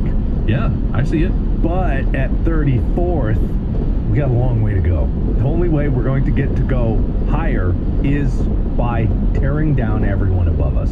I want, in this episode, each of you guys to procedurally go through the list of podcasts that are above us and then create drama about them, shit on their podcast. I will give a point for how egregiously devastating the blow is emotionally to these other podcasters, enough that it will resonate to their audience, and then they will be forced to talk about us, and then they will inherently flood us up to the top. It's a perfect plan. It works every time. We have never tapped into the drama. Got it. We have never, ever tapped into the drama. There's some easy targets here. Smosh reads Reddit stories. I think is relatively new. They're up above us. That's our thing, reading Reddit stories. That's our thing. Huberman Lab is 1 above us. That guy had like 6 girlfriends. Who even is that? Isn't that like a self-improvement? Yeah, science-based tools for... He's like a neuroscientist. He recently had some drama where he had like 6 girlfriends. That's a lot. Not even an exaggeration. So the thing is, we don't even have to know these podcasts. We're gonna judge books by their covers, and we're gonna tear them down. I want everyone watching this to clip these and then send these clips to each of these podcasts for each roast, forcing them to engage. We will shoot up through the rankings. And look, guys, as much as I'm joking about this might actually work. So make the roast good, but not that good. Don't get us canceled. That's the fine line you have to walk. Hey, you can always trust me to not live up to your expectations. Oh, no. I feel like that Wade column is going to be pretty barren on this, but I'm ready to dive in. It can be everyone above us. It could also be people below us. Oh, let's punch down. You can only get 1 roast in per podcast. So if Wade gets a roast per podcast or stirs up drama about them, Bobby can't do about that same podcast. And we'll go until the entire list until we got clips for the entire list. Got it. I'm locked and loaded for this. Yes. It was going to be the perfectest crime. It really was. Oh, is it ready? I can't believe it. No, it was going to be the perfectest crime. But, I had some other work I had to do last night. Anyway. Still in the pot, still boiling. Heads is Wade, tails is Bob. Oh my God. His head's down there. His head's. So Wade. All right. You're up first. All right. Who are you going to destroy emotionally? Oh, let's go after Call Her Daddy, Alex Cooper, sitting at 17. No! Isn't that a good one? I don't know. Is that probably? A good one? All right. What are you going to say? Call Her Daddy. I won't even call mine. They're both dead to me. Is that good? Did I do it? Oh, Oh. Take that, Alex Cooper. That's right. Good lord, man. I know. I'm the roast king. Did I roast me more or her more? All right, so Caller Daddy, I actually don't know. Okay, so the real thing is, like, we're not actually just making full drama. I actually kind of curious, and we're going to have a conversation about the other podcasts that are around us. Because one thing that I often struggle with as a YouTuber is that, like, I don't feel well integrated into my peers. And I realize that we exist in a bubble entirely outside of the podcast world. So we are going to roast them, but then we're going to talk about it. Caller Daddy, I've never listened to any episode, but I've heard good things about it, unless I shouldn't have heard good things, and then our audience will correct me about that. Isn't it like an interview podcast? Yeah, it's like an interview one, right? I think so. I think it's like, yeah, conversational, about different topics and things. You'll have different guests on, Yeah, creating conversations since 2018. When did we start? Do we have seniority? No. 20. Well, three. Do the streams count? Yeah, I would count those. We started those. Maybe 2018. 2018 was the year we were in Australia talking about doing a podcast. I'm assuming we started 2019. All right. Well, let's assume that they have seniority, and that's the only reason that they're 17 and we're 34. But that was a good pick because that's exactly half. Thank you. Bob, who are you going to roast? Easy. I have not listened to this one, but also I have. Number 13 on the list, True Crime with Kimber. I do not know the specific podcast, but honestly, who cares? Because I have listened to a true crime podcast, and they're all the same. They all have the same waffly nonsense. It's all one person telling the story summarized from a bunch of articles, and then being like, oh, well, could she have climbed down the third-story window from her apartment, down the tree, down the light pole, gotten into her car, left her cell phone in the parking lot so that the GPS was accurate, driven 25 minutes away, committed a murder, perfectly buried and hid the body, gotten all that back? Could she have done that in under 68 minutes, which is the window of time where we don't know exactly where she was? Maybe. Thanks. I'm glad we settled this. Now I know what happened. What an exciting and insightful podcast. Woo! Time to listen to another story where you don't have anything interesting to add to it. Thank you. So the next episode I was going to host is changing. Listen, I've listened to true crime podcasts because I find them entertaining, and I get it. And there's a lot of stories, like there's a lot of crazy crime stories out there, and some of them famous, some of them lesser known. I get it. But man, is the trope of person reads true crime story and is like, here's all the information that's publicly available. Could they have done it? That's crazy. Okay, bye. Like, God. Fun. That's a lot. I think that it's like you're hitting on something I do agree with, but also I'm guilty of in a different vein, because let me tell you, there are only so many funny sports stories in the entire world. And on Go, I think I've tapped all of them. I recently found one about the most deadly sporting event in history, which took place. Was that the stadium collapse? No, this was not recent. It's 10,000 people died because it started a war. These chariot races in like Greece or something, or Rome or somewhere, things went crazy. Like, it went nuts because there was some murders that happened the first time, and the emperor was like, hey, let's all calm down. We're not going to kill these guys even though they killed people. Let's have more chariot races. And so they did, and then the riots started from the chariot races. And then 10,000 people. And if you enjoyed this preview of Go, come over from Go and help Distractable move up the ranking. Yeah, don't listen to that show. Listen to this one. Listen to this one extra. It's a good thing Go's not on the top list. Well, you said we could punch down. Not that far down, man. Oh, man, let's go. I'm going for it. How long are your arms, you tall freak? Go. More like Mark. Can you pick a podcast? Am I right? All right. Wait, I'll allow you to roast any other true crime podcast, and you can copy Bob's rant word for word. Oh, thanks. Because I was going to. If it's not word for word, I feel like you shouldn't get the points. Oh, don't worry. Number 20. The title alone tells me why that deserved to be ahead of some of the charts, because it's criminally listed. Is it the old? Yes, it was an things Bob said. Tag those all on there, huh? The synopsis says, is a show for fans of true crime. We strive to bring you the most interesting true crime stories and unsolved mysteries that you've never heard before. Created, written, and narrated by the team at Criminally Listed. So, Bob, this might actually be new stuff.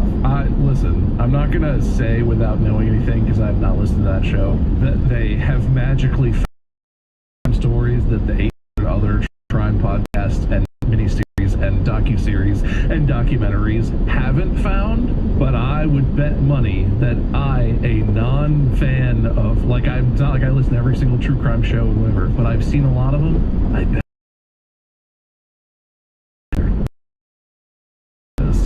before heard, this will blow your socks off, and I bet not. I'm going to do a quick count of how many true crime podcasts I see on this list. 1, 2, 3, 4 with solve beginning. 4, 5. I do get it. It's just really saturated market. Advertising me as, ooh, we'll bring you stories you've never heard. I just struggle to believe that. I really do. There's like 9 Netflix documentaries and mini. Even crimes that are not interesting have their own whole series, because it's like, well, it's a story we could tell. All right, what if we switch to a crime podcast where learn about these stories and then we invent what they do? And so I started stabbing. All right, Bob, it's your turn to single someone out for punching. All right, I've got one. Number 24, Smartless.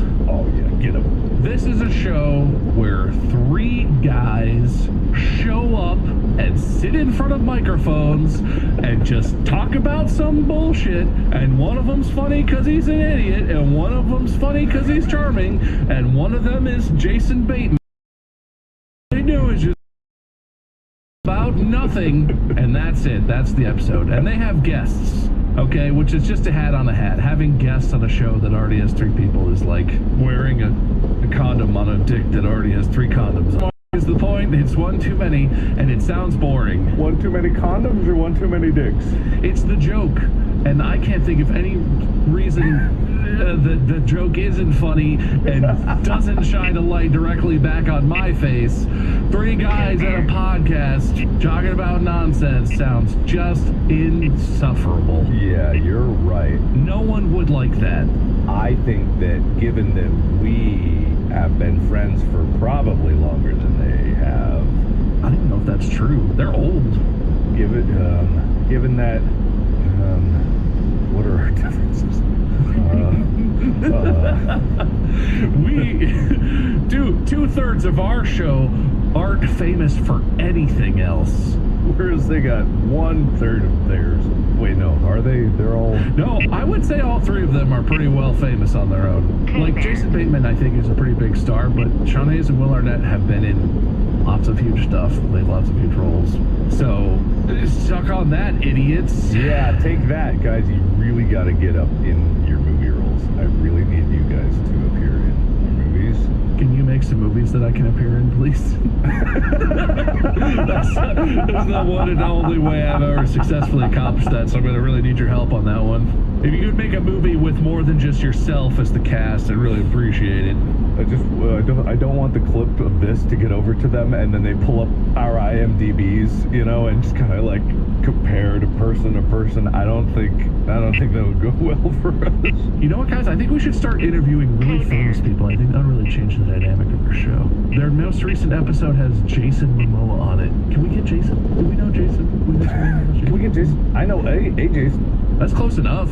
I've never listened, just like I've never listened to any of these podcasts, probably. But that's not an insult to them. Actually, I do listen to Smartless on occasion because they have some. All right, fair enough. Well, all right, you're helping the enemy. But I hate it. I listen because it's so bad. Yeah. At least worse than this one that we're doing. Anyway, I was actually hoping one of you would pick it. That was the daily double. The bonus point was Smartless. There is one more bonus point on the board. Oh, I know which one it is, and I'm picking it now. Okay. It's my turn, so I get to pick it now. Yeah, it is your turn. All right, give me the big bat, because this is the one that probably ends me. Tucker Carlson, I'm coming for you. All right, go. He's the daily triple, right? No, but go for it. All right, Tucker Carlson. I think we're all aware of who Tucker Carlson is. Do you remember, I don't know all the shit he's done, but I remember seeing like clips of whenever he went to Russia. I think, was it Russia? Oh, God, yeah. And it was like, he was on the most clearly guided tour of all time. He's like, guys, this Cold War thing, why? It's not so bad here. They're like us. Those clips play like an Adult Swim sketch show. They have tomatoes. Look, bread. This is great bread. It was like hardcore journalism at its finest. Where do you guys get vegetables? Whoa. The only thing I think about Tucker Carlson is I remember when Jon Stewart was brought on to his old show, like Crossfire, was that what it called? Like way back when, and just like he tried to make fun or poke fun or belittle Jon Stewart, and anyone who's ever gone like up against Jon Stewart in any kind of debate almost always ends up looking like a fool. But I think in particular that exchange, I think that actually quite the fool. Man, what hardcore journalism at its finest, investigating deep into the guided Russian tour. It really felt like a guided North Korean tour. Was it North Korea? No. It's like that, where if you see it... Oh, yeah. They both... Well, yeah, North Korea also does that, don't they? Where they invite people in, but they very, like, strictly are like, look how happy everyone is with the cardboard cutouts. I remember in North Korea, the people went up there, and it was everyone in a computer lab, but they were just not typing. Some people had their hands on the keyboard, and other people were just, like, looking at the Google homepage, just... and while everyone on the tour is, like, standing over there, just like... Why are they looking at me? We don't laugh because the situation in those countries is funny, but because the perception that it's like real is supposed to be taken as real, but it's that ridiculously presented. That's what's funny. All right, cool. All right, Bob. I've got one that I have a gripe with, but I also think might be an opportunity. This podcast is essentially doing what brands do in grocery stores, where they're like, oh, we need different versions of our product so we can take up more shelf space, you know? Pod Save America is a left-leaning political show. They cover a lot of like news stuff, and they are below us. Their main show, Pod Save America, is below us, so they're all right, except that they have something called Pod Save Breaking News from Pod Save America, which appears to just be them just talking about whatever news stories are happening, and it's fourth. What? But that's just them taking up more shelf space, talking about shit that they would normally talk about on their weekly show on something that I assume they post whenever the hell they feel like it. And it's just, I'd actually never listened to it. I assume it's like short episodes where they're just like, look what Trump did today. Look, South Park talked a lot of shit about Donald. Yeah, there's 18 minutes, 13 minutes, 13 minutes. This is just them like reading whatever headline is happening and then being like, oh, and I hate that. All right, listen to this in our actual show that we release once a week. But it's fourth. Why the fuck is that fourth? That's not it. Anyway, it's some bullshit. We could have done that. We could do that where we take clips of our podcast and make a new podcast out of it. I don't know if this is excerpts from their show or if they literally just sit down and read the headline and talk about the news story or whatever. But like, either way, well, we can do that. Breaking news from Distractable. I'll just sit down and read you whatever news story is going on. We release it on a daily basis. We could slap at least 10 minutes. Or 10 minutes? 10 ads on a 10-minute video. Yeah, this is literally, they have 2 of these on August 5th, one August 6th on the 7th. They just put out little 15, 20-minute things talking about one or a couple news stories. I get it. I get why they would want to do that, but that's some bullshit. That does not deserve to be on a list of good shows that have a lot of work and thought put into them, all right? That's just some news, which is important, but it just grinds my gears, you know? I agree completely. This is a tragedy, and this is unjust, because how can they be 4th and 30, whatever they are? 37th or something. That means if they add theirs together, they are technically ahead of us. Because if you put 4 plus 37 minus 37, they're at 33, and holy shit, they're above us by 1. But only 1. But only 1. It's just, like, 1, I hate that. 2, if that's allowed, we need like 7 more podcasts. And we could just call them Distractable. No, but that's the thing, right? You just take full episodes and you're like, Distractable, the first 5 minutes. And then you just post that. Distractable, Voldemort only. It'd be like, Distractable, the funniest 5 minutes. And then it's just like a good bit from every episode. But good episodes, you can have multiple. And it's like, Distractable, the end of each episode. And those are all different shows. Distractable, bald and bald. It's just Voldemort and me. Anything we say. Yeah. All right, okay. Distractable with no Mark. And it's just the whole regular show, but Mark's stuff is all cut out. It's like Garfield without Garfield, where it's just John Arbuckle being a psychopath. I could see easily 8 to 10 shows we could spin off of just the main. We wouldn't have to record any more content. Just a little, there'd be more editing work to do. But then we could be putting out 1 or 2 things a day. Dominate the charts. I think the top 10 should all be versions of Distractable. I think if that's allowed, I think we should. I've often said this, if we actually tried, we could take over. We could. But God, we're lazy. That sounds exhausting. I've been sitting on an animation for this podcast for 2 months. Hey, uploading videos to YouTube is harder than it sounds, okay? If you think that's bad, you should see our merch. Look, if we try, I'm getting sad. Why did I do this? Don't worry, I got a good one. Okay, all right. Rotten Mango. Let's scroll up and look. Oh, somewhere in the teens. Oh, number 10 even. Rotten Mango video. And if you click the read more on either one, Rotten Mango, August 7th, 1 hour 28 minutes. Oh. Rotten Mango video. Oh, let's see. Monday, 1 hour, 29 minutes. Teen girl begs TikTok to find her mom's killer. What was the other one? Teen girl begs TikTok to find her mom's killer. It's 1 minute difference with video! It's just a show with a video or without video? I don't know. What? Listeners versus viewers debate, but we could have had the best of both worlds? Yeah, we should just separate those out. Then you'll know which side you're on. Give it all to the listeners? Then the rankings would determine whether the listeners or the viewers are winning. God! Oh, that's true. I like that. Wow. Okay, distractable listeners only, distractable viewers only. Get their viewersonly.com. No crossover. Man, I didn't know this was going to be well of brilliant ideas. We gotta pay attention. We may be comfortable where we are in the rankings, but we shouldn't stay comfortable. We gotta be hungry. We gotta get on that grind. I gotta post that animation. Fuck, I gotta post that animation. A third channel. And it's just wherever the end go out. You have to play on both of them at the same time. Oh. There's bits missing from, that's like a... Okay, I got it. Unis onastactable.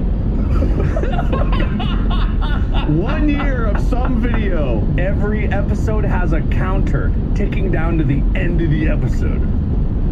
And when the episode ends? And it ends. You don't have to hover over it to see time remaining. We'll tell you. No, it's the same podcast, just has a timer on it. You just call it redacted and make a version of our logo that's just very black and white. Redactable!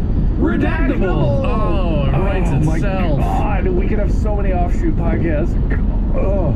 Man, if we lived in the same area, we would be able to make so much. Dude, we could make enough podcasts to populate the top 100 on the Spotify charts. I didn't mention Rotten Mango. I don't know if you counted this, Mark, but it's another crime. Well, there's no bonus point for that, but that's a good point. It is a true crime plus all things spooky. I feel like a lot of these, I'm like, oh, it's a podcast about 2 friends who hang out. Also, it's true crime. This is going to blow up in our face so hard because everyone listening is going to go check out these other podcasts. We're going to get pushed down so far. So you can only punch up. You can only punch up. If we punch down, we're going to bring people up. Well, what happens when they're up and down? I don't know. I don't know, man. I don't know. We've not even scrolled to see the other 15 of the same channel. All right, well, then go, Bob. It's your turn. We got. I honestly feel like we're running out of stuff in here that's not true crime shows. Number 25 on this list right now. The title alone just makes me... I don't know anything about this guy. The Diary of a CEO with Stephen Bartlett. Listen, I get that the grind set is a thing, and there's a lot of people who in the world that we live in right now, in the context of what's happening, especially in America, with all the capitalism flying around, who gives a fuck about what would be inside the diary of a CEO? What? Oh, July 27th. Too much money today. They brought 3 big trucks full of money to my house, and I was like, where am I to put all of this money? Oh, my money closets are all full. I'll have to start filling my 3rd pool with money. Then I was like, then I could Scrooge McDuck my way through the pool, but we all know that doesn't work. We've all tried that. When you get your first few truckloads of money, everybody tries the Scrooge McDuck. Life is unfair. Oh no! Wait, but I didn't say it. He said it. Oh no! No! So wait, this was not even Bob. This was Stephen Bartlett calling unfair. All right, if it's all heads, Stephen Bartlett's podcast gets deleted. If it's all tails, our podcast gets deleted. It's the only way. Oh well, let's see what happens. This is a really important coin flip. Wait, there's more. Wait, all right, you know what? Fuck it. Here we go. Tails. Oh, thank God. Oh, we almost got him. Oh, that was close. I like how mine's a dramatic reveal because the focus doesn't work anymore. I like how mine's a dramatic reveal because what the fuck is mine? Well, mine's a lady and a lion. The lion is Tails. Don't ask questions. Mine's a George and an eagle. All right, well, I guess you get to live another day, CEO Stephen Bartlett, but still, nobody's sad about how much money you have in your big giant mansion, Mr. CEO. I will admit that there's tons of people that find inspiration from those kind of things. But I also will say, and I've been saying it the entire time I've been doing anything, is that like, it doesn't matter if you're an entrepreneur or if you have the grind set, whatever. It's creativity. That above any other skill, imagination and creativity, that's what seems to get lost. It's not about how hard you work. It's because that is part of it, but it's about how you can create creative, interesting, useful solutions or interesting ideas and spill them out into the world. And also, maybe don't put money first. You're sharing a little too much here, Mark. We're going to start a new podcast called The Pyramid Scheme, where we sell this info. And then people below us will sell the info. We take a small cut of it, because it's originally our idea, but like they get to keep most of it, and everyone gets rich. It's trickle-up economics. I like that. Yeah. And in a way, I do appreciate, because this person probably is doing the creative thing where they're doing what other people have done, where they're making a product out of their own success. Maybe. Wait, I gotta look up their. Wait, what's their? I don't know. They have a. It seems to be management of a capital fund. It's a British entrepreneur, investor, and author, founder of Flight Story, a media company, and Flight Fund, an investment fund backing the next generation of category-defining businesses. It's just like a private investment fund type thing. I don't really know. It's unclear from this podcast summary what exactly he does, but.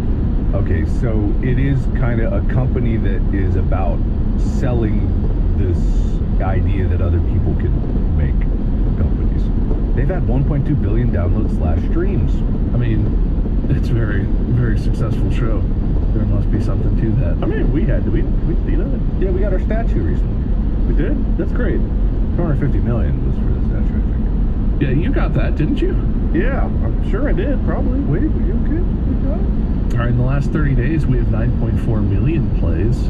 That's only 30 days. Lifetime, we have 420,765,000 plays and 2.4 million followers.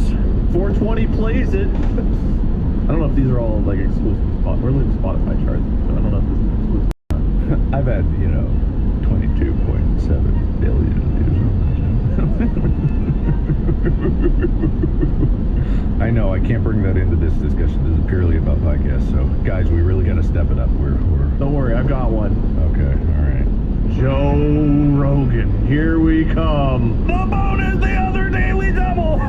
First of all, bald, and a name that sounds like Rocaine. If you have any, let me know. Second of all, the Joe Rogan Experience. What is the experience? Having a bunch of weird, controversial people on to state their controversial opinions and be like, I didn't say it, they did. What an experience to have. You know what an experience would be? A virtual tour on like a fucking canoe while you interviewed them. Not sitting in your little office with your microphone letting them say all their shit. Number one, you're going. What an experience. We're coming for you, bitch. We've been there twice. We'll be there again. Damn, God, look. A host of a show where random celebrities come just to talk with her just because she's Amy Poehler. Honestly, that sounds kind of good. I was gonna talk shit, but am I gonna have to redact? I mean, it's blonde hair. Ah! Nah, I thought I would come up with something. I just really don't want to talk shit about Amy Poehler. Man, I think I might have to listen to this show. I have to scratch out this point and chuck it over to Wade for the steal. Share stories about careers, mutual friends, shared enthusiasm. Okay, Amy, let's be a little less optimistic and more realistic. We don't need optimism in our podcast. We need real, hard-hitting truths like distractible offers. That a good steal? No, that was not a good steal. Shit. I've got a steal. Look at number 2 and number 3. How do we know that those two aren't the same person? Blonde, a woman. Oh. Look at that. See? That art won't fool anybody. That's true. All blonde women are the same, I think. That's what I'm saying. Oh, that's an easy one. You tied it in. Good Hang with Amy Poehler, secretly true crime podcast. All podcasts other than Distractible are secretly just true crime podcasts. And 17, Call Her Daddy, also blonde woman. 19, 4 blonde women in the top 34. I think we're seeing a trend. Oh my God. What's even the percentage of blonde women in the population? Yeah, there should be more white men hosting podcasts. How many? 1, 2, 3, 4, 5, 6, 7, 9, 10, 11, 12. Hey! Not white. Yeah, man. All right. Fuck. Man. All right, fine, whatever. The half of you people call the half of wait, hold on. What's it? The half of me people. The half of you people who call. All right, okay, all right. People, audience, stop clipping. You have to stop clipping now. It's getting bad. God damn. We're gonna call this episode Drama Alarm.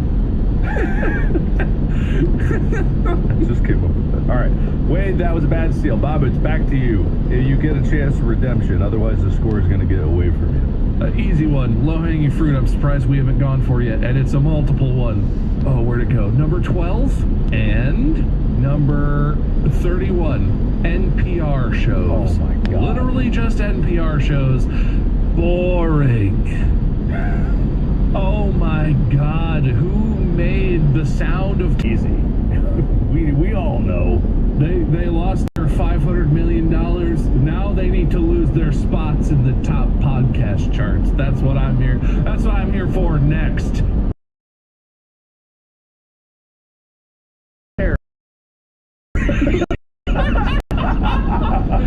Oh man. What a scathing indictment of education in this nation. We should be a roasting only podcast. If only we had more NPR shows to tell us how to make acronyms.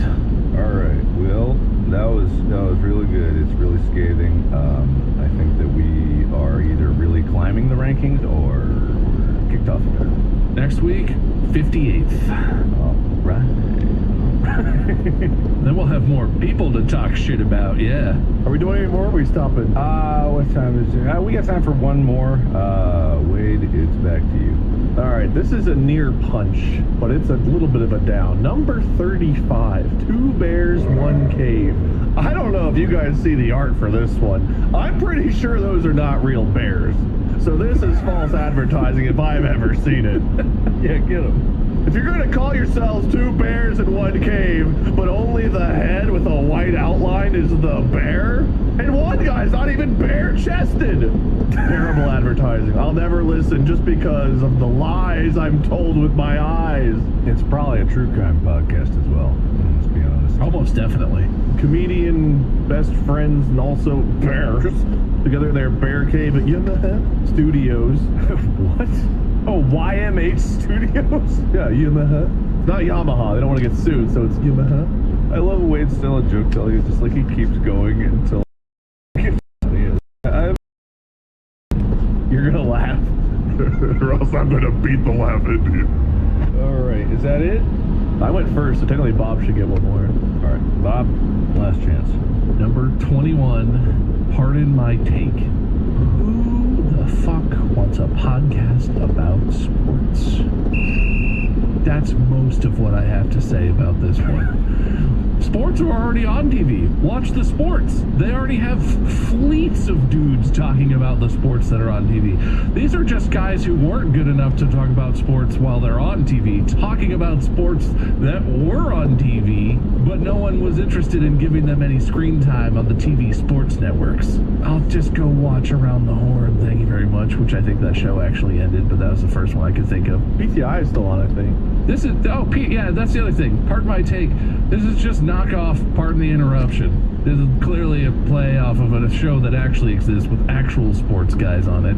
Pardon my take, it's just some dudes, probably drunk, sitting around apparently on some bar stools, talking about whatever their favorite sports team that sucks did recently. Sounds boring. Sounds stupid.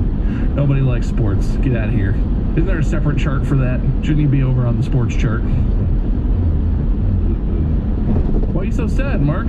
What does sports podcasts have to do with you? Also, the guy's shirt says YABO. I don't know of a single sport that keeps track of yards after body odor. Not one. Thank you, Muppets. I'm glad we had you on as guest today. That's my real laugh. Sorry. Anyway, also, the only thing I don't know about them, but I see that they say they're presented by DraftKings, and boy howdy do I hate sports betting. Presented by gambling addiction in your pocket on the thing you have to use every day. But if you guys use code DISTRACT,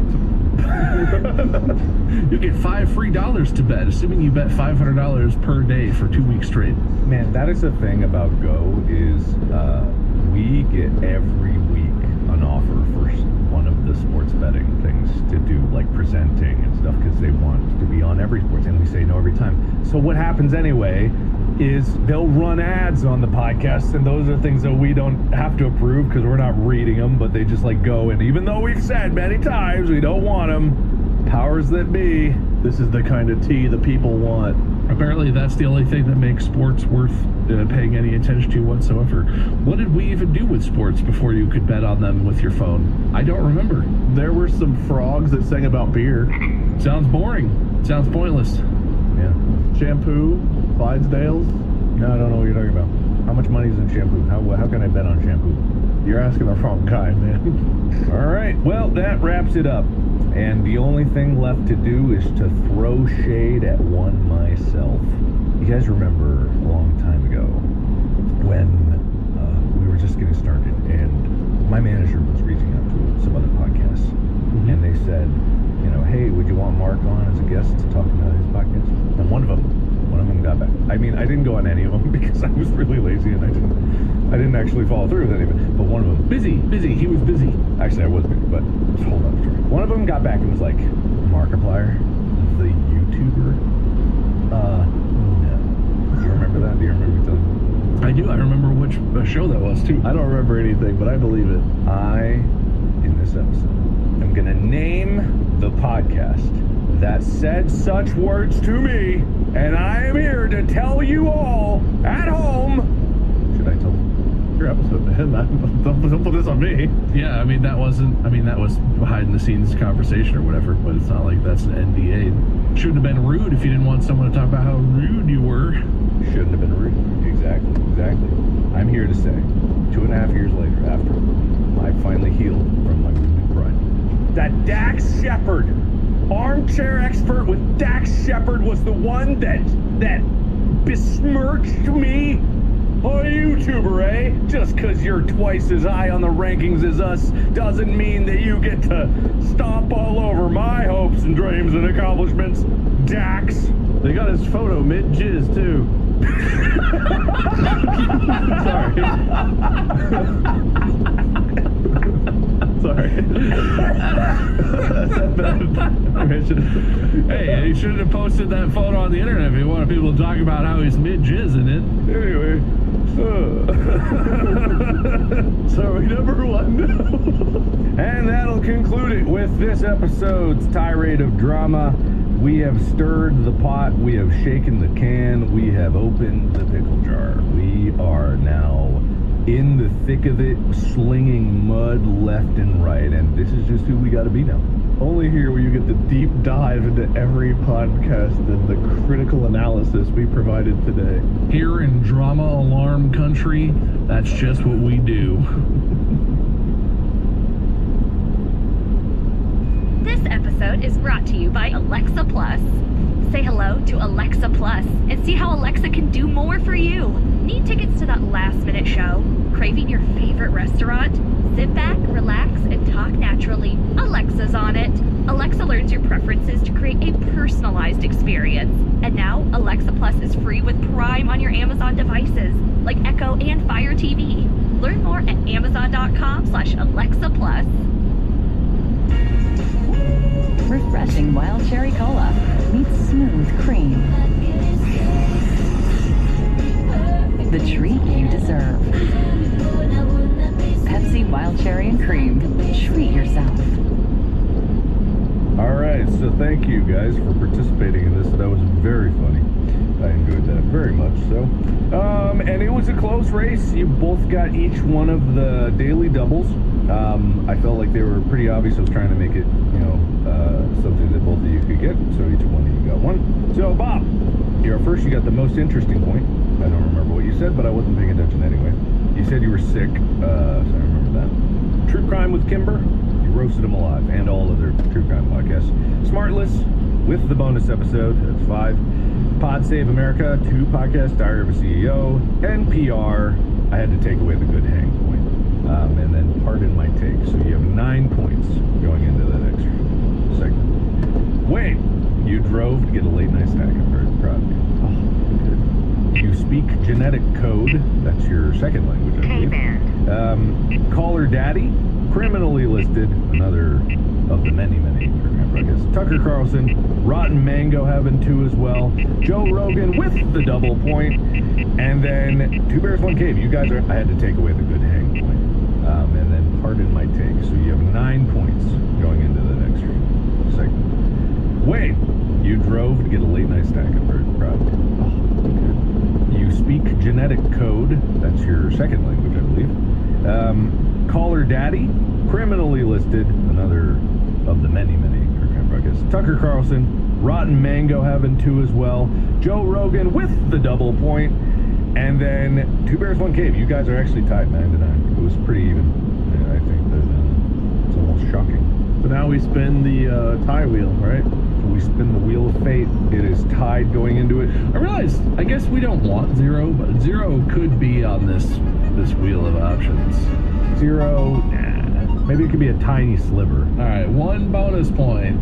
All right, so caused the most drama, or threw shade the most, or attack someone, something like that. Was it you? You caused all of this. You did this to us. Yeah, most personal attacks. Most personal attacks, I like that. Because we do that to each other, too. Oh, yes, we do. Oh, you're right, we do. That'll come up. All right, so unless something crazy happens, it all comes down to this. 1 point for viewers. Let's do it. Oh, no! Oh, no! Oh, shit! Half a point for Mark. Oh, no. Fuck. Oh, boy. It's... Well. Oh, we haven't spun it in a long time, so I think... Oh, wow, that's big. Oh, my shit. Oh! And you gotta add to it, don't you? It's fine. That's 25.25%, just about. Mark, any Last words? I don't think it'll probably be fine. No, it's gonna be fine. It's only. This will be fine. It'll be fine. It's fine. It's fine. It'll be fine. Oh, it's a long. Okay. Oh, okay. Oh, wait! All right! Winner by the tie wheel, and it will go up from here. But Wade, congratulations! You win the tie wheel winner. Thank you. I'm assuming that's a winner's speech. Please win the speech. Well, this was a great episode. I think we really did a good job of just showing how much we care about community, about each other, and lifting each other up, especially lifting Distractable up. And we will be back to #1 very soon because of all of you who are going to be listening and watching harder than you've ever listened and watched before. Because we need to be #1 because you know why. If we're not #1, we're not. Well done. Well said. Well spoken. This is truly our path to the top. It is the dark side. The dark side is a path to many things that other podcasts would deem unnatural. Bob? Honestly, if Amy Poehler is the one who cost me the win, I guess that's fine. It's funny because her type of humor is really like cringy, and honestly, I find it difficult to watch sometimes. But she's just really undeniably talented. Like, I'm okay with that. You know what? I lost because I couldn't talk shit about Amy Poehler and her podcast, where she has a bunch of famous people on. I did this to myself. I picked that target. I just assumed I could do it, but I couldn't bring myself to do it. So it's on me, really. I do think roasting all true crime podcasts could have been worth maybe a half a point or something. It's about 9 trillion true crime podcasts in the top 10 list somehow. It just goes to show we need to make Distractable crime and then Distractable touch for, the touchers out there. The viewers, listeners, and the touchers. Wait till the tasters come in. All right, well, thank you everybody so much for watching. Our job is done here. Your job just begins. Get those clips rolling. We got to stir that pot. Everyone's going to be mad, and everyone's going to come attack us. But because we are immune to criticism, we'll be fine. Why does it look like I'm bleeding from the corner of my eye? It doesn't look like blood necessarily, but yeah, let's... You get punched by like a lightning bug or something? No. Anyway. But thank you everybody so much for watching. Be sure to follow the podcast. There is... I'm going to call it. There's podcasts. There's merch right now. Crazy thing to say. Crazy shit. What's the website? No clue. We've been This episode of Distractable is presented by T-Mobile 5G Home Internet. Okay. How do you guys know when someone's really your friend? I don't know. I don't know. But I do know that T-Mobile 5G Home Internet's got your back with their fast speeds, easy 15-minute setup, a price for any budget, and 5-year price guarantee. Visit T-Mobile.com/home internet to check availability. Guarantees monthly price of fixed wireless 5G internet data. Exclusions like taxes and fees apply. Guarantees monthly price of fixed wireless. And welcome to Distractable. This episode, wide-minded Wade gets disrespected, so brings out the simian's fist. Meaningful Mark admits to buying big, accidentally invokes the F-word, and wishes like Stilo. Bravo Bob sells Mark's hot ass, quests for engines, next being Batman, but rejects body snatching. From smashing face to Ensabineur. Yes! It's time for Legend of the Monkey's Paw, Part 2. Now sit back and prepare to be distracted and enjoy the show. Hey everyone, welcome back to another episode of Distractable. I'm today's host, Wade, who is always by my co-host, Mark and Bob. Hi. Hello. I'm sorry, sir. I would never interrupt your introduction. I appreciate that very much. Go on though. What did you have to say? No, it would be. I was just going into small talk, but I don't. You know what? Let's do small talk. Mark, did you have something? Well, I was just going to mention about this red spot in my eye. I don't even know if it was in the last episode. But I was like, wow, why does it look like I'm bleeding out of my eyes? Go on. I was just going to say, like, Amy got me this new retinol, and good for your skin, but... And your first thought was splash it in your eyes? Well, you know how men apply face anything, right? Where you just... aggressively. Put it in like a baking pan, and then you just dip your face in like Mrs. Doubtfire. I'm not foreign to skincare, right? But I think it just like got in here and it burned. It hurts. All right. Man, I feel like I ruined the beginning of this episode, guys. I don't know. You're being so awkward. That's like a very normal. That's like what we do here. I feel like I take a whip. I will, but I'm not going to tell you who it's swinging away from. Well, it better be from Mark, or I'll fucking find you. And I know where you live, so it'll be really easy to find you. It would not be hard for you to find me, that's true. Unless you live in Howl's Moving Castle. I'm pretty sure I remember. Mark, what's new with you? Now that you've done your Bob, you've had your small talk, right? All right, I go again. No, yeah, let's focus on Mark. You're right. What's new with you, buddy? People are gonna criticize me. It's very privileged of me to say it. I will admit it full on. I did something I said I wouldn't do, and you guys called it. Go on. What do we call Mark? You know that graphics card? Yeah. $10,000. Well, did we call that was gonna happen? All right, yeah. I didn't buy it for the $10,000. I bought it for not any better $8,000. I bought it for $12,000. Whoa, that's 20% off. Yeah, it's less, but it's still egregious, right? And everyone probably is balking like, oh my God, I can't even fathom this. But the thing is, like, it's for work, right? So I'm doing way more 3D VFX than I ever thought I would do. And right now I'm working on a scene that's like, there's a lot of physical simulation, but there's also a lot of, like, there's no real excuse. But this thing's fucking fast. This thing fucking rips. This thing fucking trucks through the, oh my God. It should for that price point, shouldn't it? I've been on a Mac a lot lately. I was even doing some of the Houdini stuff on a Mac because it's like it was working. But its GPU isn't really, its CPU is very good. Its GPU is like okay. And you can't get an external GPU. Mac doesn't allow that anymore. So I switched back to Windows, and I have a 4090 in this computer. I actually managed to figure out a way to get those very cheap, by the way. And I think I let people in on my little secret, because I can't find any of the refurbished computers that I was harvesting for them anymore. So I don't want to talk about my secrets too much here, but the limitation between the 4090 and this graphics card is the VRAM, the video RAM. There's 4 times as much in this new card. It's not only faster, but it's 4 times as much, and that allows you to work with larger textures, larger like asset files, and the scene can be bigger without having to kick it over to anyways, long story. I did it. Points were assigned accordingly. I bought it, and yes, it was an egregious amount of money. But looking at it from a productivity standpoint and a work standpoint as a business expense, which it is, and I am going to take advantage of that, as a business expense, I just gotta say, it fucking rips.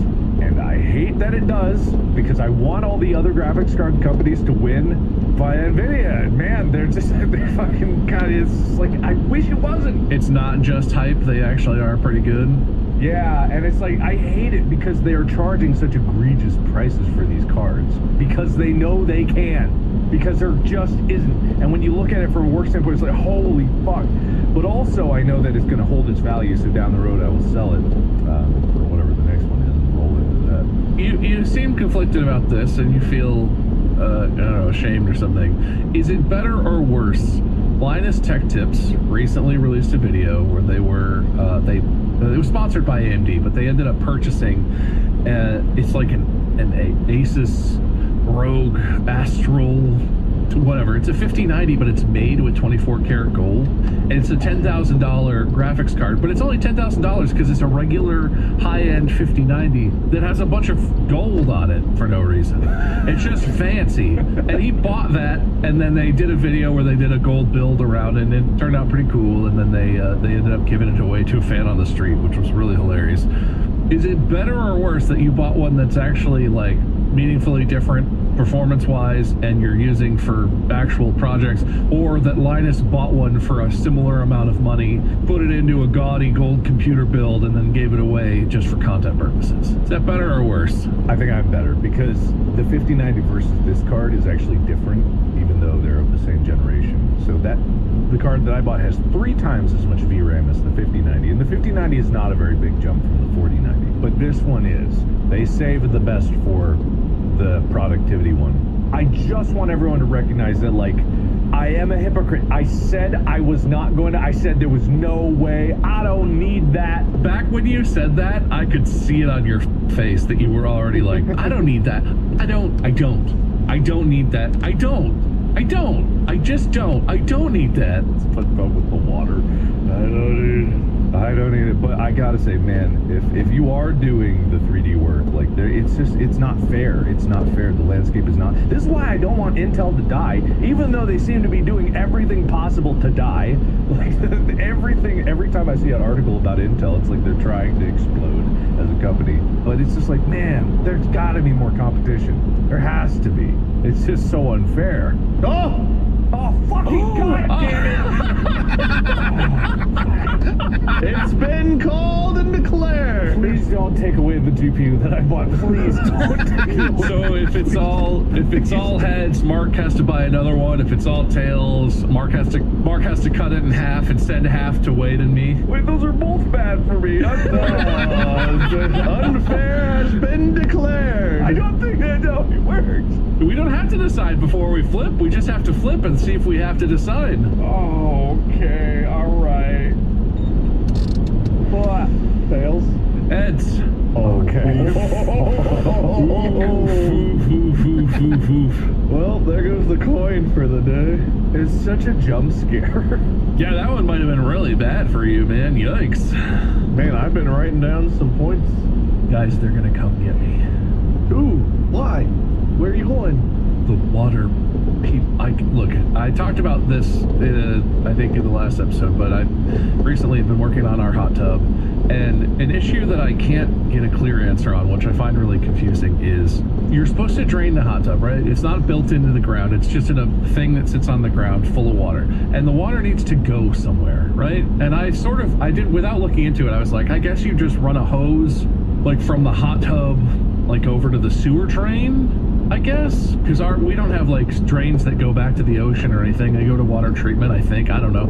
And I ended up looking into it, and I can't get a fucking clear answer, so I don't know if I did the right thing or not. I neutralized the chemicals, because hot tubs still have, like, chlorine in them and stuff.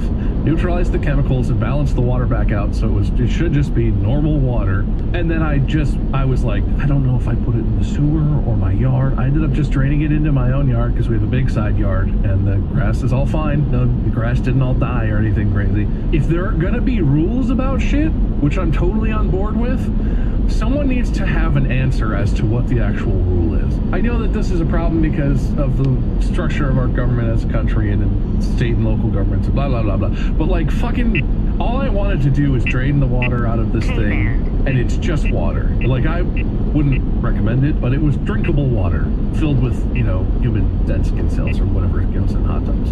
Gross, but, like, non-toxic. I still don't know if I did the right thing. How hard is it to fucking have a thing where it's like, yes, you may drain hot tub water into your own yard, or no, we recommend you do that? Nobody. And all the answers on the internet are like, well, you probably, even the government, even like my county government website was like, well, if you live in certain parts of the county, you could probably put it in your storm drain, but make sure the cops don't see you doing it. The government website? Don't the cops see you? Like, I swear to God, I figured I would go to, like, my local city government website, or I'd go to the county or the state. Nobody knows. They all have different answers, and it's not, I didn't hurt anything, I don't think. Sell it. No, I don't want to sell it. We just got it last year. But not the hot tub, the water. Sell the water? Yeah, isn't gamer water still a thing people want? You guys want some podcaster ass juice? I got podcaster ass juice. The main part of me that goes in it is my ass, because it's a hot tub, so you're sort of chested down, right? All three of our asses had been in that water. I wish the coin was still in play so I could call that on your words. Good Lord. I could sell a bottle and sell Markiplier's ass juice. Why is it mine? Why is it mine? You were in there. You were in it. We did that episode. We were in that hot tub. I feel like it would have diluted at this point. Lots of stuff diluted into that ass juice, but there is undeniably some tiny fraction of a percent of Markiplier's ass juice in that water that's now... I have Markiplier's ass yard. Maybe I should market my yard as a place people can come sniff. You haven't cycled it at all since then? Not rainwater came in? It's covered. It's covered. Rainwater doesn't get into hot tubs because it would unbalance the chemicals, because it's only like 400 or 500 gallons of water.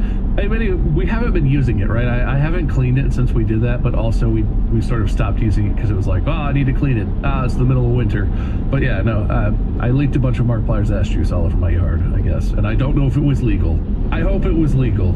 I think that's one of the things about being grown up now that we're all grown up, so we have all these sorts of things in our lives that we have to like do and take care of.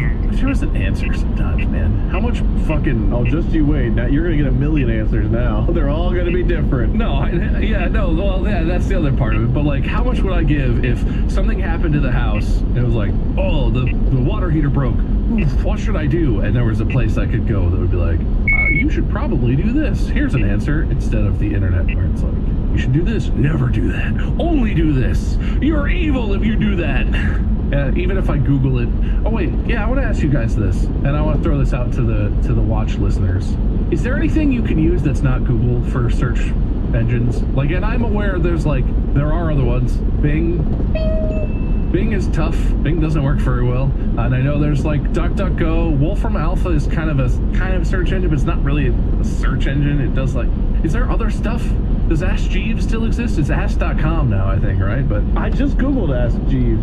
Ask Jeeves, that's different. Yeah, old Ask Jeeves. But is there anything anyone can recommend? Because I'm so sick of... You know what confuses me? Like, I know Google right now is a gigantic company, but all these other search engines started at the same time. How did Google go from all these other search engines being like, middle, small companies to the towering monolith that exists to rule over all of it? I don't understand where that jump happened. Because you see pictures of early Google and they got like 10 employees, then like 50 employees, then 100 employees, and then suddenly they have 40,000 employees. They did a lot of breeding. Oh, they're all in the family? That's questionable.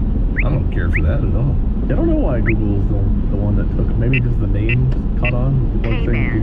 Like now it's part of our vocabulary. Back then it was a new, unique word.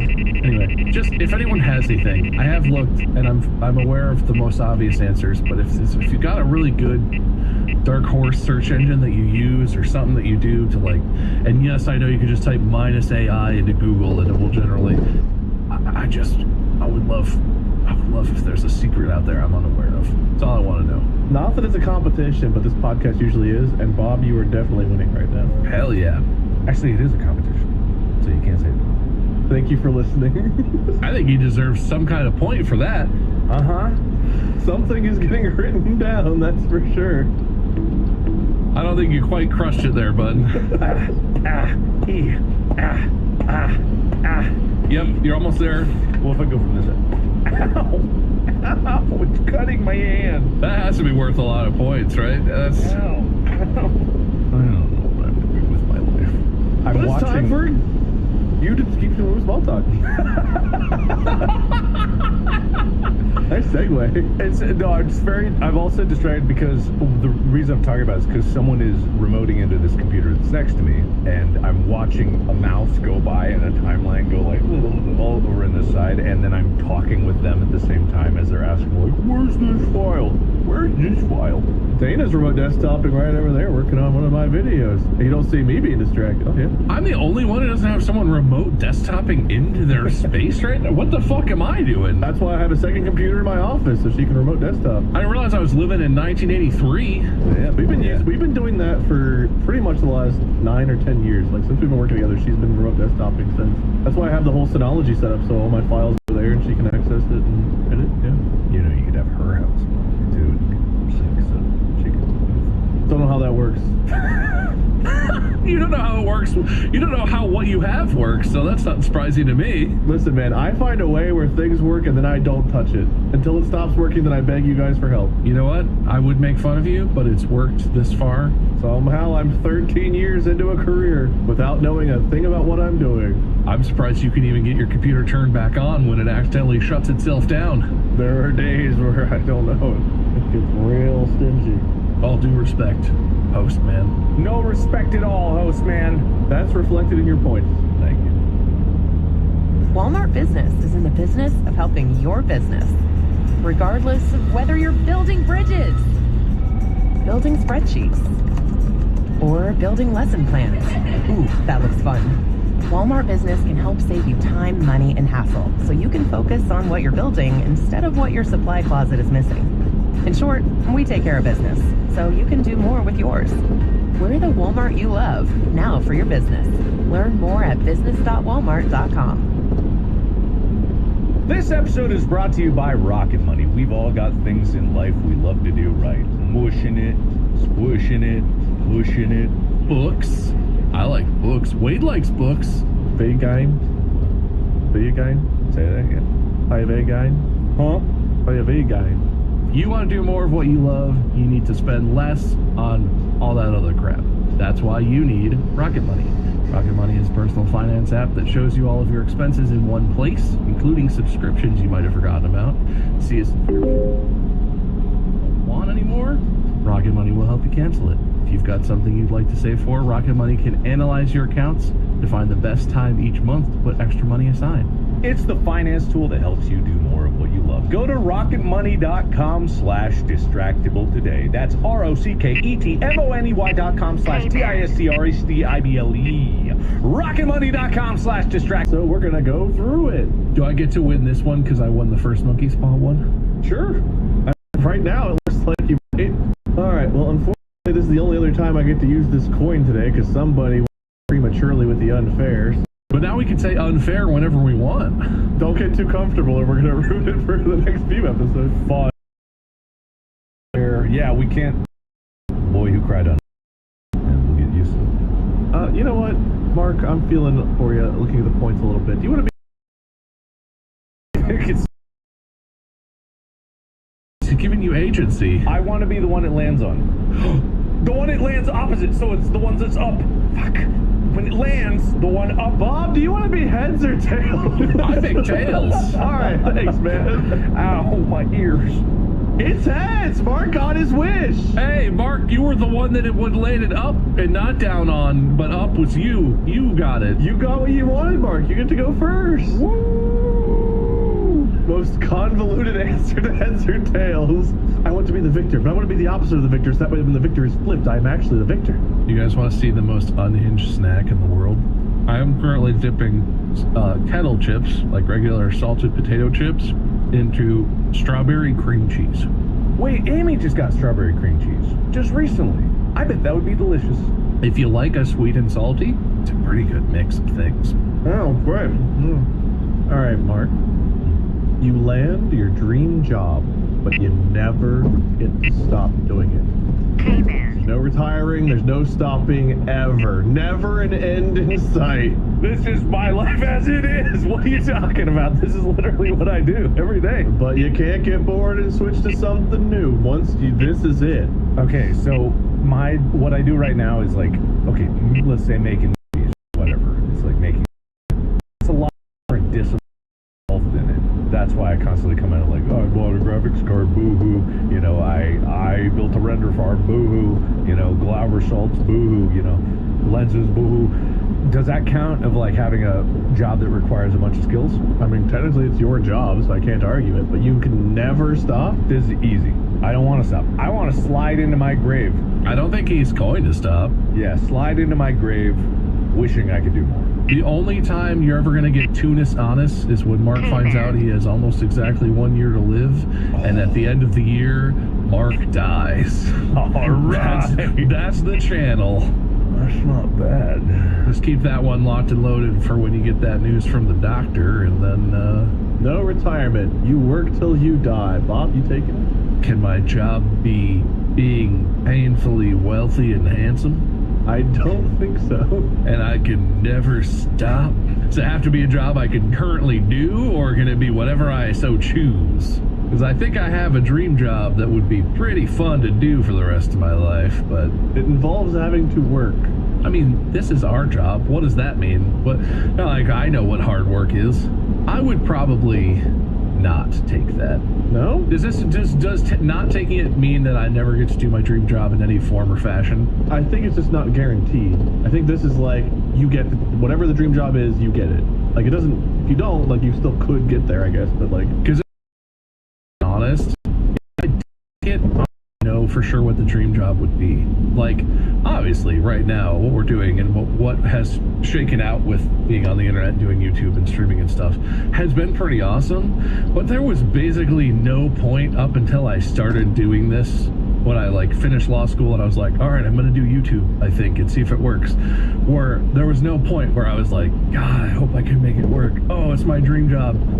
I don't know if I have it. I think my dream is to not have a job. I think I'd like to do lots of other stuff with like family and travel and, you know, things that aren't generally considered jobs mostly. So I don't know if I don't even know what it would be if I snapped my fingers and that was my reality. I'm not sure I have a set dream job. That is kind of funny to think about, because I'm in a similar boat. So it's like, if that were to snap, would I still be in this, or would there be something different? What would it be? But definitely nothing I can imagine doing that would be more fun than this is. Yeah. But yeah, like, that's a tough competition because we just get to come and record these things and kind of goof off and hang out for a few hours. It's pretty fun. What if we just got to rollerblade around and eat steak? What if that became our job?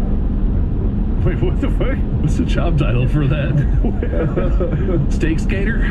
Roller staker. I feel like I would get bored of rollerblading. I wouldn't get bored of the steak, but the rollerblading I feel like might get a little... Bob, we can stay with you. You become the most attractive version of yourself you could hope for, but mirrors, photos, and videos always capture the worst version of you. Oh, I don't fucking care.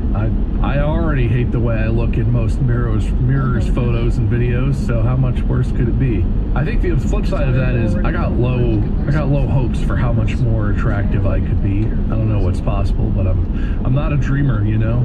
I'm a real downer this episode, guys. Sorry about that. I'd probably take this, but just because, like, if you're a watcher, you know, I'm not that concerned about how I look already. It's fine. I don't look good in pictures. I'll survive. I feel like what would happen is you would instantly Johnny Bravo, like, just your shoulders, and you would just, like, pronounced chin, hair goes up. It's literally, yeah, just a handsome Squidward. It's just that filter.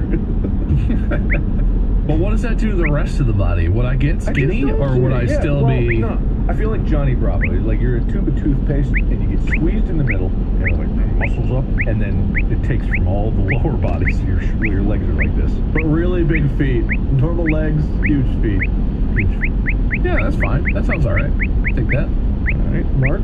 Alright, so I think the most ideal version of myself is if my mom actually fed me as a baby. I feel like that's the reason. Maybe I'd be a little taller. My mom openly admits. Was there just like a bottle of milk that would drip one drip every few hours? You're like clinging to life. I can't say that my childhood choices in nutrition were any better, because anytime I had a chance, it was straight those yard pixie sticks. So I can't say it was only my parents doing. I think I also contributed to my lack of nutrition, and I'm not saying I'm short, but I feel like I could have been taller. I feel like I could have been just a little bit. So you were deprived of a whole foot of nutrition. A whole foot of nutrition. Dude, that's such a marketing opportunity. Instead of fruit by the foot, they could pack it full of vitamins and just call it you by the foot. Man, I gotta tell you, there are some crazy good protein-based foods coming out. I'm so happy we're getting out of the fat-free era of things and getting into the protein-heavy snacks and foods.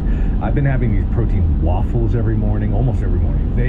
They're probably the best waffles I've ever had. And compared to the Eggo waffles I was eating when I was a kid, like those had no protein. You like a good meat waffle?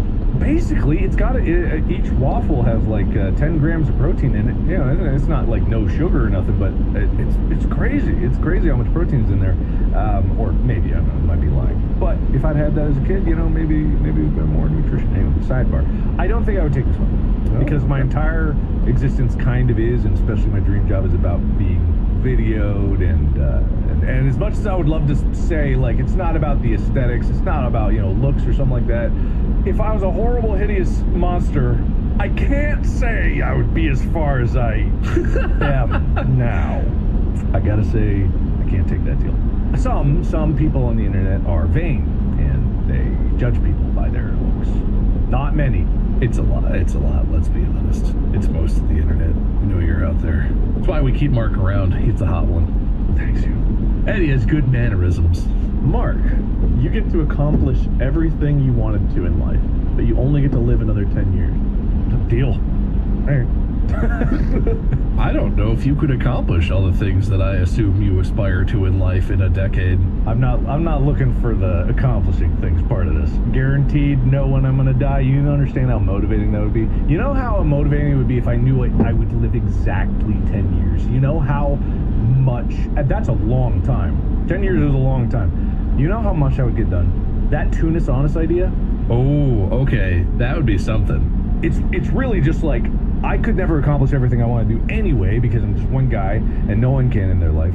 But if I knew I had 10 years, I would never waste a day. I would probably waste a couple days, but I would. Would you trust it? Like, would you be like, I can go run in traffic knowing I can't die? Like, would you? Maybe, if it's guaranteed 10 years. I feel like that's not part of it necessarily. Is that part of it? You're invulnerable for 10 years, but you die at 10 years? Like, you could still die. It's probably just like you will absolutely die in 10 years, maximum. You will have a traumatic brain aneurysm that is unrecoverable at exactly 10 years, and you will die, no questions asked. Isn't that one of the fastest ways to go, though? Like, or maybe not. I don't know. I believe if you have the correct kind of completely catastrophic aneurysm, that's one of the more like instantaneous ways you can go, but I don't know that for sure. I might be making that up. I make a lot of stuff up. I'm like ChatGPT. I just guess. Just sound confident. Oh, yeah. That's like the best way to die. That's like the most painless. A lot of people say that's a great way to die. The best way. I hear drowning. It's like falling asleep. You know, you're just gonna, sleepy under the ocean. Plus, you get to talk to the fish while you're down there, and they see some shit. You know. I mean, everyone's gotta die some way. So honestly, I feel like knowing would be super motivating. But then again, I think differently about death than a lot of people do. I think that's tough because I do agree that having that would be really motivating in a way that I think is very easy to take for granted. And you get to accomplish everything. Like, it's so easy on a day-to-day basis to just be like, I'll just do it tomorrow. Or like, nah, no, I don't feel like it, or whatever. Like, I fall into that trap with a lot of stuff, and it makes me feel, that's probably one of my biggest personal struggles, is like, I feel like garbage a lot of the time because I fall into the procrastination trap, and then I'll be like laying awake at 3 a.m. like, why didn't I do that?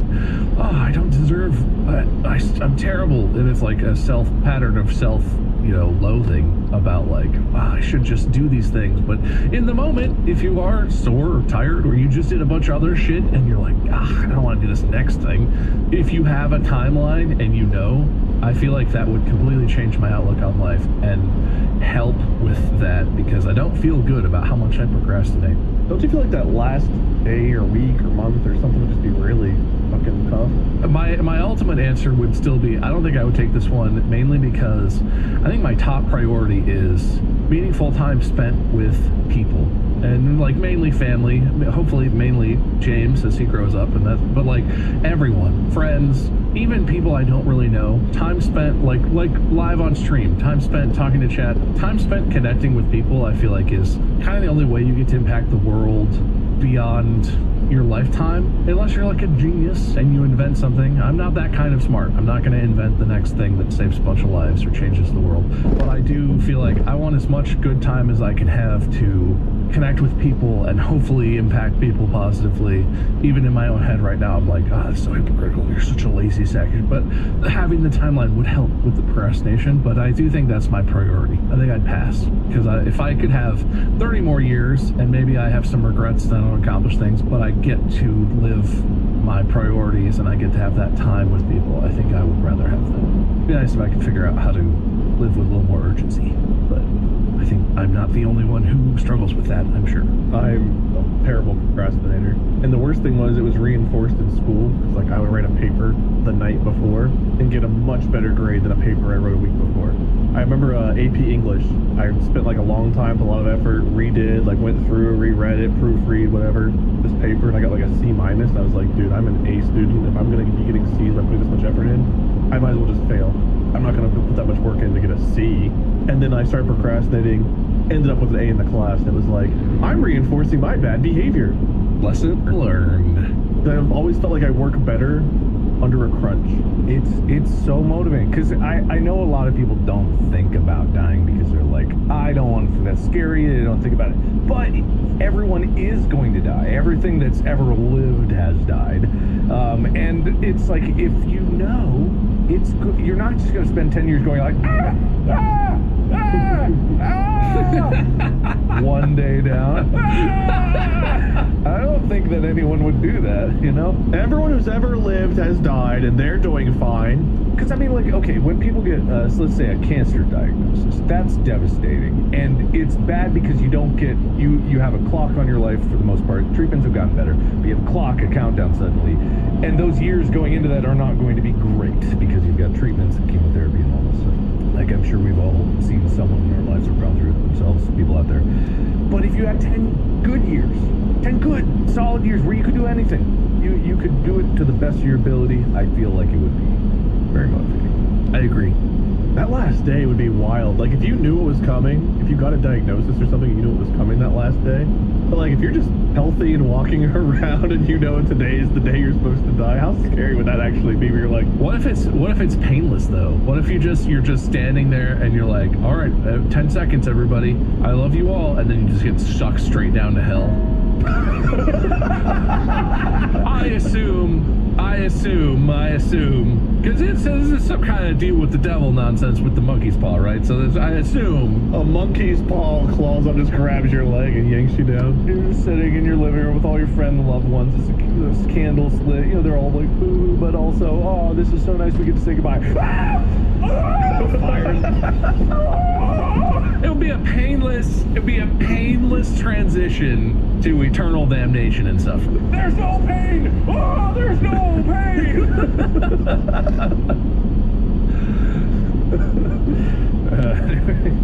Bob, you can swap bodies and lives with people, but you can never go back once you swap. You can go forward, you can never go back. There's actually a movie about this. Do you get to pick with whom you're swapping?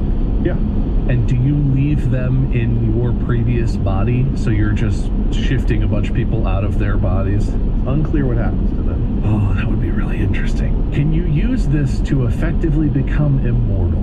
What's your judgment on that? Because if you keep swapping into younger and younger bodies, could you basically just live forever by... I would say no. I think you eventually... I don't know. There's not really a clear indicator. I didn't think about that. So there's not really a clear indicator on it. Because if it's like you die when your body dies, your consciousness just goes with it or something, definite hard pass. If it's like you can be immortal, you can live an entire lifetime in a body and then just do a switch real quick right when you're getting older and you're like, all right, new lifetime, and go to some newborn infant thing and switch bodies and do if you could do that. I would say it's unclear. You don't die when your body dies, but like you might still just get into one normal lifespan? It's hard to say. I think the biggest consideration on this for me, if I'm applying it to real world situations and not just thinking about myself in a bubble, I don't think I could do that to other people. I think the biggest problem I have with that is I would not be able to use that power, because if you're doing it to a newborn, that means you're swapping a newborn's consciousness into the body of a whatever 70-something-year-old. Oh, you're saying if you, yeah, okay. Or you're swapping someone who's an adult who has an entire lifetime of experiences into another body against their will. Like, there's no version of the practical side of that I feel like I could live with. I couldn't do it. It's fascinating though, and I would really want to potentially, especially if you could like live a bunch of lifetimes and keep finding new babies to start over in or whatever. Like, sounds weird, but like you kick their soul out of the that stupid baby. Get out of here. Does it go down to hell the same way? It's painless. It's painless. Mark, you're a sadomasochist. Probably not. Would you take the steel? All right, so it's basically just, there was an X-Men movie where the guy was, I didn't really understand it, but he was able to hop bodies and also keep the mutant powers. Their definition of mutant really stretched towards some of those movies. Like, mutant is a genetic tweak. I don't know how you jump a body and carry the genetic. Anyway, wasn't that kind of the thing that he would jump bodies and took over and got their mutant powers at the same time, right? I'm honestly completely unfamiliar with that, but that sounds like a thing. I believe you. I believe you. You can swap bodies with people and lives, but you can never go back once you make the swap. Okay. He did, didn't he? He swapped bodies. I guess it would depend. Okay, if I wanted to keep doing what I'm doing right now, then no. But if I wanted to be egomaniacal, take over the world slowly and surely, chuck bodies out like they're trash. Do they remember what happens when you jump a body? What happens to the old body? Do they just you swap, so whoever was... Oh! Interesting. So you leave a trail of what the fuck behind? Yeah, it would be pretty hard, I think, if you're doing that with conscious adult people to not have someone talk about what you're doing. Unless you leave yourself, tied up somewhere, Soma style. Oh, why am I here? Yeah, do you have to touch them to swap bodies? Do you have to? Nope, you just choose to swap, but you can never go back. Yeah, sure. Why not? You know what? It's such an interesting thing. I feel like it would lead down this road where eventually you would not be able to bear the weight of your existence and the pain you would have inflicted because nobody else could go back. Could you do it with animals? Not in body swap, but you know what I mean. Yeah, first you got to body swap into an animal, and then it's fine. But if you do it before, no. Yeah, no, then you can do it with animals. That's allowed. Oh man, it'd be like your like the three-eyed raven types abilities from Game of Thrones, but you just actually become the animal. It'd be really weird with the animals in a human body with a human brain. Yeah, I don't know if I want that part of it. You can add that part, but I'm taking the deal, but I don't think I'm gonna do that. Oh, Mark, you're gonna love this one. You can breathe underwater and even in space, but you become and stay intensely afraid of both places. All right, so Mark can breathe underwater. Yeah, I'll take it. There's no difference. I think it means you would never even want to go into space as an astronaut. You'd be afraid of swimming in pools and stuff. Maybe even look. I'm fine with the idea of being able to breathe in space. This is more of a disaster relief kind of thing, because if I'm ever in the ocean, it's against my will. So if I'm in the ocean though, I'm dropped in the middle of it, at least I could breathe, right? I think the thing that gets me though is if you're intensely afraid of being underwater, it means even something like swimming or a pool or a lake, all of those things become immensely terrifying. It's all the same already. Same. Okay. There's no difference, man. I get in a pool, I get in a swimming pool, and I'm afraid there's a shark in it. I'll get the random thought I gotta get to the edge. I gotta go. It's here. It teleported in. Well, with the body swapping, it could.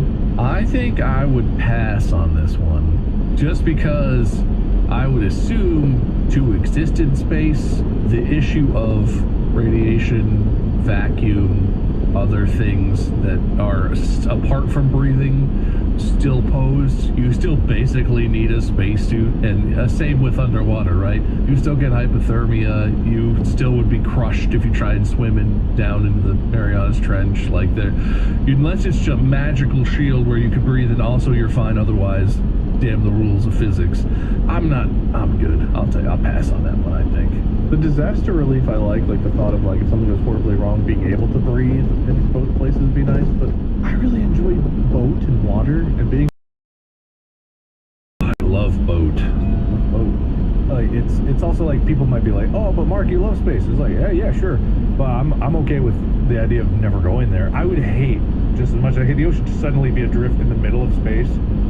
The space part of it isn't what I really like. I like the space shark. Can you imagine? But it's yeah, it is completely inimical to life. Inimical.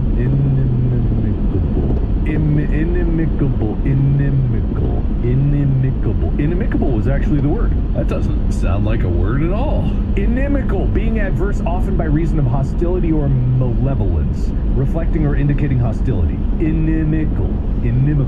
I-N-I-M-I-C-A-L. Inimical. It's one of those words where I've only ever read it, so I've never said it out loud, but yeah. It's similar, it's opposite of amicable. Plus you can use it in everyday life. Hey, you grab me a beer from the fridge? I'm busy, I'll do it in a nickel. Don't hold that in, I see that laugh. This is why you're gonna win the episode, I bet. Not me pandering to Wade with Wade humor. It works. Alright, let's try to do one more, I think. Bob, you can fly, but you lose the ability to walk. Give me some explanation. Is this Superman type flight where I could sort of just fly and hover? I don't have wings or something. This isn't mechanically based, is it? You can just fly. You don't have to have wings or anything like that. You can just kind of fly around. If I can fly an inch off the ground and just sort of let my apparently useless legs dangle. Also, I'm going to go ahead and assume that flying transfers into water pretty effectively, so I'm not just going to drown. If I touch water, I can still kind of fly through water, because air is just a liquid, so if you could fly in air, you could fly in water, probably. Air is a fluid, it's not a liquid. Whatever, air is just a fluid, water is just a fluid. Don't tell me about physics. Jello is also probably a fluid. Fly for Jello. It is! Anyway, I think I would probably take flying. I think I would, assuming then that I'm just like I just hover around. I don't walk anymore, but I can still just exist as if I'm walking by flying instead of walking. I feel like I would take that. I'm assuming I would need to build up my endurance with flying, but as long as I'm not flapping huge, ridiculous wings or some nonsense, and I can fly indoors and it's not a problem, definitely fly. The wish, as you see it, is you can fly, but you lose the ability to walk. Do my legs just not work? You can't walk with them. But can I make the motion of walking? I'm off the ground a millimeter, but I'm fooling everyone because I'm doing this and I go clomp, stomp, clomp, clomp, stomp, clomp, clomp, clomp. Sure, man. Then I can hide it by floating off the ground and making the noises of walking. No one would ever be the wiser. No one would ever know. I guess unless you had MAGA boots put on or something and you were forced to walk, then they would know you were faking it because you could no longer do it. Would you take it then, Mark? You're taking it? Yeah, of course. Yeah, man, I don't care about walking that much. Plus I could run, so I guess there's that. You're running and you're I better slow down, and the magical powers of your body are just oh, that's walking! It crumbled! I think walking and running are tied together. Oh, no. You gotta walk before you run. You can't tiptoe. You can't walk. You can't run. I can't. Doink. Oh, man. What about crawling? Could I crawl? Not if you're using your legs. How narrow are we going? What about moonwalking? Can I moonwalk? If I'm flying, can I handstand, but also assist myself as I'm handstanding? You can use your arms, I guess, yeah, but not your legs. Can I swim through the air like frog kicking? If your arms are that strong. Yeah, swimming would be tough. Unless you can fly in water, which I feel like is arguable. That's what he said. He said, because fluid, but, I wouldn't want to do that anymore. All right, don't mind me, just,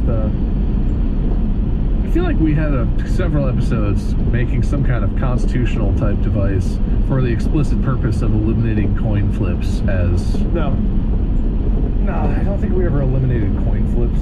I thought the point was to eliminate random chance as a victory condition. No. Because we had all the wheel spins and we were like, yeah, you need to keep track of points. He's doing the points because he's like, you know, if we match, if we agreed or not agreed, that's what he did last time. If he wasn't a coward, he could just pick whichever one he wanted for each one, and that could be the correct answer. I would not insult him. I'm not insulting him. I am not insulting you, Wade. Thank you. I didn't insult him. I said if he wasn't a coward, he could do that.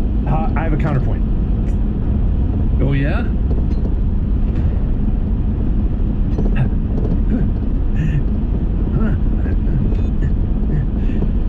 I guess I should be going like this. Oh no, I should not do this towards myself. I want to throw this out there. What the fuck? Why do you have a knife? Oh, hi, Wade. You missed out on a lot. I clearly We're did. in a knife fight right now. Well, don't worry. It won't matter because I'm the only one who matters here as the host. Editors, put Wade between us. My left, Mark's right. Don't do it. There's points on the line. You wouldn't. You shouldn't. Wait, are we stabbing the crate? Should I step this way? Everywhere! In all directions! Get him! It's all me. Always has been. I'm cutting myself out of this podcast. I'm going to Guam! Bonk! Hi, Guam!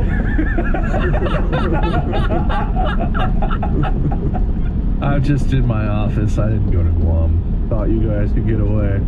You guys only agreed on one. You disagreed on the first 5 and then both said yes on the last one. Oh, Bob, you got points. 4. You will find me. We called it. Mark spent money on big graphics card, hot tub water, Linus Tech Tips, ass juice, paying attention, dude didn't taunt me. Wait, did he get the point from me buying the graphics card? Because I called it. Your words exactly, Mark, where you guys were right. You called it. So I also got a point for that. Fair is fair. Beer incommunicable, or whatever the fuck your joke was. Y'all grab you a beer incommunicable. You also got 2 points from the coin flips for numbers 1 and 3. That's not very many. It's not. Mark, you got points for I Boo Boo, Premature Unfair, Only 8K, Red Bull Head Smashing, and Amicable. So far from. Yeah, there was a lot of points in the middle that went to Bob. And you got 3 points for coin flips. Wait. Leaving Bob at 10 and Mark at 8. Oh no. Okay. All right. I thought it was gonna have like 4 points and then. Okay. All right, I'll take it. Oh, that's the way the cookie crumbled. Viewers lost a point for Mark ruining it. Viewers and listeners also gained a point for Mark being a hypocrite. Oh, sure. So right now it's me 1, listeners 1, viewers 0, Mark 8, Bob 10. How many bonus points should we have? Let's find out. Ooh, I have a chance to get it a tie. You do. I believe in you, Mark. I'm channeling my luck. I'm channeling it. Wade, what are we adding to the wheel? Can we just add one that the host wins? I mean, if we all agree on it, yeah. I think that's pretty funny. We have enough on here now that I think that's pretty funny. Because there's no other real way for the host to... We kind of changed the rules, so this would be our way. A 1 in 60 chance of the host winning, I feel like is all right. It's not the worst idea. Yeah, you know what? Why not? Why not? Because we got golf rules on there, which could make a host win. The host would have to have a point to be on the board for the golf rules, whereas this would just be the host wins, but yeah. What if it's 2 spins and the spins are Wade gets 1.5 point and then golf rules? Just golf rules would be terrible today because right now the viewers are on the board with 0. All right. Well, 2 spins, yeah? Yeah. Spin number 1. What happens if the first spin is that Wade wins? Do we do the second spin? I don't know, I guess. I didn't think about that. Monkey's paw curls. What does that mean? Didn't we just add that? I think we just, no points are assigned, but something terrible happened somewhere probably. What was this? It was from the last Monkey's Paw episode, obviously. I think it means nothing happens, but we were putting it in the universe that the monkey's paw was curling. Something terrible is gonna happen. Well, does that mean Host Wins is coming up next? Probably. We were one off a surprise golf rules, by the way. Worst luck. I feel like this episode, Technically on the coin flips, Bob only won 2 while Mark won 3. Let's see. You taunted me, you gave us points for you calling it. You prematurely called unfair. Is it worst luck or worst performance, Mark? I think maybe you were worst performance. Wow. Alright, fine. If there's a distinction to be made, I guess that would be the distinction. You can call unfair, except for the fact you can't. I can't because because you called unfair, I know. Yeah, I guess I was my own worst enemy in this episode, So Bob, you get that point, because you had the worst coin flip luck. Well, it doesn't really affect anything meaningfully, but okay. That monkey's paw is gonna come back. Guaranteed. Might have already. Look at me. I'm burnt, sunburnt. I'm not bald. Not because of the bald. I thought you were gonna drop dead or something. I was... Look at me! I'd be upset, I would be upset. Well, Mark, tell us how upset in your loser speech. Oh! This is gonna be me at your funeral if you die first. Why will we miss you? Imagine someone actually reacted like that at a funeral. People are crying, telling stories, some are laughing about stories, and you're just like, this is not my episode. I feel like I've had such a commanding performance all year, all season, or whatever it is. This episode, I was distracted. I don't know what they're doing on this other computer over here, but they're going crazy. He's not even paying attention during his own losers. Not even paying attention right now. What are you deleting? God. What are you deleting? Okay, it's something they copied to a different folder. What is this mark.movie file? We get rid of that. Mark, we have an idea. What about Steel Spleen? Forget what you've been doing. Anyway, not my episode. I feel like it was all my own fault. Not even luck could be blamed. That monkey paw, I feel like whatever happens in the universe is also my fault, and I should be blamed for that. But I will hop bodies until no one will even know who I am anymore. I think that might take one hop. Yeah. Bob, you have a winner speech? I don't really feel like I won this one. I feel pretty off kilter. It was an interesting episode, and there were some interesting monkey's paw deals, but I mean, it feels surprising in a good way, I guess. You only said yes twice. Nothing wrong with a little happy surprise. I was very cautious today. I think last time we did monkey's paw, I took a lot of deals, but I was more thoughtful today, or scared, either one. Whatever I did, it worked out, because I will never be able to interpret my notes from last time to know what the hell happened. No chance. You can't interpret them after you just heard what happened and wrote them. Time in between is just going to make it worse. You're not wrong. All right, well, good episode, boys. If you guys haven't already, go follow Mark at Markiplier. He needs you. He needs the support after buying that graphics card. Bob at Meisker. Me at Minion77, or Lurd Minion777. Lurd Minion777. The merch decree continues. We have no website. We may have merch, we may not. You'll find out. Unless you don't. Be careful what monkey's paw deals you take in the meantime. Until next time, where Bob will host us. Podcast out.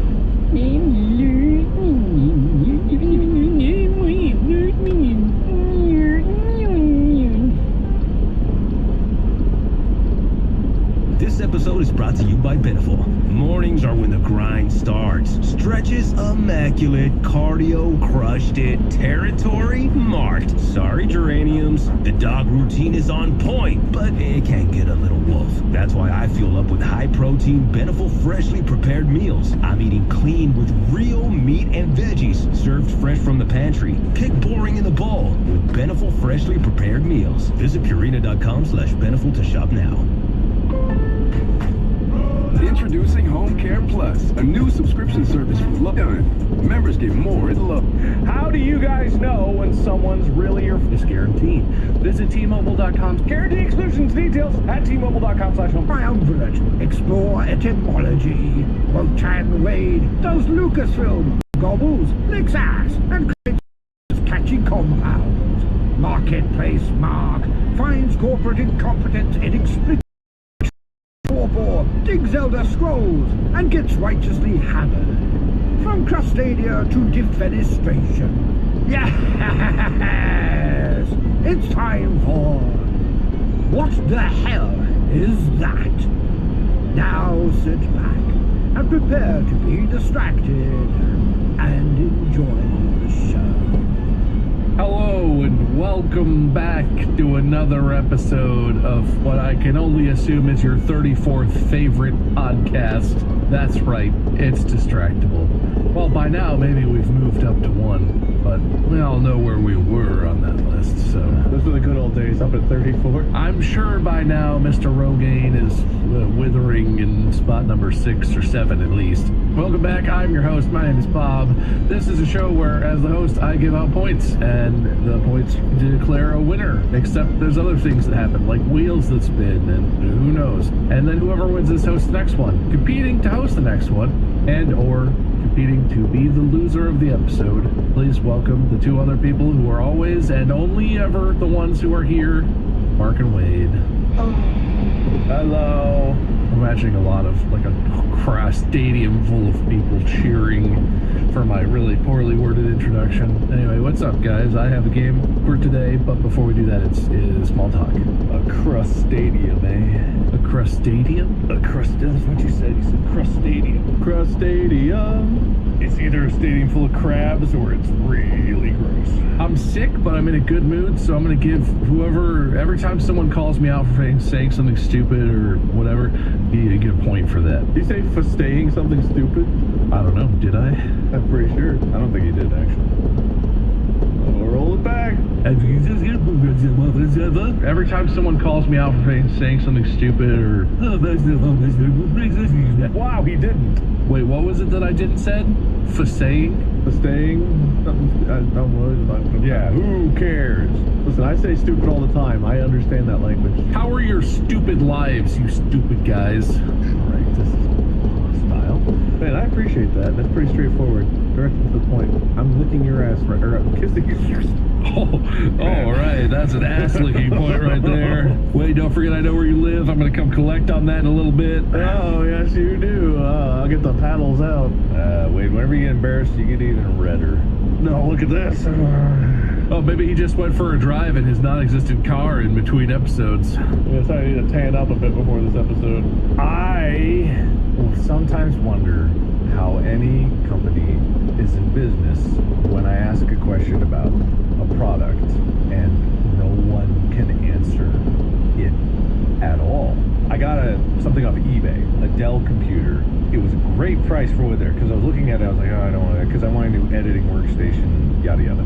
I got this, and so I have some problems with it because it's secondhand and it's missing some parts. So I'm trying to get the parts and I'm trying to figure out how they work together. So I asked Dell. I go to their customer service thing. I type in, I'm doing a live chat. I haven't called them yet, but I've done a live chat, and I'm explaining like, hey, this is your computer. This one here, 7960 Tower workstation. This is your computer, right? Can you tell me where I can get, or if I can get the parts to have more days? Because I think this thing could have 4 or 8. 4 in the front, 4 in the back. And they're like, I don't think we sell that workstation. And then you said to Adele, never mind, I will find another PC like you. Yeah, maybe I'll... Yeah. No, actually, no. Get out of here, get out of here. Okay. Get out of here, you're not a judge, I don't have to pander to you, get out of here. I'll remember this. No, legitimately, that was what they said. They said, I don't think we sell that model. I'm on the page with it. I copy and paste the link to them and be like, oh, this must be new. I'm like, what do you mean? I get that you sell a lot of different things, but you don't sell that many different types of computers. How do you not know? And so I know this is going to go down a bad path, but I asked, like, okay, at the very least, you must have the system to look this up, right? Can you look up, like, is there part numbers that you can give me, because I couldn't find anything on the store? And I've heard other people on Reddit that you have to ask customer service for parts, and it's just like, I'm looking in the system, I'm not seeing anything for that model. I don't think we sell that model. Again, after I linked him the page to the model of the computer that they sell. And so I look at these things and I have this experience with customer service, and everyone's had this experience, but it's getting so much worse. And I just can't help but think, like, man, Dell, you could be making so much more money if you trained your salespeople or get a good sales staff. Or let's be honest, most people call and they're like, the battery's gotten low. I don't know what to do about that.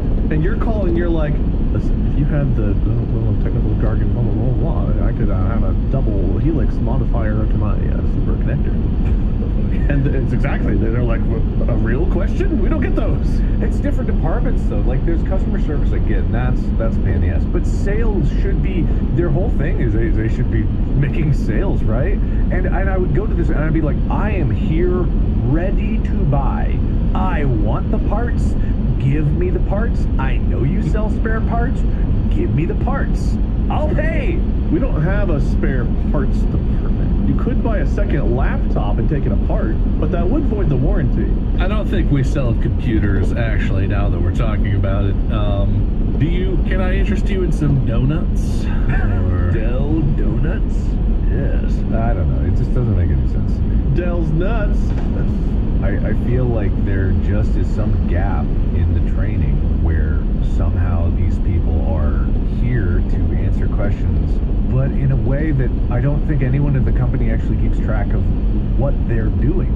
I don't know how they're doing these metrics, but they're not testing their people well enough. They're not teaching their people well enough. I feel like they're capable of doing the job. It's just like, I feel like someone's dropped the ball on the training. Because if you don't even know the model of computer that you're selling, what is going on? And I still, at the end of the chat, the surveys I always do. It's not even that complicated either. I never worked in sales like that, but like the response is never, I don't think we sell that. The response is, let me look. You don't even have to know. You have to be willing and capable to be like, interesting. Let me put that into my system here and see what I can. Them immediately just cutting you off with, I don't think we sell that. It's like really fucking confusing. I know what happened. Yeah. Do you know what looks like Dell? Deli with a capital I. I think you called customer support for the wrong company, and you were talking to a deli's customer support. They had meats and breads and maybe some eggs. They didn't know anything about those computer models. We can only hope that that's what happened. And I don't know if I want to yes and you. My instincts say I should yes and that, but I'm like, you know it to be true. Search your feelings, Mark. Yes. And then a bunch of meat showed up at my door. No. Sorry, my real laugh came out again. Anyway, so it's just annoying. I mean, it's my fault for, well, maybe it's not my fault because I got a great deal on eBay for this thing. But it's just like, if it's missing parts and I can't get the parts, it's kind of difficult to work it. Guess you shouldn't have bought a computer that doesn't exist. You're right. The mythical computer that doesn't exist. I think I may have talked about this, and this is not the exact same problem that you have, but I do also think this problem you're running into is partially like corporate, I don't know the word for it, I don't know, corporate creep, the thing that happens with companies, because we had this experience. I was trying to buy a very specific Linux laptop thing for a very specific purpose, and it's from a relatively small company. It's a unique thing, and it's like it's relatively expensive purchase. And so I went through their website and just ordered and put my credit card in, and they came back, and not my credit card, their website was like, hey, this looks fraudulent to us. We're gonna send you to our third-party fraud monitoring company, which they like sent an email that was like, we're going to send you another email. Look out for that email. We're going to send you another email that's going to have a code in it. You go to the link in the second email, and then like one of those emails didn't exist. And I ended up just calling, and the guy, literally I called and the guy on the phone, and I was like, here's my order number. Yeah, I'm just trying to like buy this, but I got this third-party fraud thing from you guys. And he just goes, we've been trying to get rid of that for a while now. We're kind of stuck in a contract contract, like it's a whole thing. We'll just go around that, okay? I can, on my end, I can like put in the system, and you'll have to just submit the order again, but then we'll do, and it was this whole thing where the guy clearly knew that this was an issue, but I did exactly what he wanted, and we hung up the phone, and I was like, okay, he gave me all this info, I'm gonna put the order back in, and do exactly what he said, and I did it, and then like the next day I got all the same shit again from the third-party fraud thing and all this stuff. He didn't do anything. It was a known issue, and still the customer service guy was like, all right, do all this specific shit and leave a note and blah blah, and then like nothing. And I was like, all right, I guess I'm buying this from someone else. Like whatever, fuck, shouldn't be this hard. I like to imagine the fraud company called him and they're like, hey, it looks like this guy's trying to go around our thing that we have, the protection we have, and he's like, oh god, yeah, it does look like that. You know what, I can handle this. You know, I'm just gonna. And he gave him your info back. It was like, yeah, here it is, I found it. But like part of that's not his fault, because I don't know what happened, but the third party they were engaged with was super sketchy. It was literally like I bought something from one website and an unrelated website sent me an email that was like, give us a picture of your ID and your credit card information so we can confirm you want to buy this. And I was like, no the fuck, I am not sending that to you, company I've never heard of. You can always trust wearen'tfraud.com. Yeah. And the email was like, oh, we saw you're trying to buy a computer or some shit. Just give us all of your info and we'll confirm. What? What kind of weird, sketchy scam? Apparently it's a real thing. It was weird. You can always trust yourSaudiArabianUncle.com to make sure that your protection is valid. Anyway, I think you kind of said it, but I don't necessarily blame the people even. I don't think they're idiots. I think they understand, but like the company didn't train them properly. The company has these other systems in place that like prevent them from just like doing a simple thing and converting a sale from her person who wants to buy a thing and knows exactly what they want. And I would think like maybe it was an AI chatbot that I was talking to, but it didn't seem it that way because it didn't have like this really polite cadence. It was talking like, you know, not proper capitalization stuff. So, but it might have been, and it might have just been hallucinating. Like we don't have that. But I feel like they should have some metric, right? Or maybe I'm stupid. I didn't go to business school, where it's like you're looking at your sales team at least and be like, this sales employee that we pay this salary is helping us gain this many sales. Therefore, we know that this salesperson is meeting at least their value, bringing that into the company, right? Isn't that how sales should work? I don't know. Generally, I think that is how it works, but you have like quotas or something you're supposed to meet or whatever. I don't know. Anyway, they don't want your money, Mark. You should buy a real computer if you want to buy stuff from them. Not a fake one? Yeah, not my problem. Not an imaginary made-up computer. What happened to building your own? I build plenty of my own, but when you get... More! I built so many. More!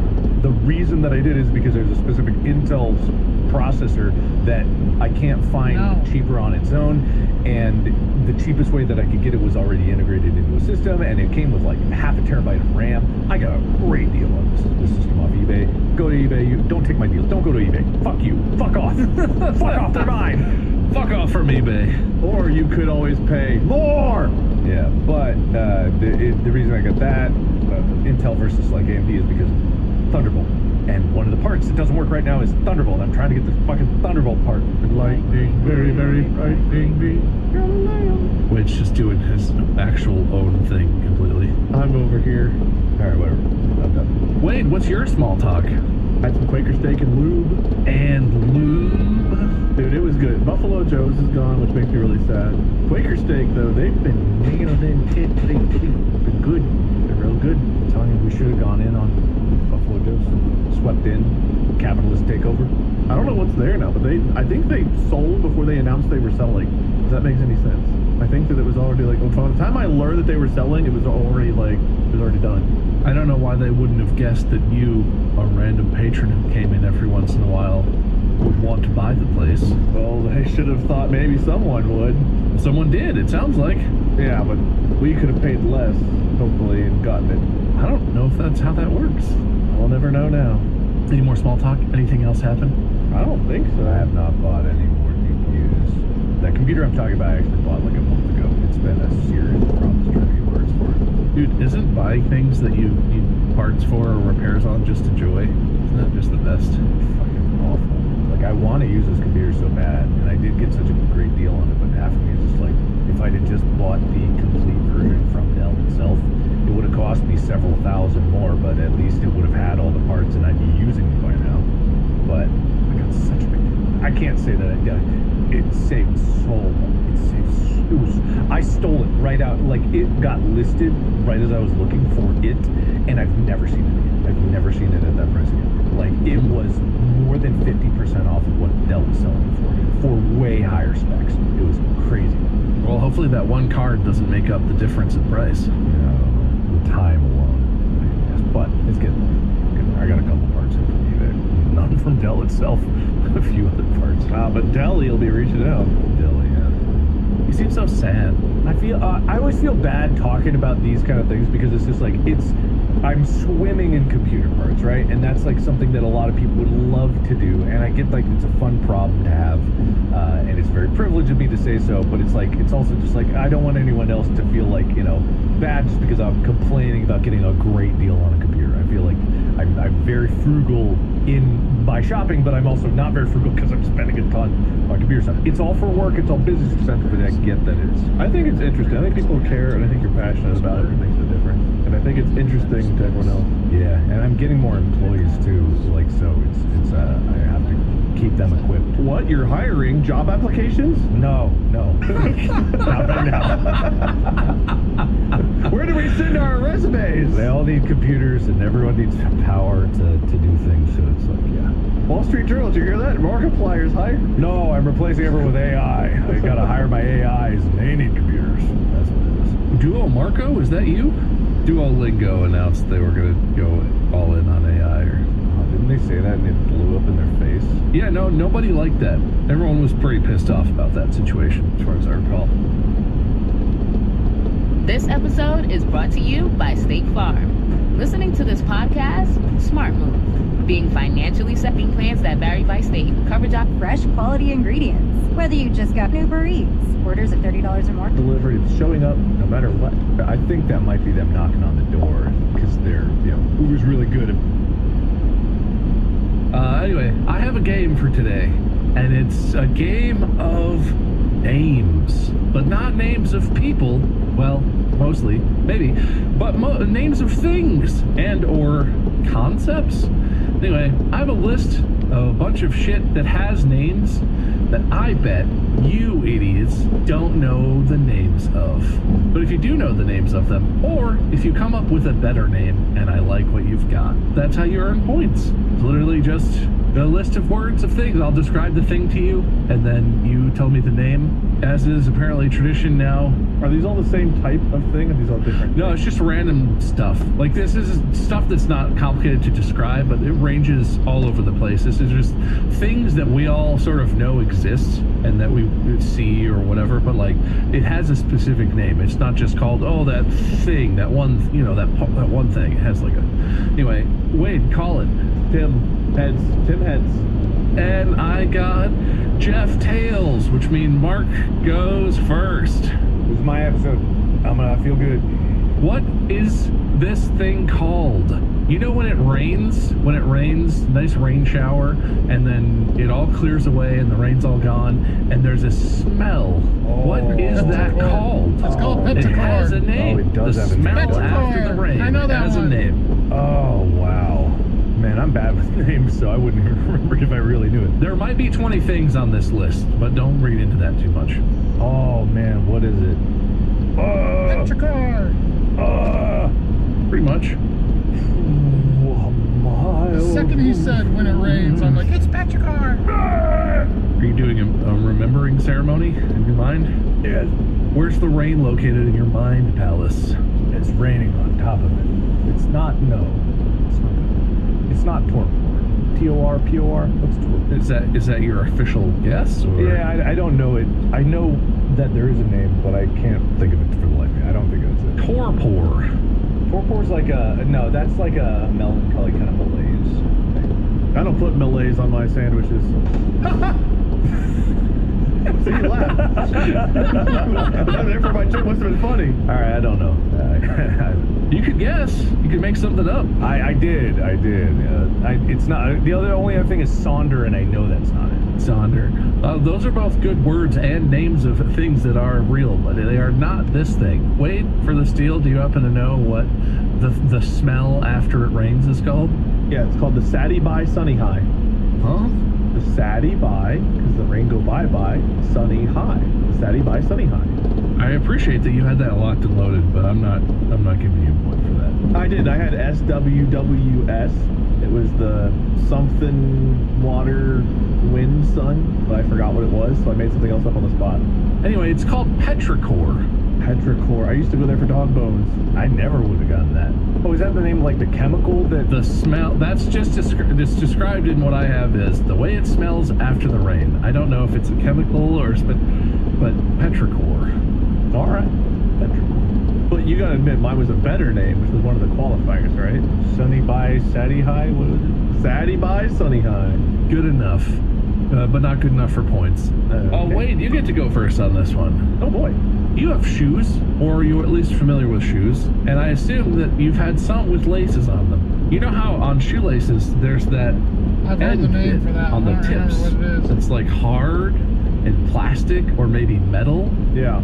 What are those called? Those are the schlastics, the shoe plastics. They're called schlastics. I like that, but wrong. Mark, what are they called? I should know this because I own a clothing company, and the same thing is on sweater tips. No, but they're called something completely different. They might be. Is it knurls? Is it knurls? Sorry, it's not knurls. They're called aglets. Oh, I did know that. God. That was my next guess.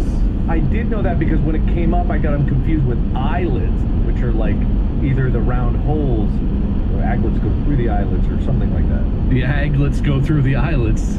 They lets you hold the laces, and whenever they break and crack off, you go, ag. Ag, yeah, exactly. Anyway, I'm going to call them schlastics from now on, because I love that. You don't go call them knurls? Mine was also just... Isn't that something else already, though? Knurling is a thing. Oh, the burls. Knurling is a thing, but the burls. Think of the burls. What about the schlastics? Well, that's okay, because I know you know this one, Mark. It's easy. All right. What is the first cry of a newborn baby called? The first cry. I mean, it's so simple. You can't say I'm wrong. I can't say you're wrong. I didn't know that there was that new term for this. Honestly, I didn't either until I was looking stuff up. It's birthy breath. After breath. After breath. All right. Wait, do you want to try and steal? No, I didn't get it right. Are you serious? I'm not saying that. It's called the rye. Because it's a relief cry. Because you hear it and you feel relieved at the cry. Because it's like, oh, thank God, the breath. But it really is the thing that happens after the breath. I feel like Mark's is more accurate. How dare you? And apparently what it's called by medical type people is, and I'm not making a joke about this, I'm just unsure how to pronounce it, vagitus or vagitus? V-A-G-I-T-U-S.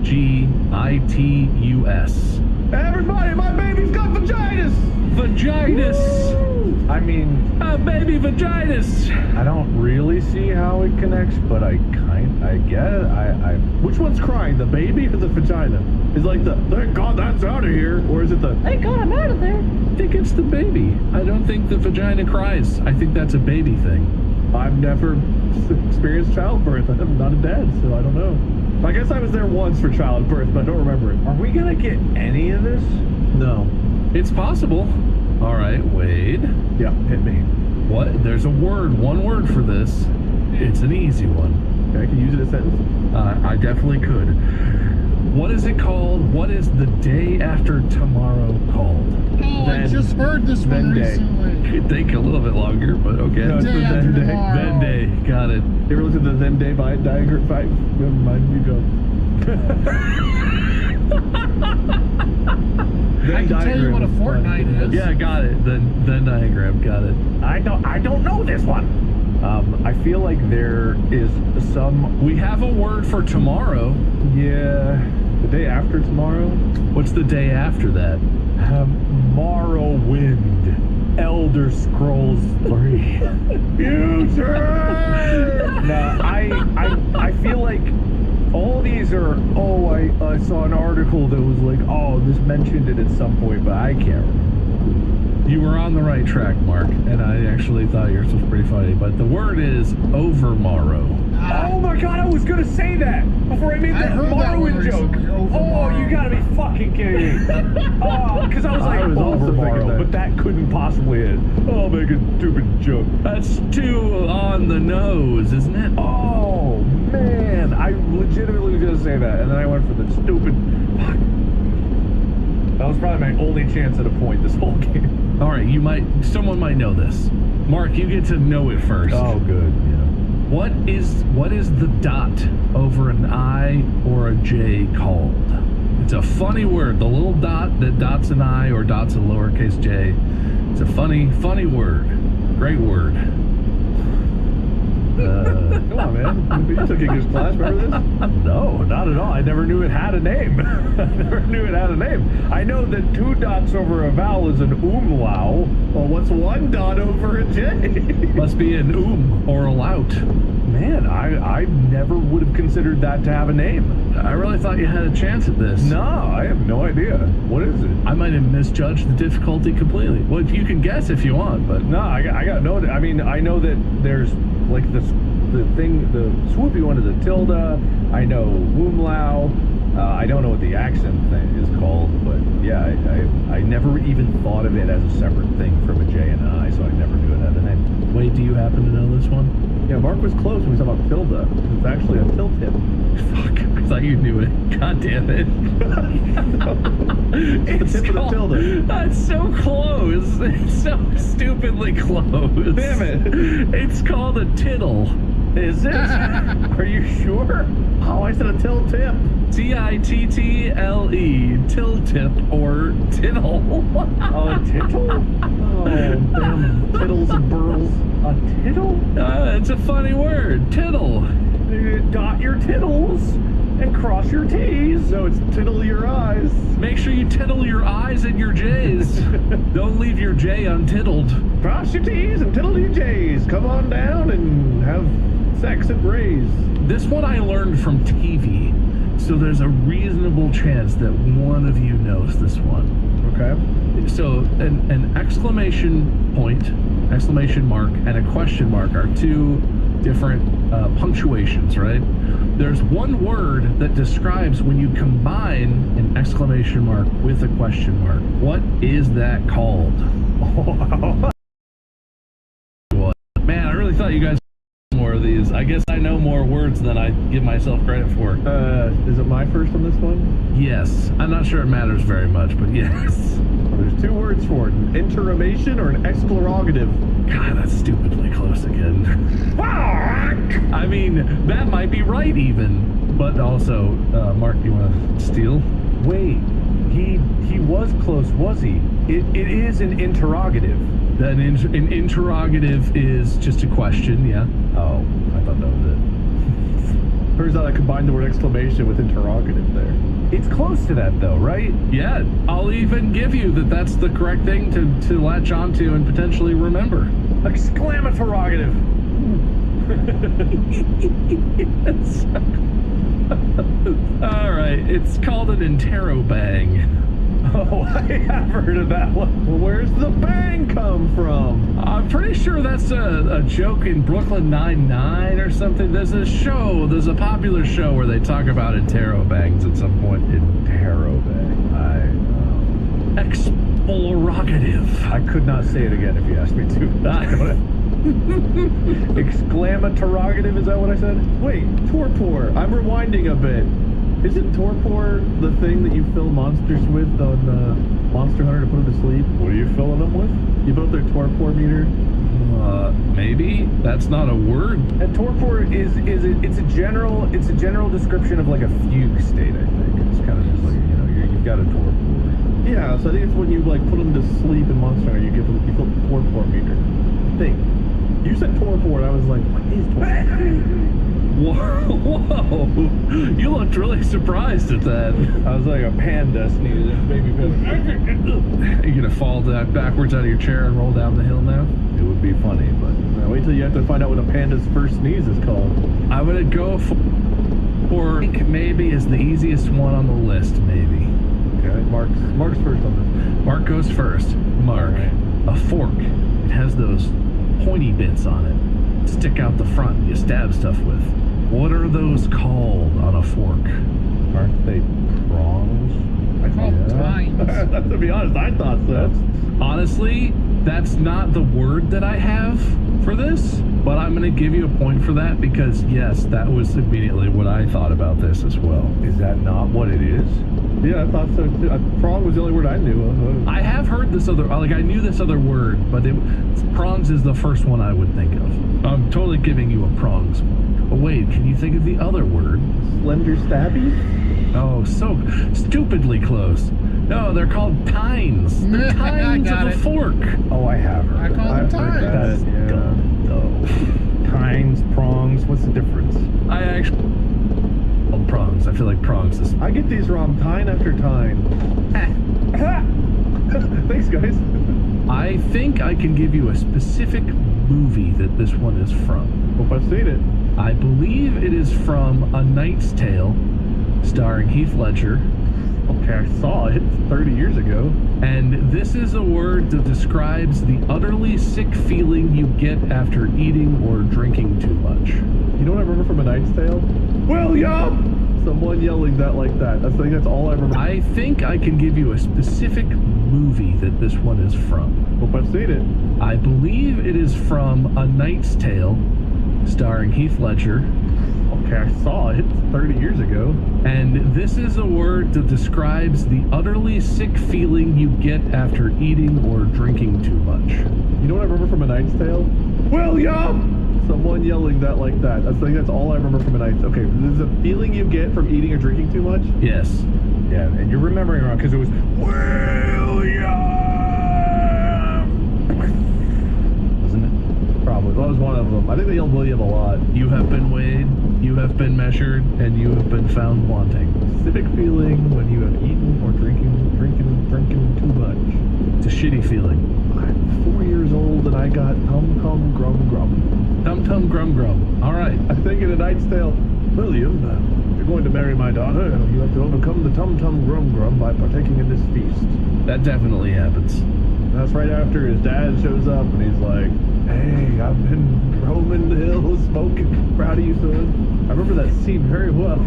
Yeah, sure. That's pretty much in that movie. Uh-huh. I saw it one time as a... What year did A Knight's Tale come out? Wasn't his dad blind net maker? Wasn't that the thing? He was a blind fish net maker. He used to be a thatcher, but he went blind and now he mends fish nets. Yes. I was 12 years old when I saw that movie. I was out in the woods, son. That's how I lost my sight. I smoked too much hash and I went blind. Was I right?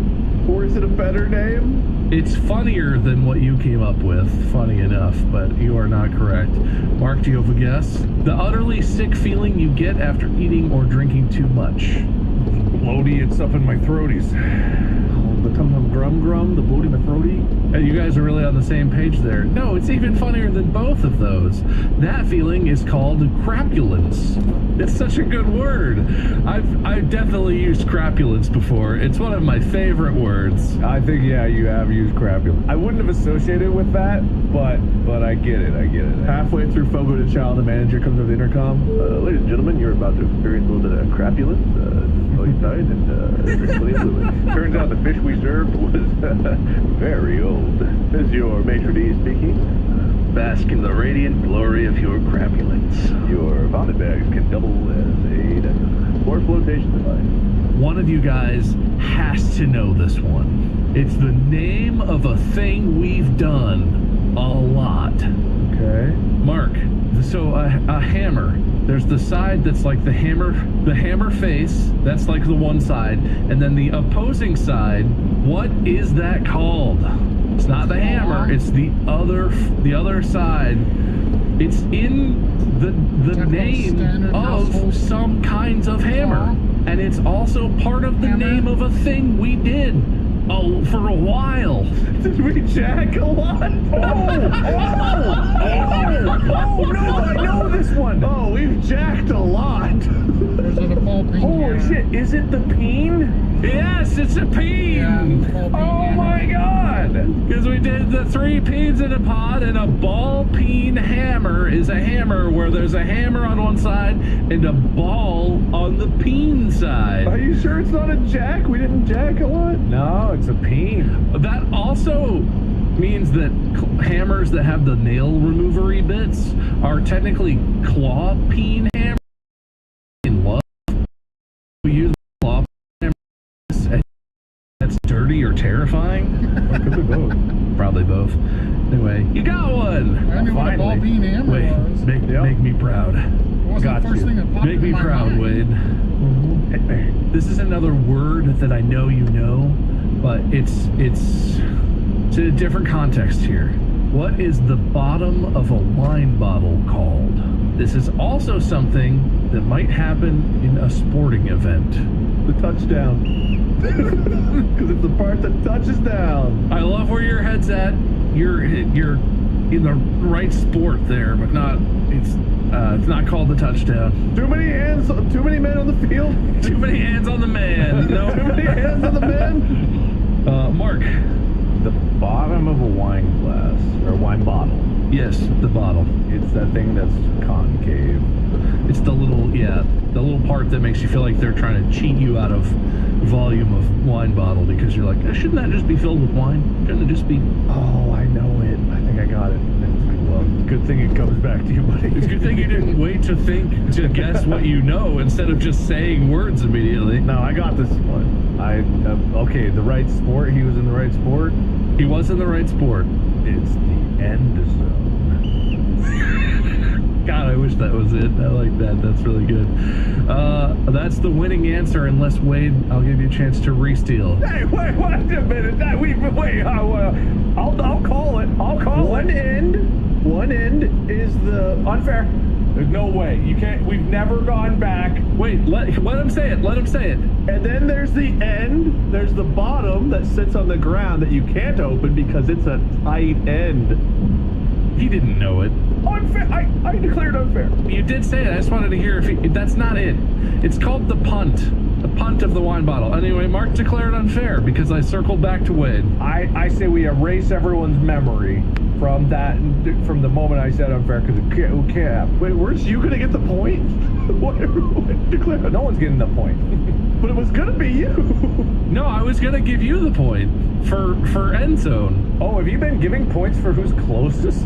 I told you if you come up with a funny answer that I like, I'll give you points for that too. Not on everyone, but oh well, I thought the only unfair is like it went back to him, which is never done this whole game. All right. If it's all heads, I can't talk to Wade for the rest of the episode. If it's all tails, Wade gets a chance to steal whenever he wants for the rest of the episode. All right, here we go. Wow. Oh no. I also got tails. Oh boy. All right. Oh, me too. No, you didn't. No, you didn't. So that was totally fair what I just did. It didn't matter because Mark got the point anyway. Yeah, I love that you're like, Mark, you're gonna get the point even though you're wrong. And you're like, unfair.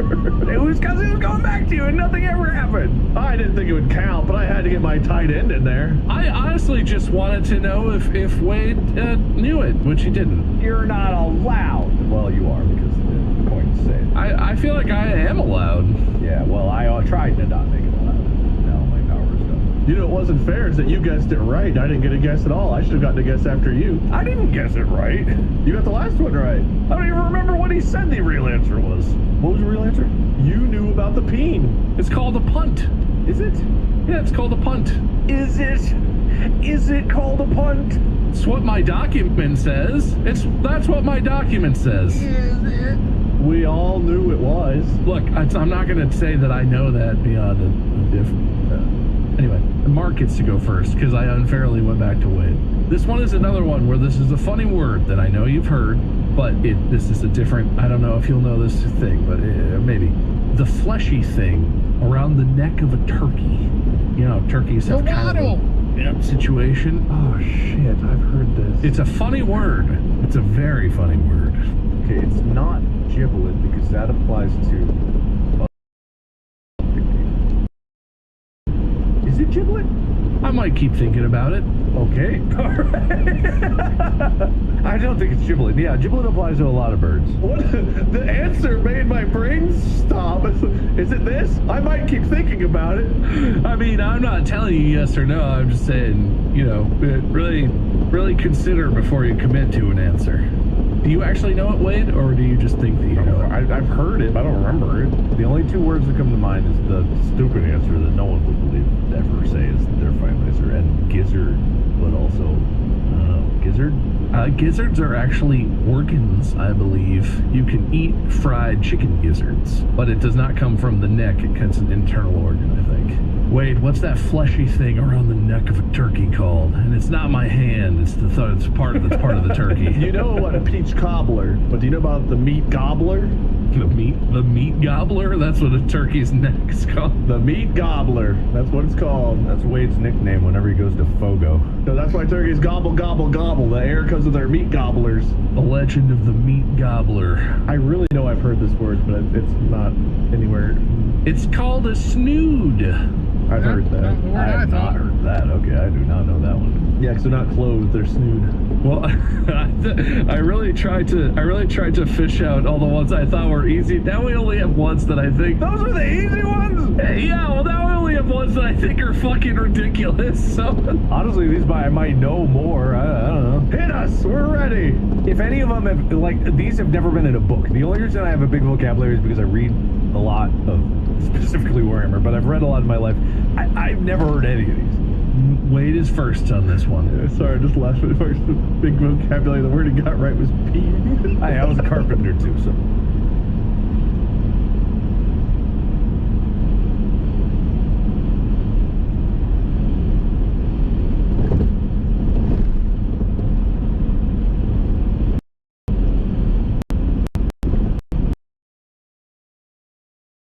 Or even a combining, you have to go get ketchup. You know those little paper cups that you can get that you put the ketchup in, and then you can sort of open them up and lay them flat. Those little specific paper cups.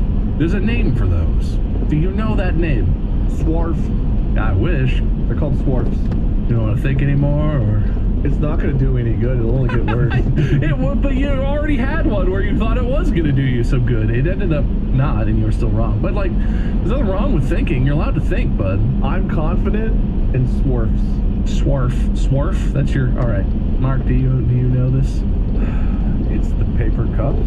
Yeah, those little paper cups that you can put ketchup or other condiments in at fast food joints. And they like stretchy out, but not everyone ever uses the stretchy out. They get 3 of them instead of 1 stretchy outie. When I learned that you could expand them like that, I was like, whoa, what the fuck? Whoa, that's crazy. I honestly don't think they're supposed to be expanded. I think that's just a factor of how they're folded, but it is interesting that they can expand. No, you can hold more and they're easier to dip into. It's brilliant. I can tell you the name of this informs me that I think they are supposed to do that for other reasons. And the name of them is food related, but it's unrelated to ketchup or condiments. It's weird. It's interesting. The frenulum. It's actually another word on this one. Oh, is it? I think it is. Don't ask that one then. Let's skip that one. All right. I don't know. Yeah. Those are called souffle cups. Is that what I said? Isn't that what he said? Oh, is it? Am I misremembering? Is that what Wade said? Anders, don't you remember me saying souffle cup? Yeah, and not at all smarf or whatever the fuck you said. Swarf. Swarf? Which is not what I said? Sure. I heard it. Swarf. You know what I mean? That's part of waking up. Souffle in your cup. And yeah, they're called souffle cups, and they're designed like that so you can peel them away from the souffle, right? So that you don't because you can't, because they're so delicate. Also, Mark, frenulum is on my list. It's not bad. I mean, I know what a frenulum is. I hope I get it first. Frenulum. Well, I was just going to give it to you because you got one right, and I'm proud of you. Frenulum or frenum is a small fold of tissue that secures the motion of a mobile organ in the body. Oh, right. There are multiple frenulum. I was thinking the penis one, but there's one under the tongue as well. Yeah, in general, like you have frenulums in your body. It's a type of formation. The one thing that connects your dick and your tongue, your frenulum. Hey man. It's all about the frenulums we make along the way. Yeah, pretty much. God, I'm really trying to... Oh, what are the easiest? Give us a hard one, man. These have all been too easy. Yeah, come on, man. No, please. Mark, you're first. Good luck. Mark, you're up first. Come on. Mark, here's a hard one. Oh, okay. What's the word for the cardboard sleeve you put on your coffee cup when it's too hot? When you go get coffee from wherever your favorite coffee place is. The souffle. I don't want to give him the hint. He needs it. It's true. Souffle sleeve is your guess. I love that. Wade, do you want a hint? I'll take his hint and mine. There's only one hint. It was for both of you. But it is like scarf, but different. Oh my God, Wade, it's what you said before. My time to shine. I have to at this point. I don't remember what you said, but it was the thing. It's a swarf! It's a swarf! I was gonna say a cylinder mitten, a sitting, but no, I'll go with swarf. You know what? That's close enough. Swarf is Storf? Oh, wait. What was one of those you said I think was right? Zorf? Close enough. If you pronounce the A weird, it's a zarf or a zorf if you're a yinzer. All right. I mean, whatever. This one's on me, guys. This one's on me. I thought that more of these would be in the vocabulary. We're going to loop through again, right? It's 20 easy words, right? Honestly, I'm willing to give you the chance. Whose turn is it? It's Wade's Me. turn. What's the way it smells after the rain? Panticore. Was it Panticore? You know, I don't think it's Panticore. No, it's not Panticore. I'm sorry, Wade. But it is Petrichor. Oh, shit. I was so close-ish. Mark has learned from previous adventures. Fuck me. Mark, Yes. what is the first cry of a newborn baby called? Vagitis. Vagitis. That's right. You didn't sound more confident. My brain was vaginosis, and I'm like, that's a different thing. Oh man! Don't get the panticore mixed in. Don't get the pantycore in your vagitises. Don't get your pantycores in a twist. Oh yes. Wade, Yes. what's that plastic or metallic coating at the end of shoelaces called? My brain says tariffs, but I know that's not right. Oh, damn it. This is not my episode. Man, Mark's gonna walk away with this one, I think. Addles. Something about that is the most Ethan Nestor thing I've ever heard you say in my entire life. Addle boy. Skrillet. Skirt.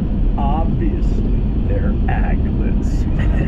Aglet! I was close! You were so close, I could tell what you meant. You were just also wrong. Fuck. Okay, this is the limit of where early in the game I was going like Petrichor, aglets in my head, and then I think I've stopped at this point. So No, this is where I take off. All right, funny one here. Mark, what are those little dots over the I and the J called? Tittles! Oh, man. I agree. Wait, your agreement is correct and noted. All right, Wade, I'm going to toss you a softball. Are you ready? I'm gonna fail it. Do it. There's a name for this. What do you call the day after tomorrow? It's not tomorrow. Yeah, it's Elder Scrolls 3. Overmorrow. Yes. I was like, it's under something. Clearly it's Morrowind. Overmorrow. All right, now we're getting some points on the board. This is what I knew you guys could do it. Wade's first point. All right, here we go. Mark, you get to go first on this one. Yes. What is that fleshy thing around the neck of a turkey called? Oh man. See, the thing is, I told you I stopped. remembering. I don't know it either. Oh no! Come on. Wait, no. Oh, this is embarrassing. Oh God, what the fuck? I'm drawn. All I got is the same answers I said before, which was Gizzard and Giblet. I got nothing. It's a blank slate. Combine them. You get Gizzard or Giblet. Never mind. I got nothing, man. I don't know why, but I remember Wade getting it or not getting it. I don't know. Did you get it? I didn't get it. Okay, I don't remember what was said as the answer then. I don't fucking know. Wade, do you remember? Is this one the snood? Wade gets the snood. Oh, right, the snood. Because it's nude. Ah, you would remember that one. This is another one that I've used in an actual sentence that I'd said out loud. And I acknowledge that it's going to be hard. This is not one we've covered already. This is just one I want to work in as probably the last one. You should. I've literally said this in conversation. And I'm not a word guy. I mean, I am a word guy, but I'm not that kind of word guy, generally. Wade, you get to go first. There's one word that describes the action of throwing something out of a window. What is that word? Oh, I know this one. Fucking yucked it. Yucking. Think. Hey, unless that's it. I don't like That's not how he operates. What do you mean, unless that's it? Alright, if that's it, I take it. If it's not it, I take the other answer. What's the other answer? Throwing it out of the window. Parnassus did. Parnassus did. I thought like yuck. It's definitely yuck. All right, we're going to stick with yucking. Mark, do you know the word that describes the action of throwing something out of a window? You've used this? In conversation. My shoes were long gone. My pants were on fire. My item was yucked through the window. I know. I hear it. It's like X something, isn't it? X gonna get here.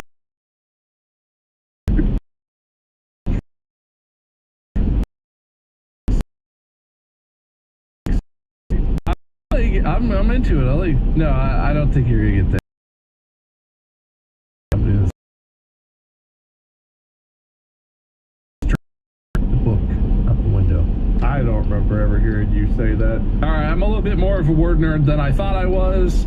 I really thought that more people would know more of these words, and that's on me. Well, more people might, but you got us too. That's on me. Hey, you guys know lots of stuff. I know a lot of.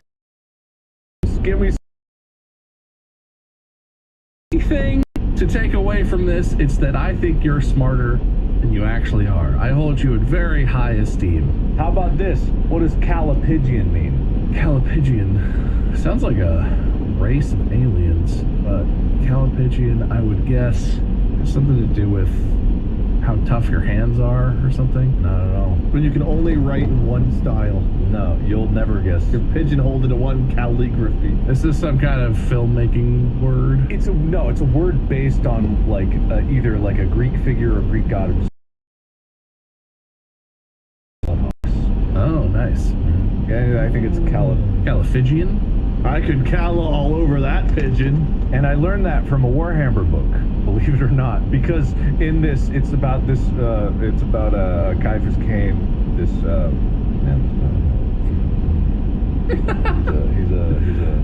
hat. What the fuck? I can't remember.